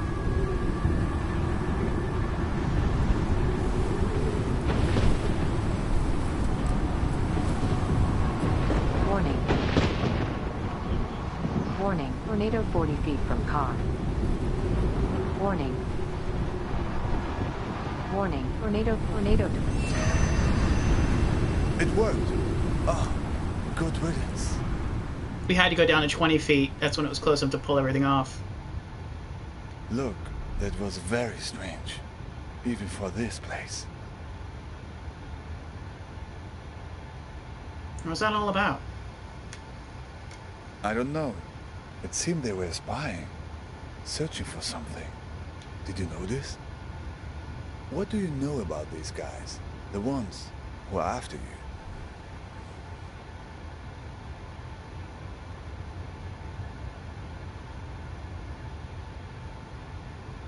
I have their business card.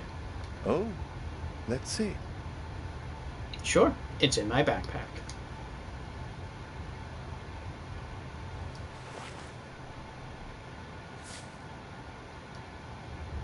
Balkan Tours? You know them? Not directly, no. But I've heard about them. From a guy in Istanbul I met. He had made it through to Europe, but then had come back to get his family. But that's another story. He had come across this Balkan Tours on his way back from Serbia. He warned everyone about them who would listen.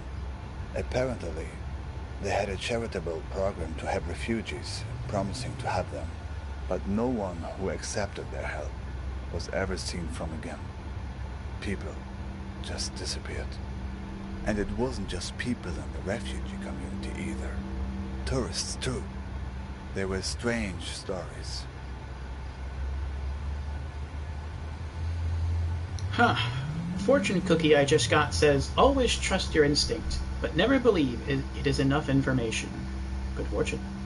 Sandwich. Yes, they all became sandwiches.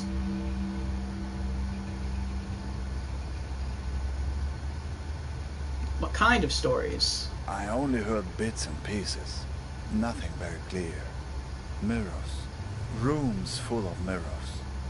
People losing their minds and never coming back. The man with mirror eyes. Yes. People who were heading from Turkey into Croatia and Serbia were being warned about it. Watch out for mirrors. Rooms full of mirrors.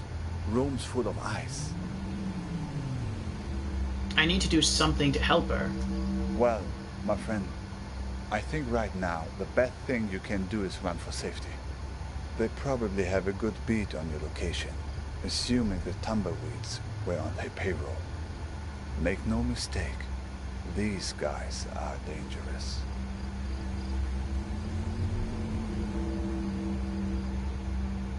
What's the worst that can happen to me if this is a dream?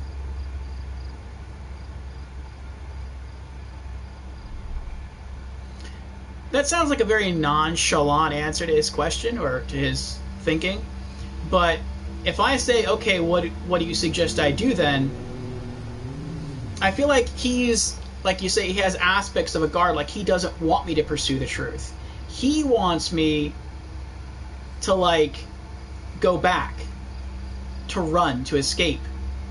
And it's like, no, we need to push forward. So. Well, we've all been in a dream we've wanted to wake up from, but couldn't, right? Buddy, you can still die. Asking for advice is not accepting advice. That's true. Sure, so? Let's just say there are people who thrive on that fear and have ways of keeping you from waking up. Yikes. Exactly.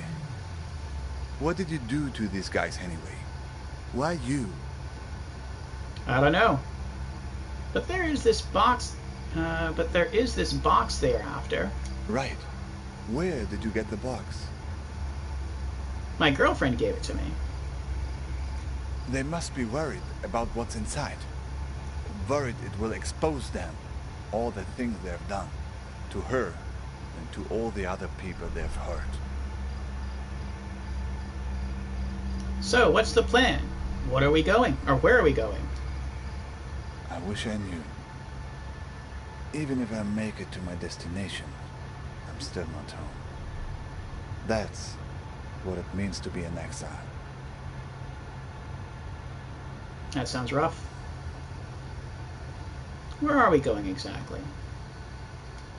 My niece, Nadia, used to ask me that question all the time. Where are you going, uncle?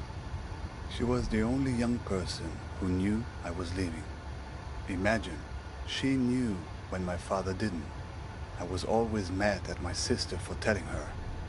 She would ask me that when I was putting her to bed. What did you tell her? The only thing you can tell when a person that young asks you a question like that at bedtime. I told her the truth. Not the truth, but the truth wrapped in the blanket of a story. Oh, here's the story. Nadia's story. There's a place where the river Tigris runs through Baghdad. A place called the Two-Story Bridge. When I was a kid, I would go fishing there and look out at the water and wonder where it all led. As a child, I was told that the farthest place on the earth from Baghdad is a place called Fiji. I would train my eyes on the horizon and imagine that all the water led there, to the point where the sky met the earth. To my child's mind, Fiji was the place where the sky touches the earth. That's the real bridge? These people of Fiji, they must be very tolerant people to live in such a place where one has to stoop over at all times and can never stand up straight. Eventually, they resolved to leave and find a new home, where the sky was farther from the earth, where the pandanus tree can grow high enough to be woven. So, they left this land right under the sky, leaving behind those people so old and bent that they no longer cared to stand up straight. The other Fijians gradually moved away from the edge of the world, and the sky got a little higher, and then they found a marvelous place. It was fertile and lush, with excellent weather, an orange tree for every backyard. But there was one problem: earthquakes. Terrible earthquakes, as frequent as rains during the springtime in this country. All because the sky was still close to the earth. When there's thunder, it echoes off the roof of the sky and causes the ground to break. But the Fijians adjusted. They built their entire civilization out of rubber. Rubber houses with rubber beds that would sway during the quakes, with rubber restraints that would hold the sleeping Fijians tight while they dreamed.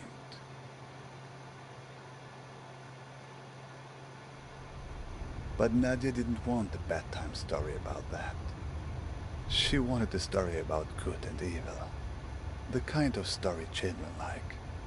So I changed it for her to be about a Fijian princess called Nadia, who finds the source of all the earthquakes.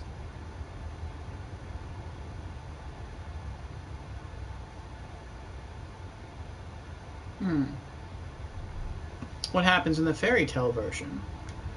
So, Nadia finds a dragon hiding under the earth. A dragon with a splinter in its toe, whose terrible roaring causes the earth to break. Nadia slays the dragon and saves the people by uttering a magic spell. Konothi Seauton. Oh, that's a spell we need to attack the final guard. What did she say? Konothi Seauton. It's actually Greek. Rolls right off the tongue, no? Ganothi Seauton. Kaboom! Okay, that was interesting. Can you say that again? Ganothi Seauton. All the mirror eyes closed. Trophy earned. Master a new weapon. What do the words mean? I'm not sure. I think something about closing eyes. Sounds like what I need. Seems like it. And look, that's not the spell's only power. The card. There's a phone number on it now.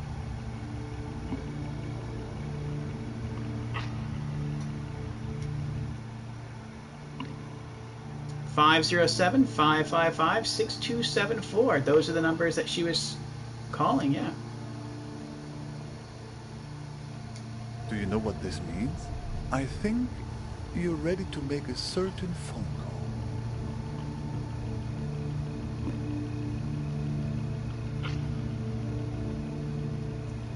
It's the same number that was on my girlfriend's phone. Ready to put your spell to use? I'm ready. Good. Do you have a phone? Yes, but it's not mine. It belongs to the waitress. Even better. So, here's the plan. You call them and tell them you want to sign up for a tour.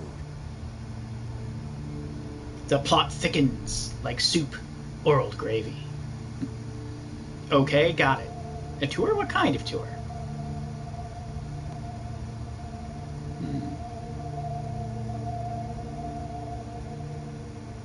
Let's just say, okay, got it. Here's the thing. Okay. If they act like they're taking you on a tour, everything's good. That's good. But if they've figured you out, they'll try to distract you while they kidnap you. Take it from me. They tell you someone you care about is in danger, but don't believe it. If everything's fine, then everything's fine. But if someone you know is in danger, it's a trap. Get out of there. Are you ready? That sounds like the opposite of what I need to do. This whole time we've been told someone's in danger and that we need to go and help them. So if we get there and they say she's also in trouble, then they're lying? That seems weird. But okay. Dial the number.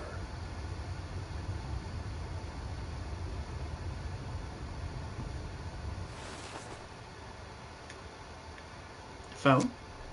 Call number.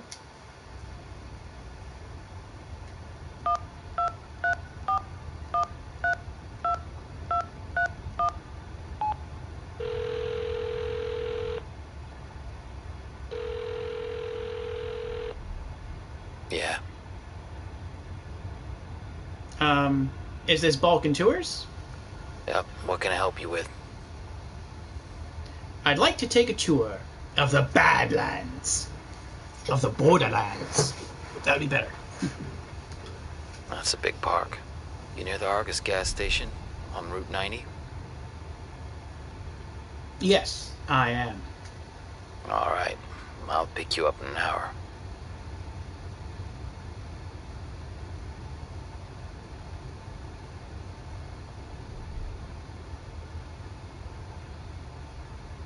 Pick me up? You don't have a car, do you? How did you know that?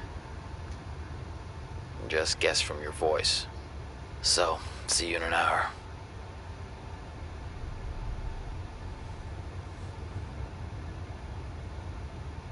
Where do we meet exactly? Don't worry about that. I'll be waiting for you once you land. Suspicious.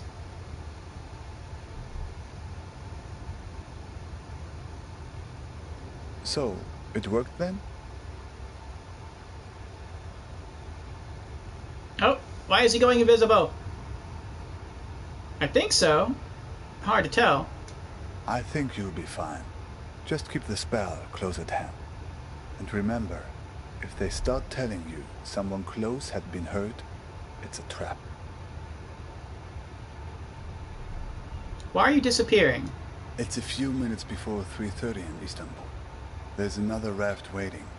Another try. That's why he's here. He's literally dreaming.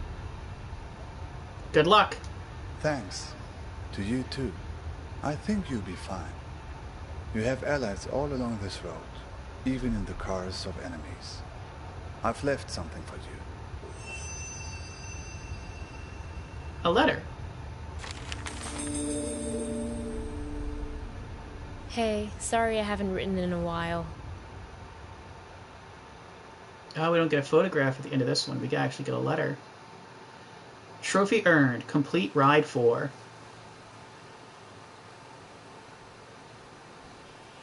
Alright, the final ride. Let's see what happens. Oh, that's right. We are just under 5 hours.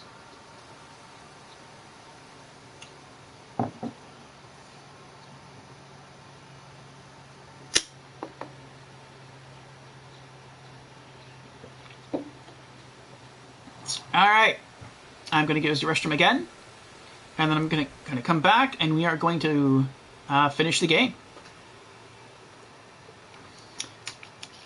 Alright. BRB for the last time.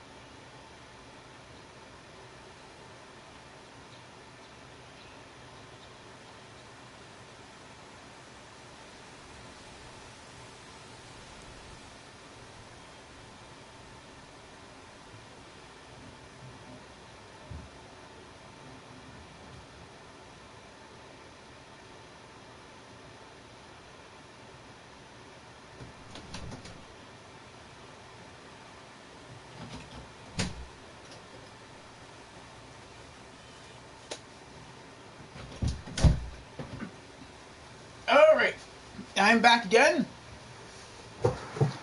And it seems like we are ready for our final drive. I don't know, though,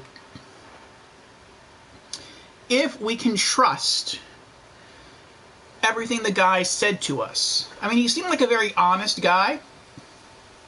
I've always been a cynical person, says Creepy.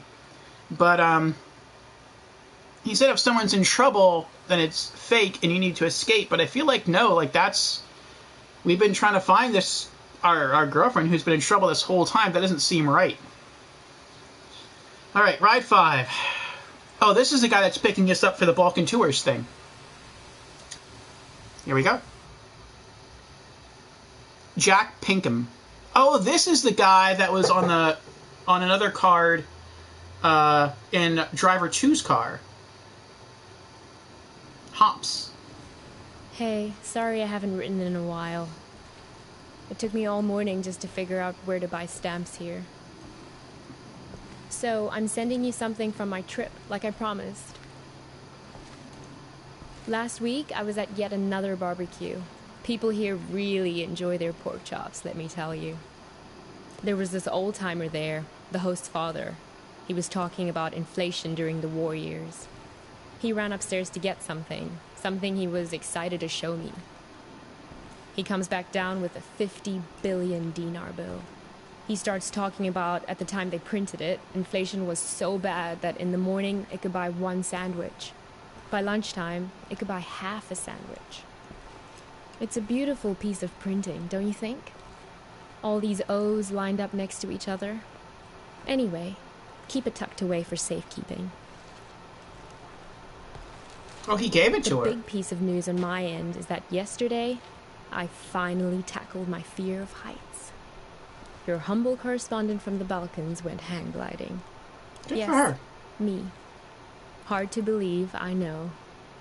I wasn't gonna do it, but this tour guide guy I met talked me into it, facing my fears and all that.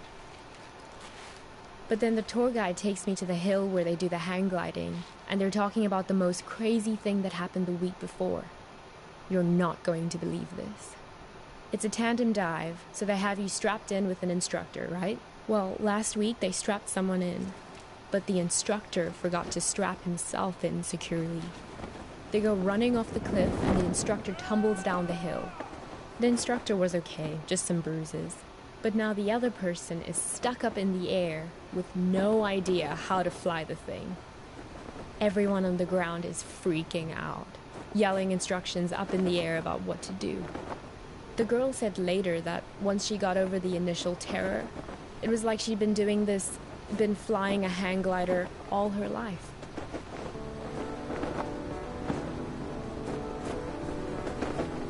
It must have been exhilarating, conquering that first wave of fear. And once you're up there, it is amazing. The best thing is that you look down and there are these tiny white cotton ball things on the ground, and then you realize they're sheep. It's not so hard to steer either once you get the hang of it. Today, when I was looking for stamps, I bought one of those inspirational refrigerator magnets in a tourist shop. It says, "Do one thing every day that scares you." I know you think this kind of thing is cheesy, but I actually think it's profound. Collect memory objects.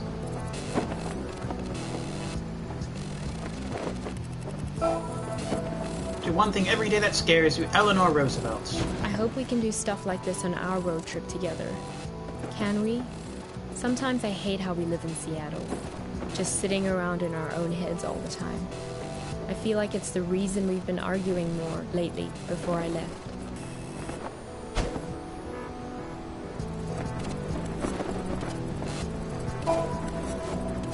Greetings from Seattle. Oh, that's them. If you don't shake the fear out of your system on a regular basis, it curdles up into anger. I don't want to be angry.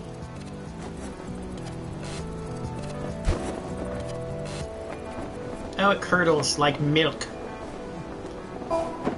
Yes, anger, pasteurized and homogenized.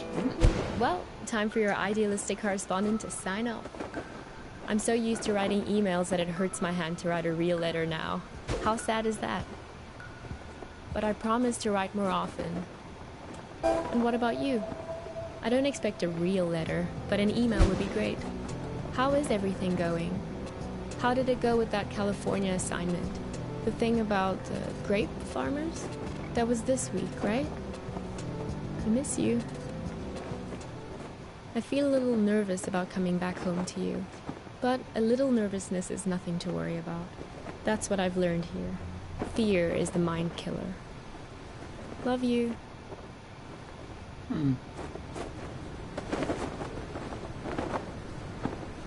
Geez, there you are.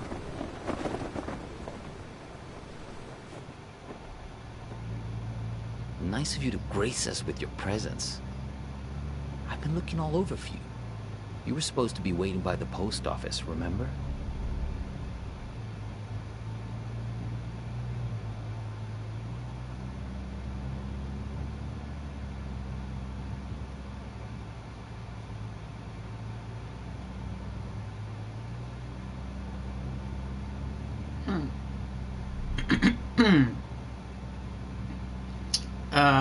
I got caught up in something, sorry. Post office? I thought we were meeting near the gas station.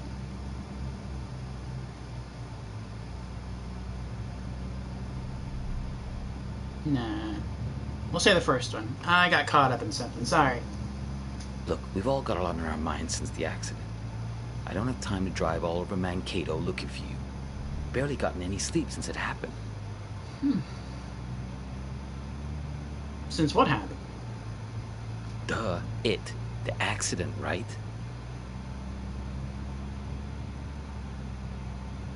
Is it bad? The accident? She's in the ICU being evaluated for something called sub-fucking arachnoid hemorrhage. So, yeah, she's great, dude. Never been better.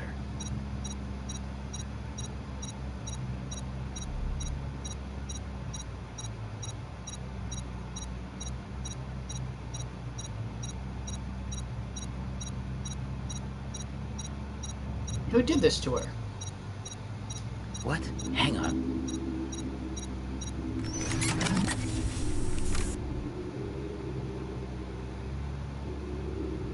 What the hell? Shut up. This isn't just any kind of phone call. Yes. No. I know.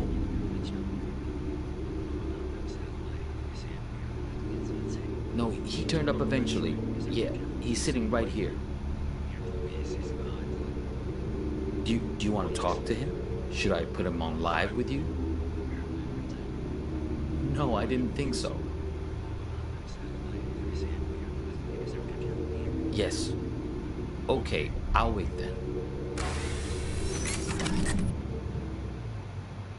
What was that? What? The helmet. It's called a headset. It's a good way to not wreck your car while you're using a phone. Something I would think you'd be very invested in at this point. Look, it was an accident, I know. Sorry. But you just don't pull a phone out of someone's hand while they're behind the wheel. You should have known better. Ah, we caused the accident, so we weren't driving. We were in the passenger seat. She was on her phone again. We yanked it out. She looked to the side. Crashed. Copernicus. Darlene? What? Don't say anything. He can't hear me. Only you can. Listen, don't say a word. Do you have that locked box? If you do, roll down the window as a sign.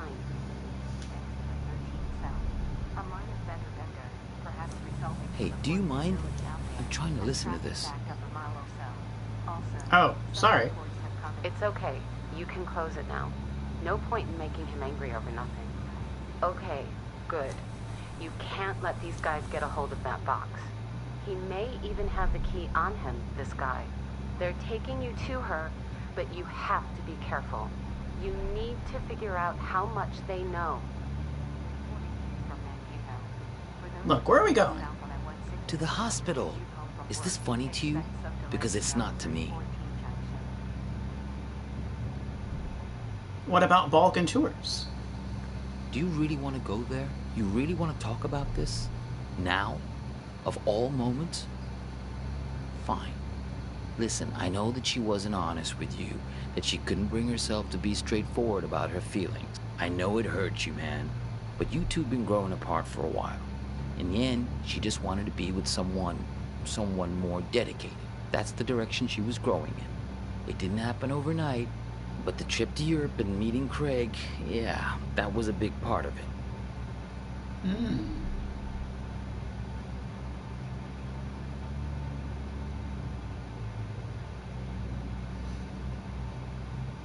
I don't know if either are true.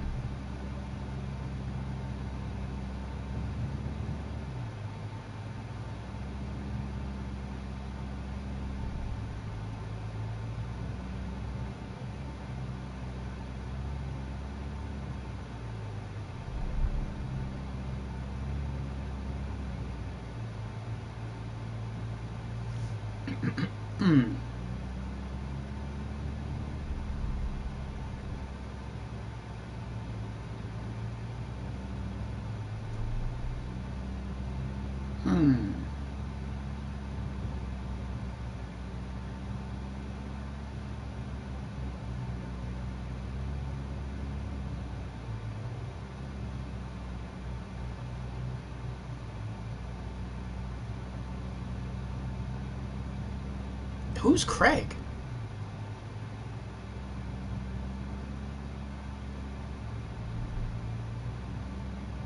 Like, how can we say Craig is the one who hurt her, not me? I'm pretty sure it was us. But how can I even say Craig is the one who hurt her, not hurt her? Owner of Balkan Tours? Oh, good memory. How can I say that he was the one who hurt her, though? Like, okay, we might know that. I don't know what's going on. I know you're working together with him. That's accusatory. We don't want to put someone on the defensive if we're trying to interrogate them for information. So I guess just say this instead. Oh, is that what you tell yourself? That all this is somehow his fault? Fine, whatever. Yes, we're all working against you. Are you satisfied now? Because this is hardly the time to bring your hurt feelings out onto the stage. Can I tell you something? You're a great photographer. I mean, nobody doubts that, man. But at some point, if people keep screwing you over, keep betraying you, at a certain point, if everywhere you go, people keep being assholes to you, well, guess what? Maybe you're the asshole. It's not a bad point. Mind if I turn on the radio? The radio? Sure, go ahead. Copernicus, there's no time to lose. You have to act quickly now, before he puts that helmet on again. Use this bell. Stop him. General Satan. What? Nothing certain. Yeah, How do you pronounce know it? thyself. That's what I'm talking about. What? Gnathi Seaton. Greek for know thyself. That's a good start. Darlene, the spell. It's not working. I know you've had a rough 24 hours, but we all have. I mean, she's my sister after all. He's lying. Sister? Hang on again, I gotta get this. Yeah, I'm here. We'll be there in just a few minutes. Yeah, he tried it just like we expected. No, I'm fine. Yeah, I agree. It's time to call his bluff. Step on the brake. Stop him. Do it. Step on the brake. Ah, what are you doing? Let go. I trust the voice in the radio. That sounds so crazy.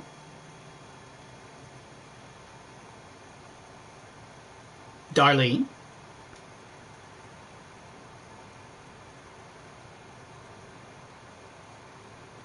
Oh no.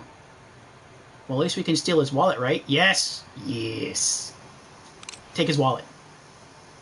Ah, it's a key.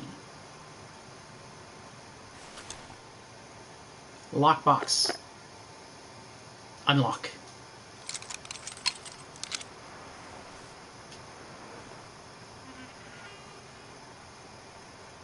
Another logic puzzle! Try to open. Recall what happened. Find a memory image for each sound. For each sound?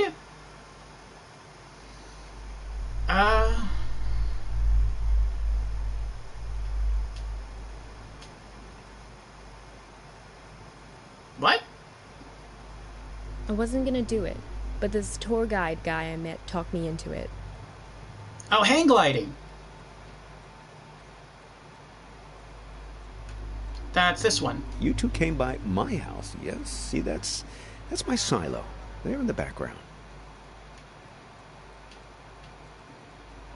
I wasn't gonna do it, but this tour guide guy I met talked me into it.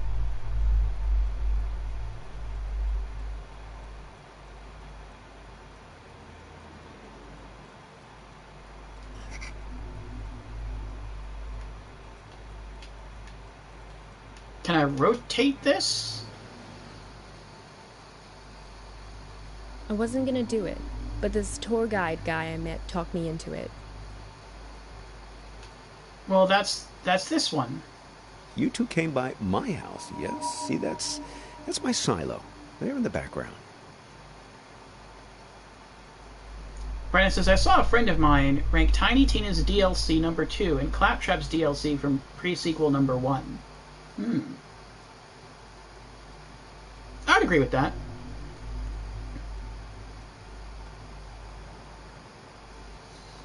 Brandon says, number 10, General Knox from Borderlands 1. That was okay.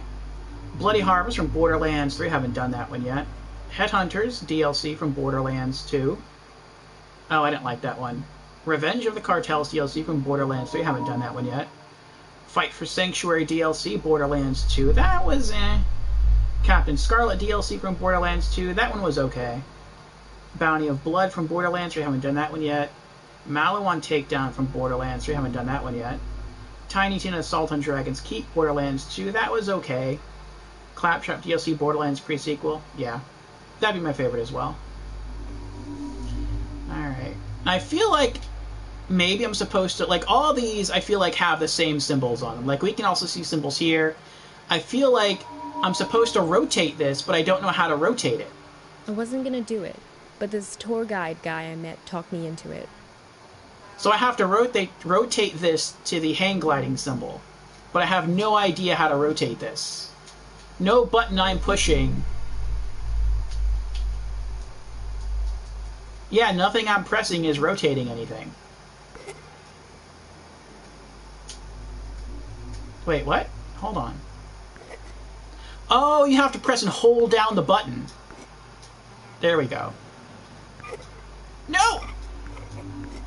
I wasn't gonna do it, but this tour guide guy I met talked me into it. Oh, you just keep pressing the button over and over again. I gotcha, okay. So, I'm sending you something from my trip, like I promised. Oh, it's the letter thing. Okay. You gotta do that one, okay. You two came by my house, yes? See, that's my silo. There in the background. There we go. That was some argument. Diner. She thinks you've caused some kind of accident. Car accident. Visiting hours are until 7, so yes, you'll get a chance to see her. Hospital. I'm going away for 2 months. I'll be back before you know it. Plane. Here's a security deposit. Box. It's great, right? I'll send you something special from Europe to put inside. It's a beautiful piece of printing, don't you think? All these O's lined up next to each other.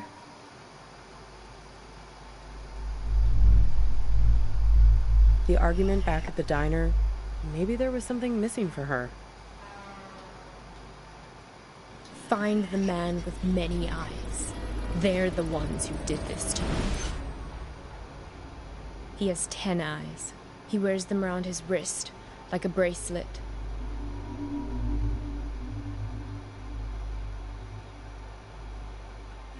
Trophy earned. Open the box.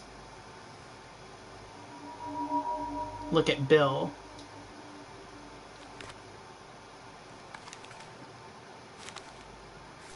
Okay, so that's the money she sent us.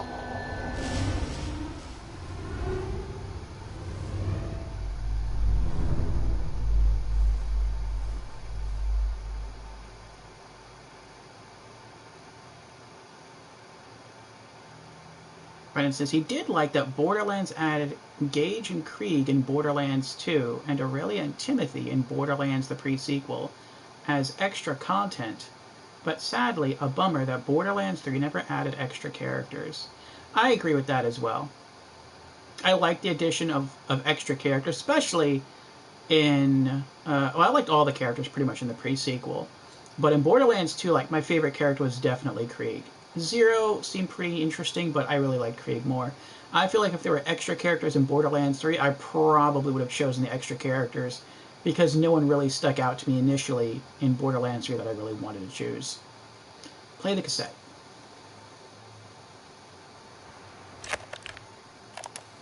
Help me! Save me from this man!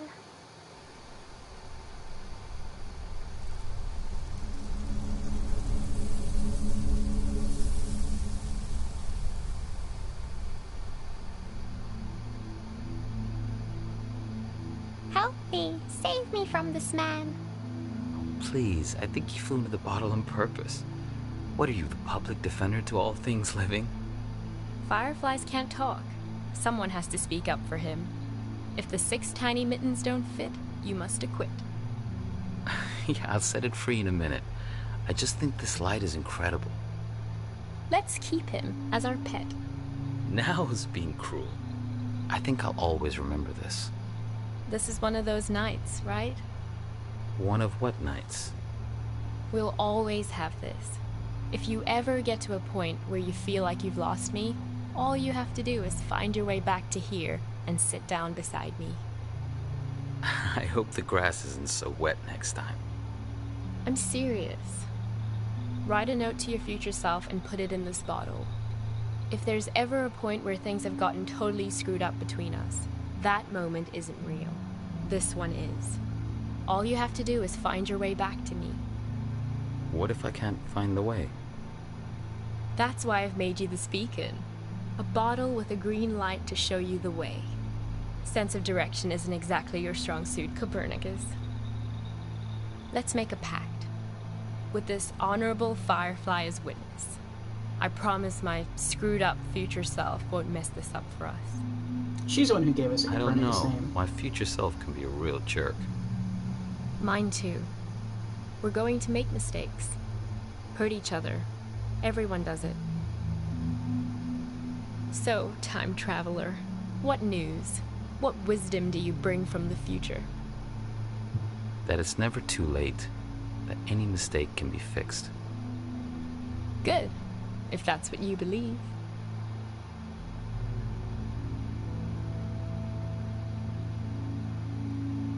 Aww. I wonder if that's the end. I can see the credits rolling right now. To make you like think whatever you want to think. But we'll see.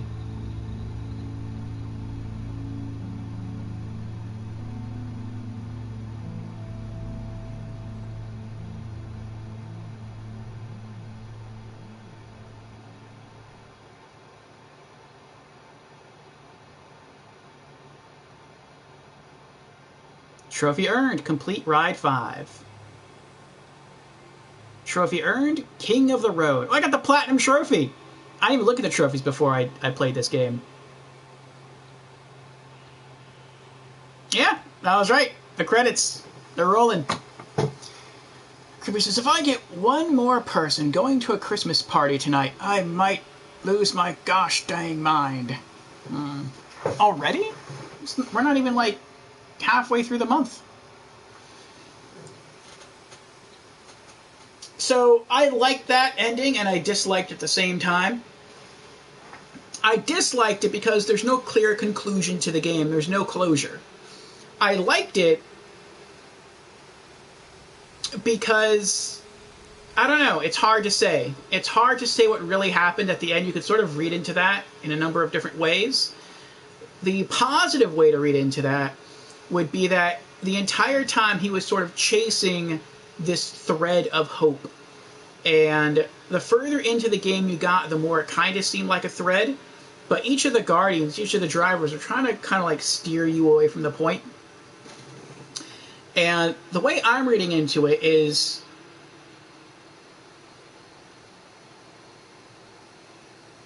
and even then it depends on the order of things. It feels like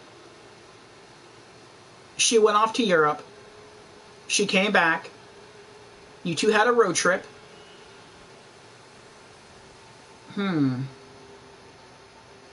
No.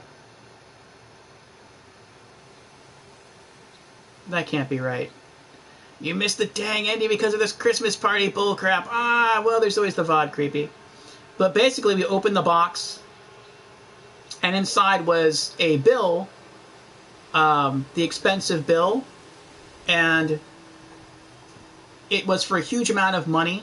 When she was saying on the skyscraper how inflation had gone crazy in Europe, and the zeros came off the bill and it wrapped around our wrist briefly, which kind of made it seem like maybe we were the villain. And then they disappeared.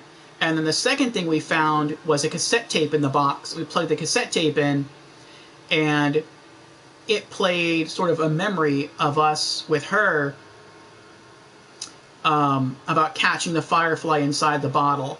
And she said, if anything bad ever happens, just find your way back to me, sit here with me, and everything will be okay. It seems like maybe she went to Europe, she came back, we had our road trip, maybe she was on her phone or something, but I don't know. It seems like maybe we snatched her phone, she had an accident, and so we caused an accident and she's in the hospital. And she said at the end something like, if you, I don't know, it's hard to say, like if you ever want to,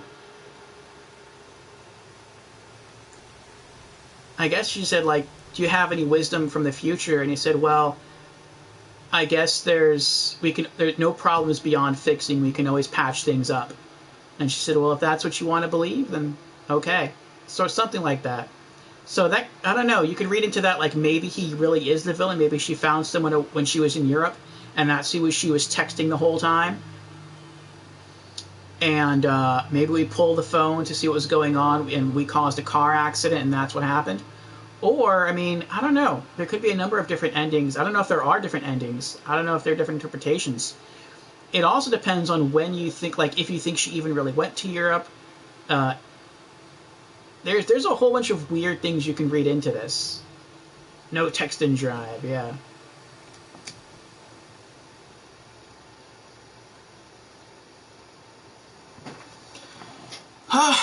And you can replay the rides. Alright, what I'm going to do here, because I don't know, I kind of don't really know what happens. I want to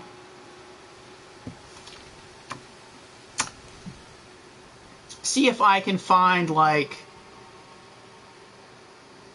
any sort of interpretation here. Hitchhiker game.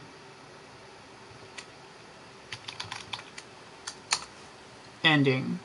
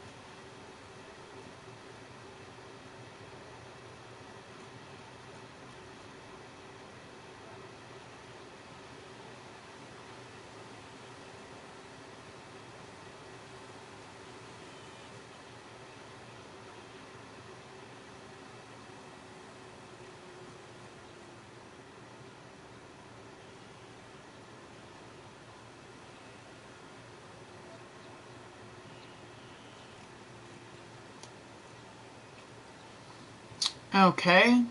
That didn't really answer anything.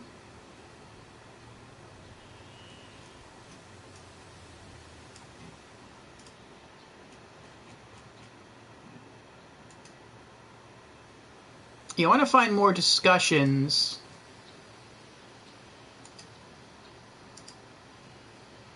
on the ending.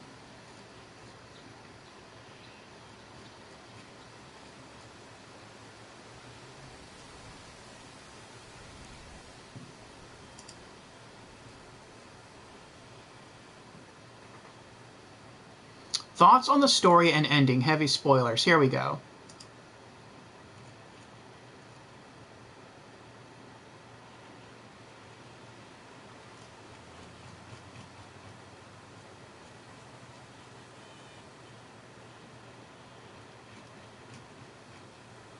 So this person says, this is a little essay here. After finishing the game, I have some thoughts and questions about the story and ending, and I thought it could be interesting to post them and see what other people think. Actually, before I read that, let me get into what I think happened. And how I would make sense of everything. So I think, like I was saying before, this could sort of be interpreted in one of two different ways. Let me take these out. Either, well, I feel like she did go to Europe. I feel like she came back from Europe. See, it's hard. It's so difficult. As far as the Balkan tours, like that's a hinge thing too, depending on what you think the Balkan tours was. You could either think the Balkan tours was the agency that she contacted, the tour agency she contacted, to go to Europe, or that she was going to have like a surprise getaway for the both of them someplace else, and that was why she was contacting Balkan. To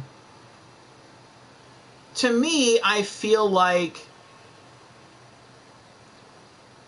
Balkan was a surprise trip.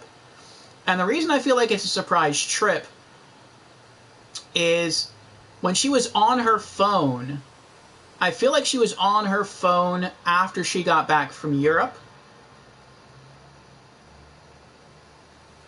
Not before. So she did go to Europe and come back. And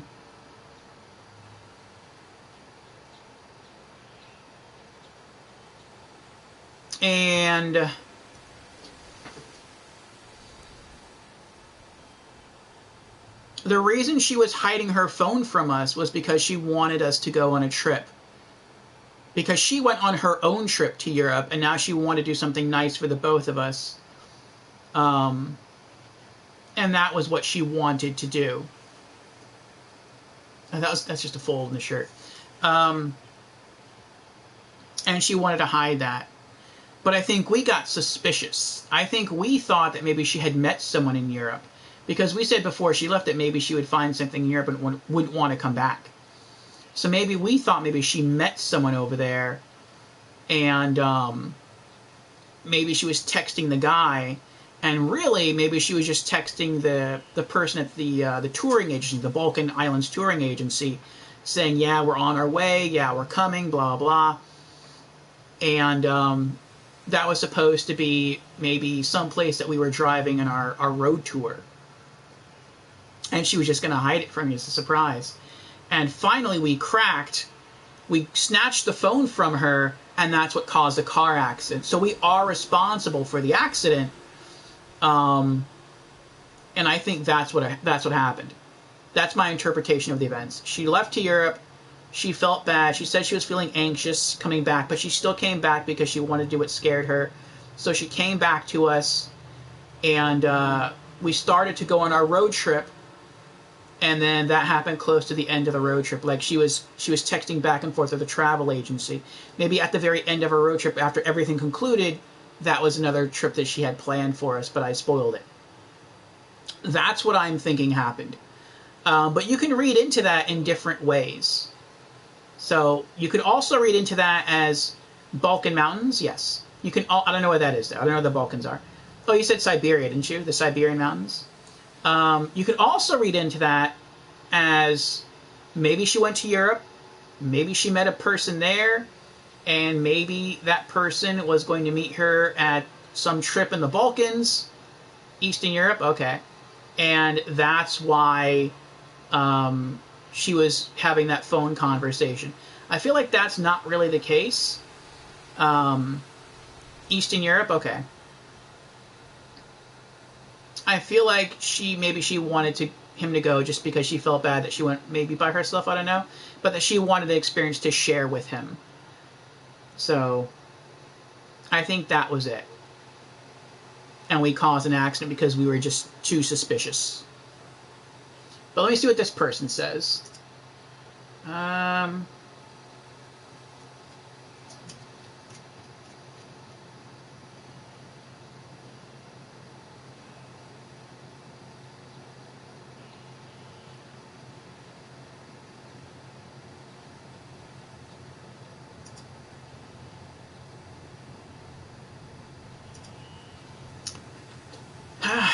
They said, so as I interpret the game, the story is that the main character, Copernicus, a photographer, was in a relationship with Kira maybe for 5 years based on the telephone seance in the diner, living in Seattle, which Copernicus liked, but Kira did not.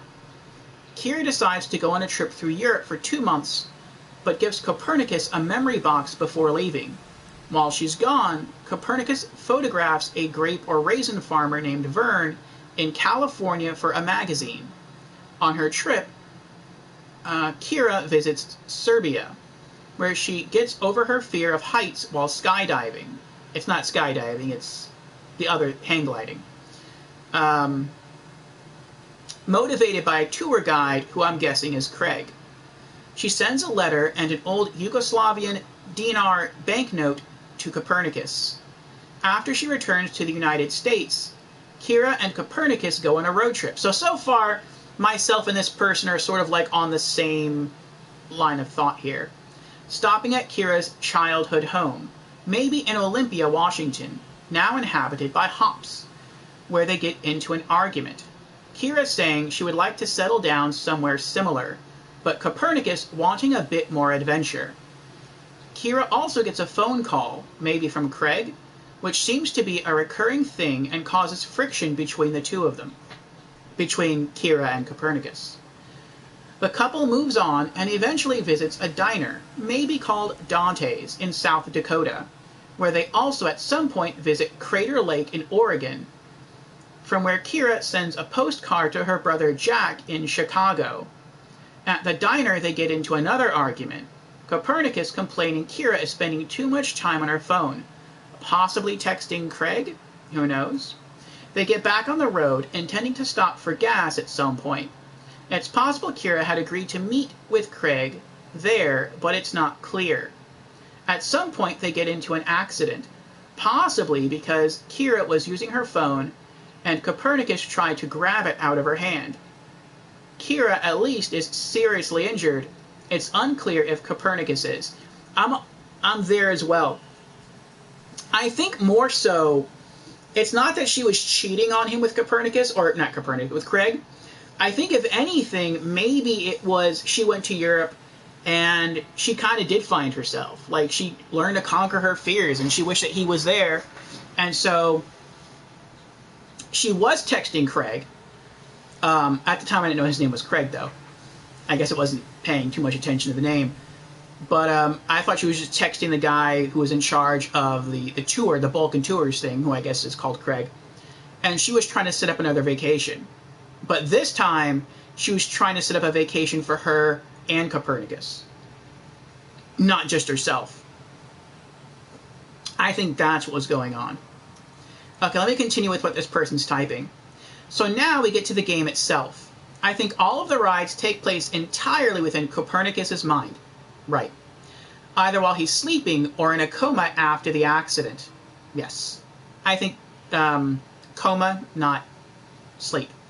The first 3 rides seem to be entire fabrications of his subconscious based on the brief encounters he had with the drivers in real life, and stories or articles he's read. The Gulag story, the poem, the Parable of the Gate. The fourth driver seems to suggest it's possible he's having a shared dream with Sayid, but I thought it more likely that he's based on a refugee story he's heard or read. I think it's more of a shared dream. The fifth drive with Kira's brother Jack actually seemed the most realistic apart from the headset, since Jack's dialogue is much more grounded than and less fantastical than the others. If it is real, and Copernicus is maybe imagining the headset stuff, or if the conversation happened, but Copernicus is reconstructing it in his dream, it seems that Copernicus at least has regained consciousness after the crash. So, are all the rides part of a lucid dream like Leia suggests? I don't think so. Then he goes on, throughout the rides we also see and hear of several mysterious figures.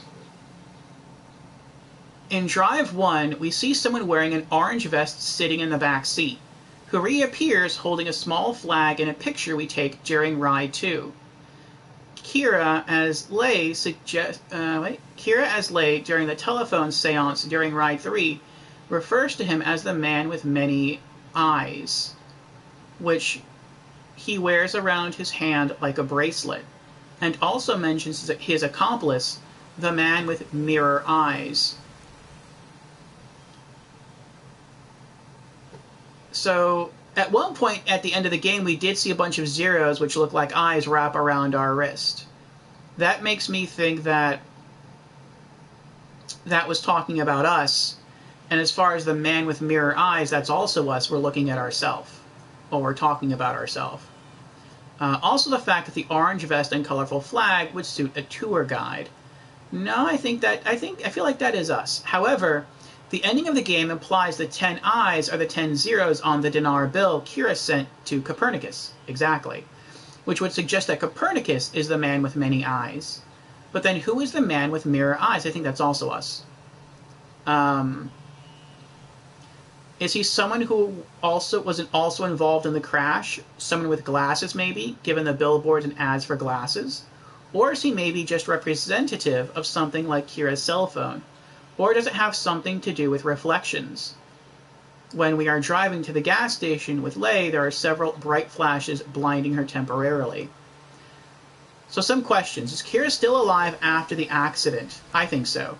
Vern mentions that he could recognize someone grieving, but Jack mentions that he could see and visit her in the hospital. Is Copernicus just dreaming, or is it more serious? I think it's more serious than just a dream. Who or what are the men with many eyes? It's him, and the men with mirror eyes supposed to represent. I think that's him in his own, reflecting on himself. Okay. So yeah, I'm pretty much there with him through all of this.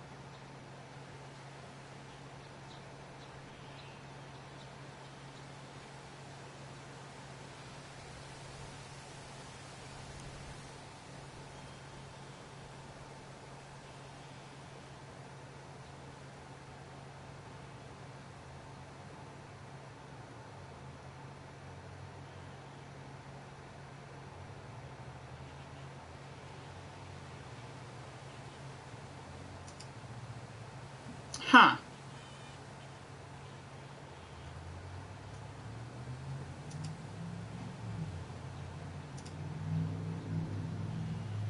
Yep.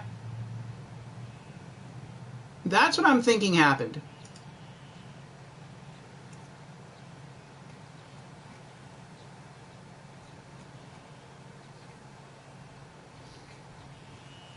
There's only 3 replies to this person. I want to read the 3 replies and then we'll go ahead and probably call it here. The first reply says, the seance bit hit hard for me. I've been there. It's funny because my last failed relationship was because of that. The other person was never present, always on their phone. But I guess it's a more common issue in modern relationships than I had imagined. Regarding the rides in the game, I can't remember if it was Leia or Seiya that mentioned it's all a lucid dream. Whether he is at home sleeping or in a coma, we do not know. His ride with Seiya implies that there is a collective unconscious. I was hoping that the Jack bit was the only real ride, as he finally started dropping some truth that was not so cryptic. But then it all goes symbolic again. What if he had been lucid dreaming the first 4 rides, as he is in Jack's car? He then wakes up and seems the grief has driven him a little bit insane, as he hears that woman's voice. Then, when he crashes the car, he goes into a coma and lucid dreams again.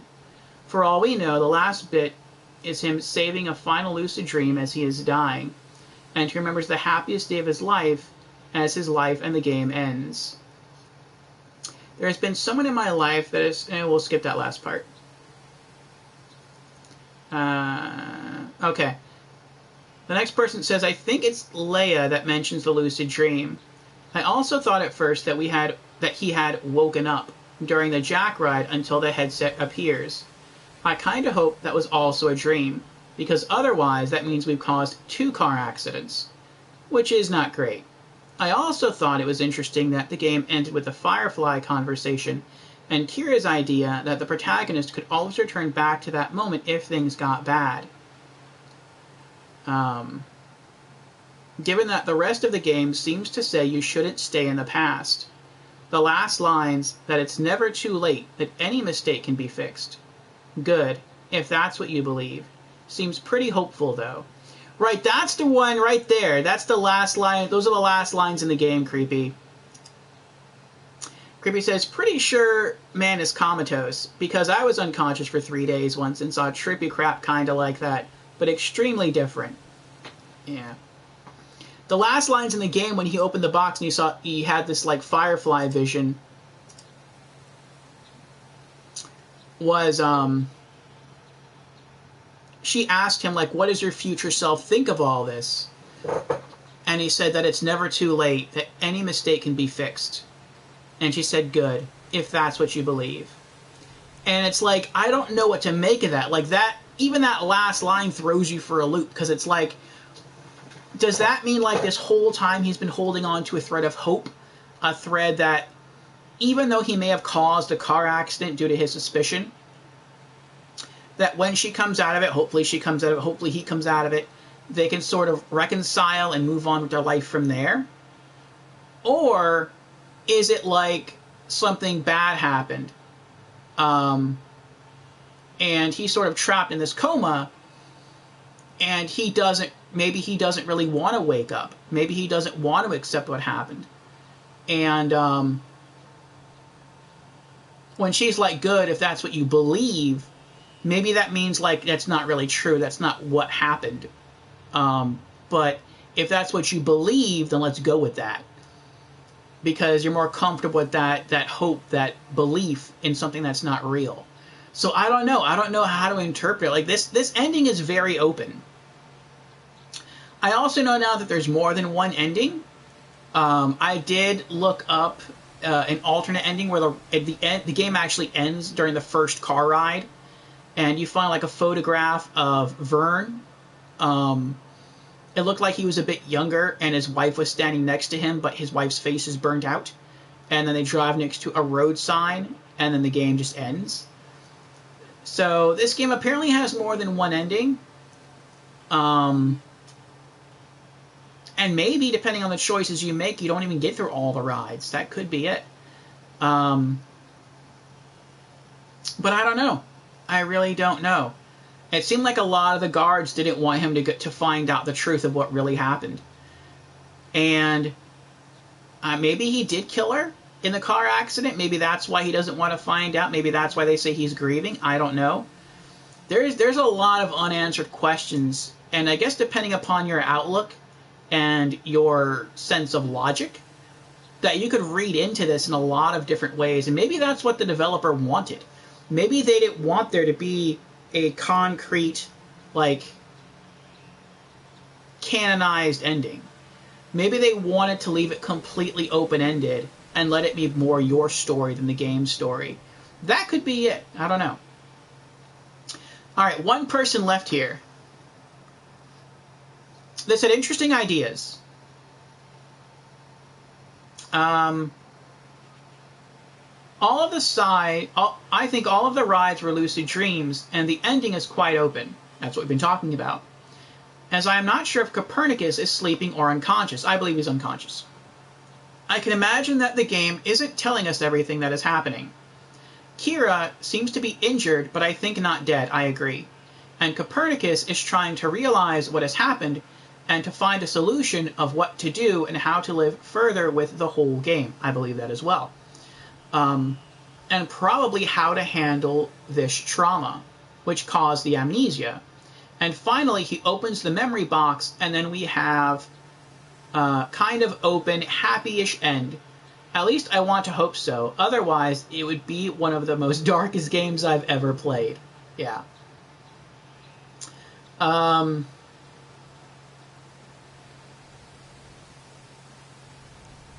Yeah, there's so many conflicting things when you go from ride to ride that it's really hard to pin down. But like I said, it really, I think, depends on your sense of logic, how you choose to read into the game. I would say almost any interpretation is a correct interpretation. I would always be one to want to hold on to that thread of hope. And so I would like to think that the ending means that, like,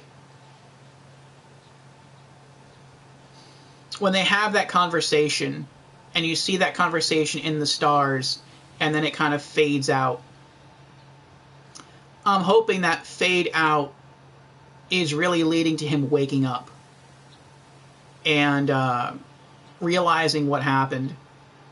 And I'm going to guess that maybe they were actually still in the car. Like, maybe he wasn't in the hospital. Maybe he caused a car accident. They crashed. He got knocked unconscious. Now he wakes up. He sees what's going on. And he drags her out of the car, flips open the phone, and he calls for help. I feel like that's what's going on.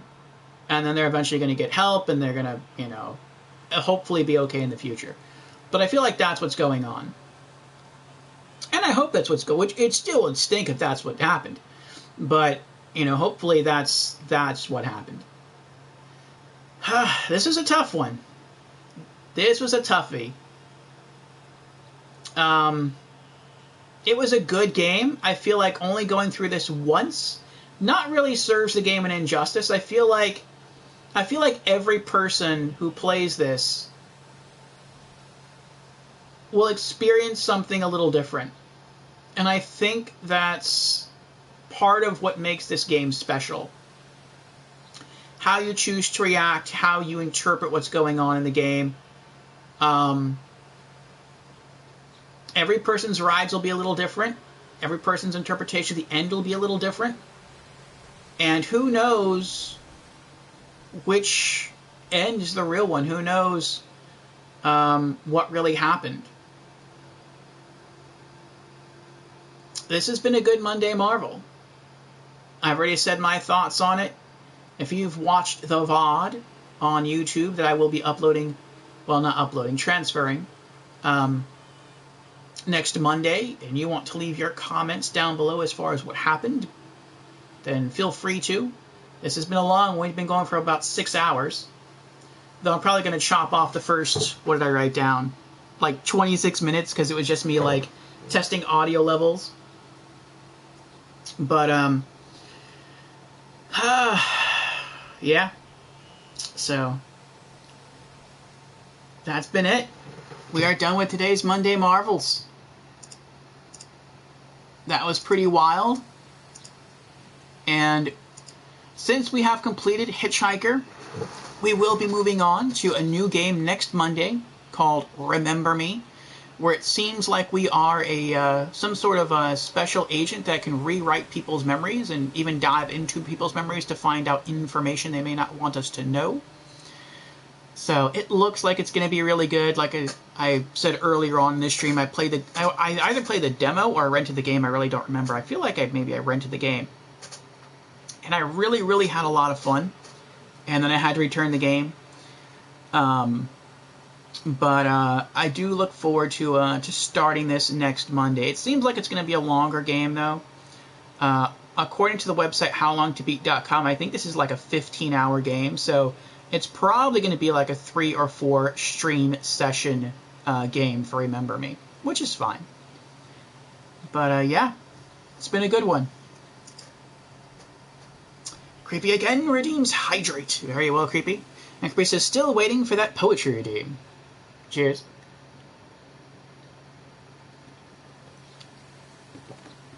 Yes, I know. I've been struggling to find my books. My poetry and philosophy books. I don't know why.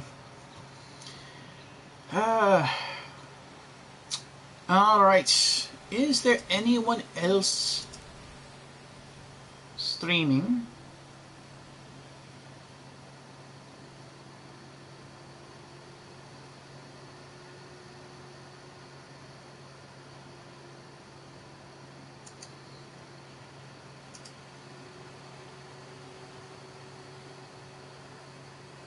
I can use your poems?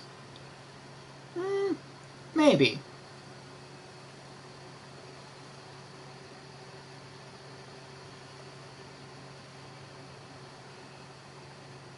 I don't know. I may not do the poetry redeem. They're typically pretty dark, though.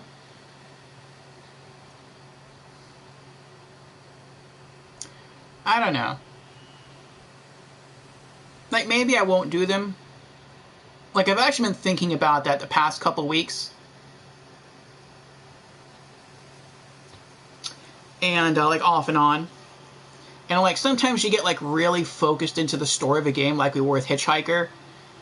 And then to, like, take a break and to just, like, stop everything immediately and then read a poem and then discuss the poem or think about the poem a little bit and then shift back to the game. That might seem a little jarring to people who are, like, super glued into the game. And they're like, what's going to happen? What's going to go with the characters? How's the story going to end? And then we just, like, stop. Let's do something else. And then we get back to it. Like, that, they might find that, like, really, really fresh. Like, if I were watching a stream and that happened, I would get so frustrated, I would just close the stream and just go find somebody else. Like, that's, like, the kind of thing that I would do. Like, I would get, like, super, like, what are you doing? But, I know some people like it, some people enjoy it, so do it on Wednesdays. See, Wednesdays it would make sense. But, I don't know. We'll see. But yeah, I think we're just going to go ahead and call it here. So the next time I'll be streaming will be Wednesday, actually. In the Discord for Anime Afternoons from noon to 1. We'll be watching... what will we be watching? Initial D. Season 1, episodes 7 through 8. Yes.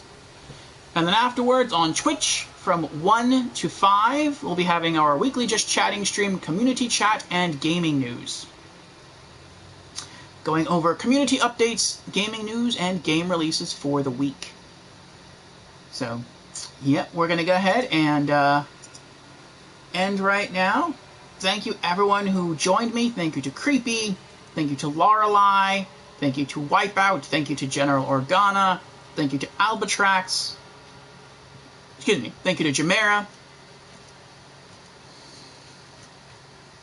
I think that's everyone who made themselves known in chat. Also, thank you to the lurkers. And I hope to see you again in the future. Also, thank you everyone for the redemptions. So maybe I'll see you next Monday for Remember Me. Or maybe I'll see you Wednesday in the Discord for some anime.